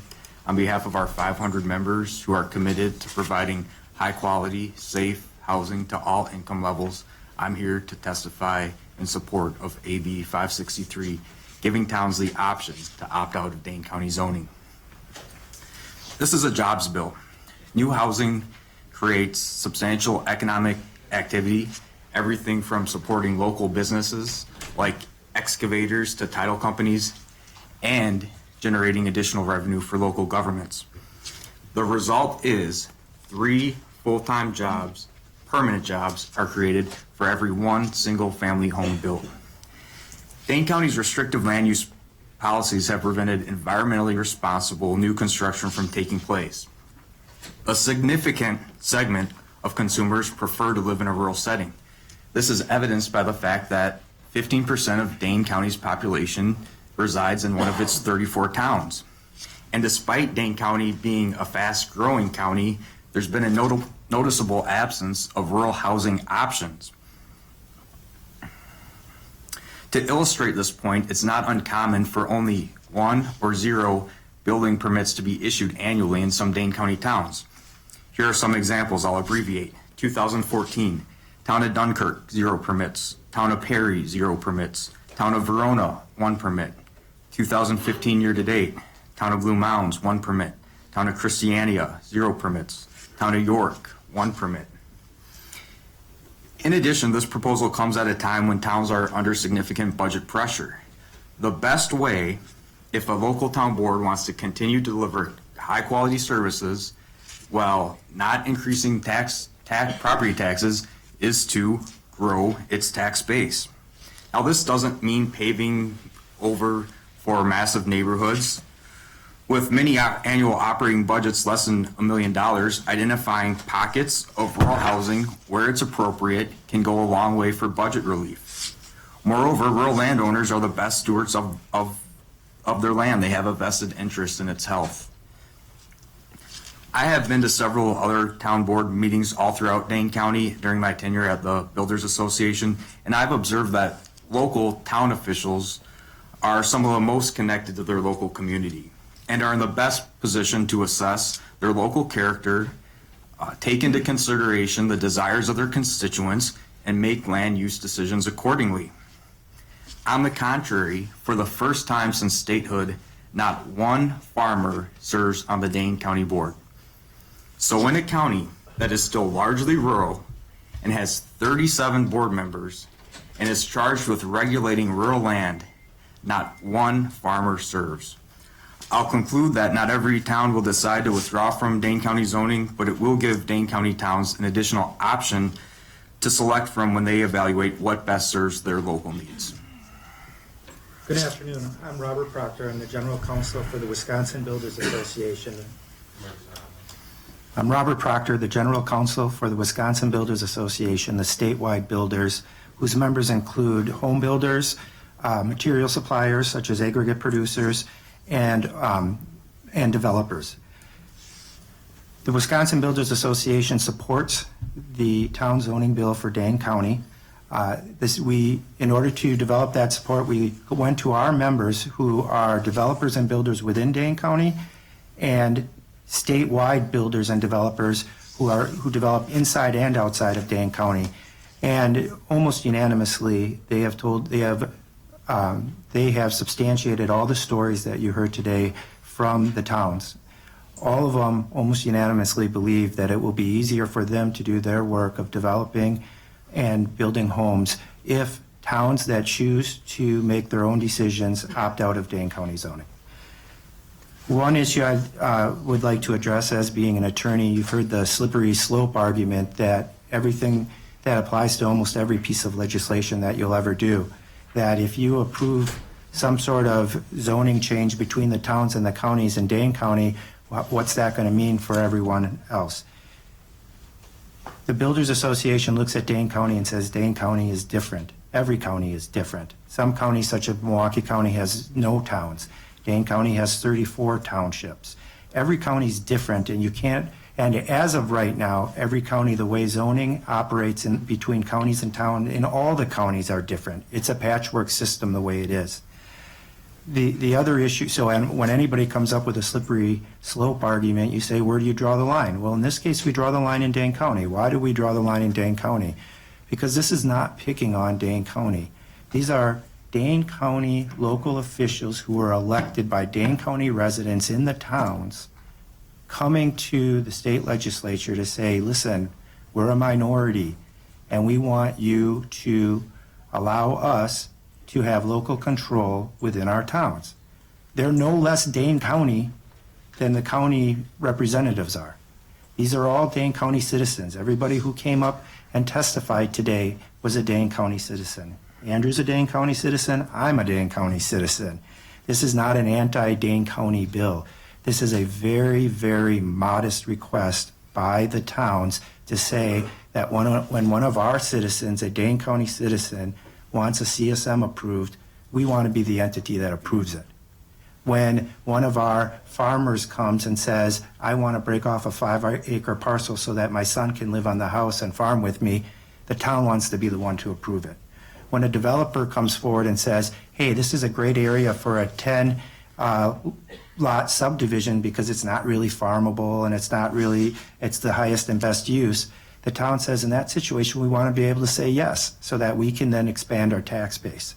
When maybe a agricultural commercial entity comes forward and says we want to do a 5-acre warehouse type development so that farmers have someplace to store their equipment, the towns say we want to say yes. This is not some huge change in the world as we know it. Regional planning, water quality, all the other issues that come up, none of them are going to change over this. It's just, is it the county board that says yes, or is it the town board that says yes? So the Wisconsin Builders Association is in support of this bill. Thank you. Any questions from committee members? Very good. Thank you for your testimony. Just a couple of left here. Speaking against, Laura Dixon Cruff from Madison. I think I'm registered for a different bill. Oh, yeah, yes, indeed you are. I apologize for that. Nope, that's great. And that leaves us with one more, Bob Welch. Is he still here? He's gone. Anyone else that the slips got passed up? I think that's all we have for this bill. Very good. Mr. Chairman, thank you, members. Yes, sir. Bob Welch was testifying for. He was testifying in favor from the Towns Association, I believe representing the Towns Association. Okay. Yep. Very good. Let's continue on now to AB 568. Bring the authors forward for that. Or at least one of them anyway.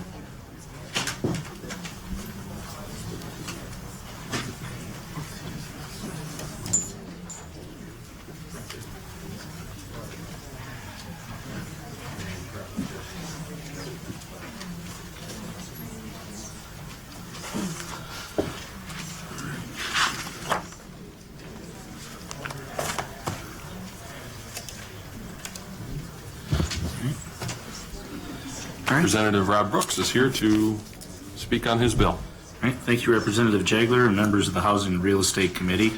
And thank you for allowing me the opportunity to testify on behalf of AB 568 relating to various revisions to our landlord-tenant laws. AB 568 is a bill designed to make it easier for landlords to provide every Wisconsin resident with safe, clean, and quality housing. This bill enhances public safety and promotes regulatory fairness by requiring that necessary inspections are done on all dwellings, not just non-owner occupied. Doing so protects the well-being and safety of all residents. This bill codifies current law to ensure that local sprinkler ordinances cannot be inconsistent with the Uniform Building Code for multifamily dwellings. This bill also provides a technical cleanup on previously passed towing regulations. AB 568 also includes a provision ensuring the safety of tenants by expediting the process by which those involved in criminal or drug-related activity that threatens the health and safety of those around them are removed from a property. The U.S. Department of Housing and Urban Development, known as HUD, as it relates to Section 8 housing, uses a one-strike provision to remove renters for criminal activity or serious violations of lease agreements. The provisions in this bill closely mirror the HUD standard for criminal or drug-related activity. Our bill also requires that landlords inform tenants of their right to contest the eviction. I think that's an important part here, is they have the right to contest the eviction. Additionally, the notice must specify the grounds for the landlord's actions. Property owners' rights are protected in this bill as well by requiring their consent before their property is designated as a historic property by a local unit of government. This bill is not retrospective. It does not affect properties currently designated as historic landmarks and does not provide anyone with an opt-out of a previous agreement. This legislation also includes a tenant-friendly provision that allows landlords to opt out for a 5-day right to cure for non-rent breaches instead of just the 14-day eviction notice for month-to-month tenancies. This provides landlords and tenants an additional tool to work out possible solutions to a problem. Additionally, AB 568 helps to codify a Supreme Court ruling relating to restrictions on signage content. This bill does not restrict a municipality's ability to regulate the size, color, location, or general design of a sign, just the content. I strongly encourage my colleagues on the committee to support AB 568 as it makes some much-needed changes to the landlord-tenant laws. I guess in conclusion, I'll say that we know there's a couple amendments that are going to be coming forward here. And we'll have Ledge Council speak to some of those as they come up here. I'll take questions at this time. Many letters. Any questions from the committee member here? Yes. Representative Murphy. Any questions from the committee member here? Okay. Very good. All right, thank you. That's one way to put it down. Speaking for information only from DSPS Assistant Deputy Secretary Eric Esser, along with Jeff Weiger.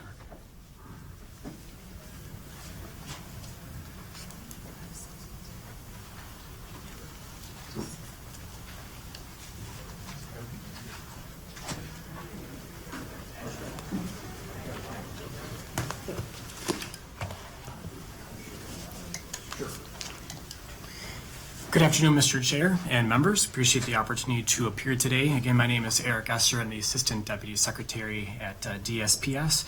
With me is our Division Administrator of Industry Services, Jeff Wygand. We appreciate the opportunity to testify for informational purposes only on Assembly Bill 568.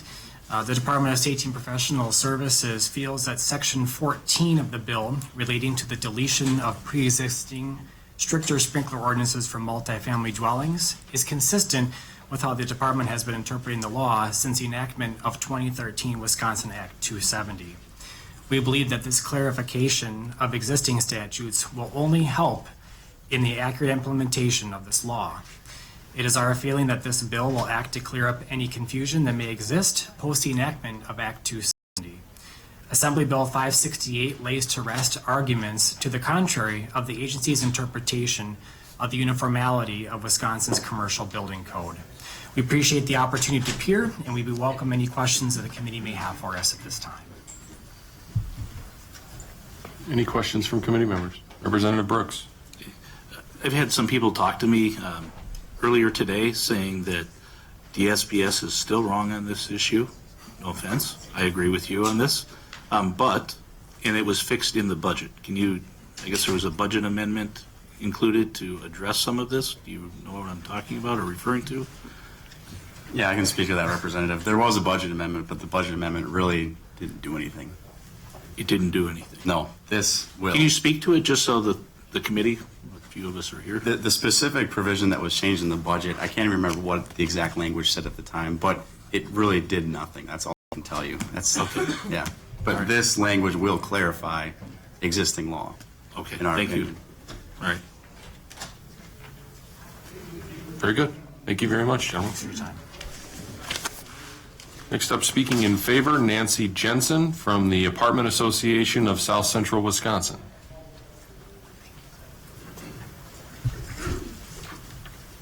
Hi, Nancy. Hi. Is this on? You hear me? Hello? Nope.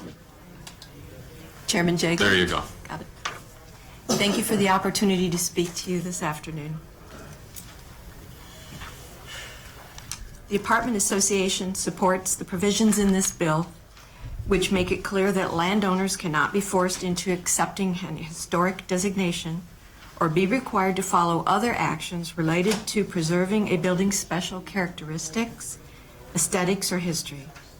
This provision is prospective only and does not allow a building owner to opt out once they have consented to the designation. We are strong supporters of historic preservation districts. Many of our members are involved in preserving historic properties throughout the state of Wisconsin. But this should never become an excuse to take away the property owner's rights without their consent. We believe the owner has all of the risk and all of the responsibility in owning the property, maintaining it, financing it, renting it, And clearly, a designation of this magnitude should be at the owner's consent. Existing statutes currently provide for voluntary and arbitrary process. A good example of a voluntary historic preservation process is the Cedarburg outside Milwaukee in Ozaukee County. Cedarburg is a beautiful historically preserved community, and it's a fully voluntary process. This bill does not make the commission advisory, as we've heard conversation on. If the owner does not consent with the commission requirements, it will go back to the local commission for more negotiation. Back to the table, negotiate again. But the owner would receive the ability in the arbitrary process to have consent rather than have it stripped away from him. We firmly believe that it violates a property owner's rights to designate a property as a local or national landmark without the owner's consent, due to the additional restrictions and the costs related to being designated a landmark. In essence, it's almost a taking of value in the property by having it put on there without your permission. An involuntary designation devalues the property, and it will interfere with the owner's ability to sell it in the future. An involuntary restriction put on the property also causes problems with the owner's ability to appraise the property, which can cause devaluation and financing issues for the owner. And lastly, an involuntary designation can drive up the costs of mandated improvements and maintenance to meet historical requirements, which then drives up the costs of rents and housing. And we do not feel that that's necessary to have it process work in that manner. An example would be an owner who comes in with a property and the commission designates and says, these are specific windows that you must replace and rebuild. And the owner cannot afford to put those in, but they can use something different that meets the same visual criteria and looks. And the commission says, no, sorry, you use these windows and that's it, and it makes the project unfeasible. The owner cannot make the property meet it, the project is dropped. The windows might have plastic put over them for a period of time. That's not a workable situation. That's not a good public policy. We very much believe that this is an important bill because it assures the owner of the property that they have the ability to have final consent on designating the property as a landmark, and then on improvements, signage requirements, and any other significant changes to the value of their property. Thank you. Any questions from committee members? Representing in the 37th Assembly District, the city of Watertown, which has a main street that, like many, is struggling. Also representing Columbus and Waterloo. They've reached out to me. They have grave concerns about this provision in it. And while the scenario you point in Cedarburg is great with active owners, a lot of the buildings in the towns or cities I represent don't have even owners who are in state, and their main concern is that their efforts to revitalize their downtown will be greatly hampered by this if it's voluntary. But this would not change the statute to make it voluntary. That's what I maybe wasn't clear on. This does not make it voluntary. This takes the arbitrary process and puts consent of the owner in there. It sends what should be good government policy. It sends the property owner and the city commission back to the table to discuss it, come up with something that's workable. I can't imagine any local government wanting to allow property to become blighted, to become in disrepair, that they would want to negotiate with the owner to get it to the point that it's acceptable property. I think the concern, it happened in the city of Watertown, an absent owner, historic building, Cream City brick, we call it Watertown brick in Watertown, the roof caved in, it's gone. It had to be torn away rather than go. I think that's it's not so much a collaborative effort is they see that without the hammer of that's in place now, that their rehabilitation efforts will be. I hear what you're saying, but that strikes me, that's a building code violation, and the Watertown building inspector would have cited them long before the roof collapsed and would have said your roof needs to be replaced. And at a certain point, it's a public safety hazard. We're actually going to replace it, and that bill is going to be yours. There's a difference between building code violations, so that's a really good point. And the ability of building inspection departments to enforce public safety and public health, and they should be able to do that in that kind of situation, than in a situation like this where a commission creates arbitrary rules and requirements, and it's not for public safety and public health in keeping the building. It is visual, it is aesthetic, and it's extremely expensive, and it could be met and still meet the aesthetics without that cost, and the owner needs to be able to both say, no, I don't want to be in a historic district, or no, I can't do those things, it's not feasible, I can't even finance those things, but yes, I do have a responsibility to structurally keep it repaired. Sure. Okay. Very good. Thank you. Any other questions? Oh. Appreciate it. Thank you. Next up, speaking against, from Legal Action of Wisconsin, Vicki Selko.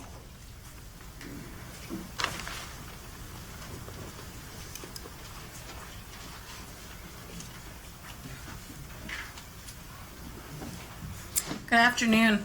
Thank you for the opportunity to be here today. I'm Vicki Selko. I'm the Legislative Director at Legal Action of Wisconsin. For those who don't know, Legal Action is a nonprofit law firm, and we provide free legal services to low-income Wisconsin residents in 39 Wisconsin counties, all the southern counties, and all the way up to La Crosse and Green Bay, throughout that area. And Representative Brooks, I spoke to your staff in the hallway today and hope that we'll have a chance to talk later about the bill. I hope to do that before the hearing. I'd like to do that before the hearing if possible, but it happened very quickly. So I hope we'll have that opportunity later. We do have numerous concerns about the parts of this bill that relate to landlord-tenant regulations and landlord-tenant rights. And I would argue that this is not a technical bill in the sense the technical bill implies this is fixing up some minor things. This is a major change and represents major changes in landlord-tenant law that we find very problematic. I want to focus today on the part of the bill that allows evictions without a right to cure or a right to remedy for suspected criminal activity. Our position is the language is far too broad and is likely to sweep up all kinds of innocent folks in that, as well as really eliminating any sort of requirement for substantiation or documentation that criminal activity has actually occurred. The bill does not, and let me list these things that the bill does not do, that I think if you're interested in really going after tenants who are actually causing criminal activity that threatens the health and safety or right to peaceful enjoyment of other tenants, the bill would probably do all of these things I'm about to list, and the bill does not do any of these things. So the bill does not contain a list of specific serious crimes that would make you grounds for eviction. The bill does not require an arrest to have occurred. The bill does not require any sort of police report, or law enforcement been called. The bill does not require charges actually to have been filed. The bill does not require an actual criminal conviction. The bill does not require that the notice include specifics of the alleged criminal activity, when it occurred, who was involved, who witnessed it, what day was it. None of that is required. The bill does not consider whether the offense was considered by a juvenile. What if it's a minor in the household who's done this? What if it was a caregiver of someone? What if the bill does not consider any of those things or include any of those things? There's been some consideration, some talk that the bill mirrors federal law, and I guess I wanted to touch on that briefly because I think that's an important point, that I can sense the bill is attempting to mirror a piece of the federal Housing and Urban Development, HUD rules, which governs subsidized housing. And subsidized housing is extensively regulated. I don't think there's any landlord or many landlords who are privately renting who would want to be regulated the same way that those who are doing subsidized housing are regulated by the federal government. It's extensive and very detailed. But even there, where the bill, I think, is attempting to mirror federal law and those HUD requirements, it does not do that. HUD, for example, does not require that housing authorities adopt or enforce one-strike rules that require an eviction anytime someone engages in criminal activity. The federal government, HUD, requires if you're going to do that, you've got to have policies that ensure that when there's adverse housing actions like eviction, they're supported by sufficient evidence that someone actually engaged in that activity. And HUD specifically says even arrests are not evidence that someone engaged in criminal activity. As we all know, lots of times arrests do not lead to charges being filed, arrests do not lead to convictions. And so even arrests, which this bill doesn't even have that minimum threshold requirement, the federal government says arrests alone are not enough. HUD also requires in those cases notice and an opportunity to dispute something, to have a hearing or an opportunity to say, that isn't what happened. I didn't engage in that activity, or that's not what happened, before someone can be evicted. This bill does not do that at all either. This bill really contains no consideration of the seriousness of the offense, how it affects other residents, the extent of participation by the leaseholder. It does not address questions such as, is the person a minor? Is it someone with disabilities? Is it someone who's a victim of domestic violence or dating violence? Or the effects that eviction would actually have on other members of the family. Criminal activity as the bill is currently drafted is far too broadly defined, and virtually any action perceived to be criminal by the landlord or neighbors or anyone else could be seen as a threat, in this case, to health or safety or peaceful enjoyment, and could be grounds for eviction. And yes, the landlord will presumably have to prove this somehow that it was criminal activity when they get to eviction court. But the reality is, once that eviction's been filed, it's on somebody's record, which then, and CCAP shows that, which makes it much harder then for people to find housing down the road. So even if it gets dismissed, even if the landlord's relying on nothing but a neighbor who's upset and wants to tell the landlord something's happening, once that eviction action has been filed, it's on your record. And dealing with it then has lifetime and years-long consequences for those tenants. Let me give you just a couple examples. I know I'm running out of time, but just a couple examples that we've seen where this would play out, I think, in very detrimental ways. For example, we had a client who was an older person with diabetes, who was on dialysis, who had a personal care worker, who was his goddaughter. The goddaughter care worker got into a screaming argument with the manager. It was a verbal fight with the manager. And under this scenario, our client, the older person, had a right to cure. He had a right to remedy it when the landlord said, I'm going to evict you because your care worker is causing a disturbance and yelling at me. Our tenant then had options. He was able to say, I'm going to get a new care worker who hopefully is not going to get into verbal fights with my manager on my premises. Under this bill, that doesn't happen. Under this bill, that tenant would get a notice that says you're being evicted and would not have the opportunity to fix things. In our case, the older person didn't even know about this altercation between the care worker and the manager. Didn't matter. He wasn't involved at all. Under this bill, he could be evicted for that.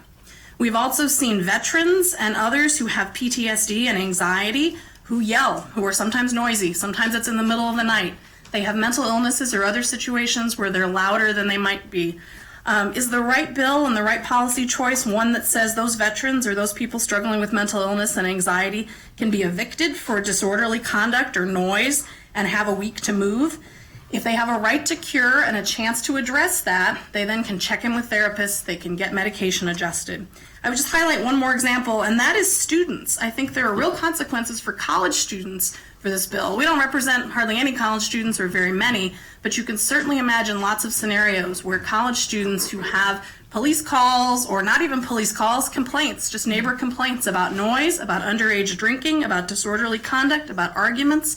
Under this bill, those students could receive 5-day notices with no right to address it, no right to cure, and could be evicted a week later. I don't know that that's a situation we want in Wisconsin either. This bill gives no second chances, and this bill does not ensure fairness. It really allows landlords unfettered ability to evict these tenants that they don't like without facts, without documentation, and without substantiation. Very good. At this point, I'll open up to questions from committee members. Representative Brooks. Thank you for your testimony, and I look forward to meeting with you and talking about it further. I guess a couple of things to point out here, and especially to the committee. I don't know if my staff provided you with the Wisconsin Legislative Council comparing the HUD requirements regarding evictions and the state law, but I didn't, in essence of time, I'll let you do that on your own. Okay. But I do want to point out there are a large number of similarities between these two, between what the HUD requirements are under the federal law and what we're doing here. And the bill clearly states the notice shall state the basis for its issuance. So the landlord must document the reasons the 5 days being issued and the right of the tenant to contest the termination of the tenancy in an eviction under current state statute 799. Tenants have those rights, as you well know. And it's important, and I don't know, I'm in real estate, I've been a landlord, so I have a little more expertise in this area.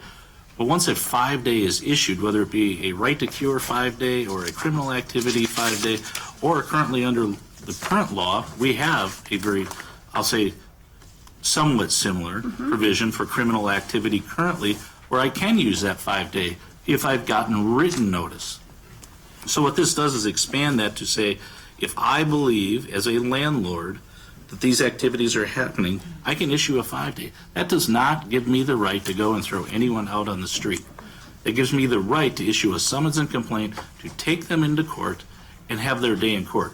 As you well know, that means several $100s to the landlord. Just to get to that point, I don't know too many landlords that are going to do that. And I'm not saying it doesn't happen.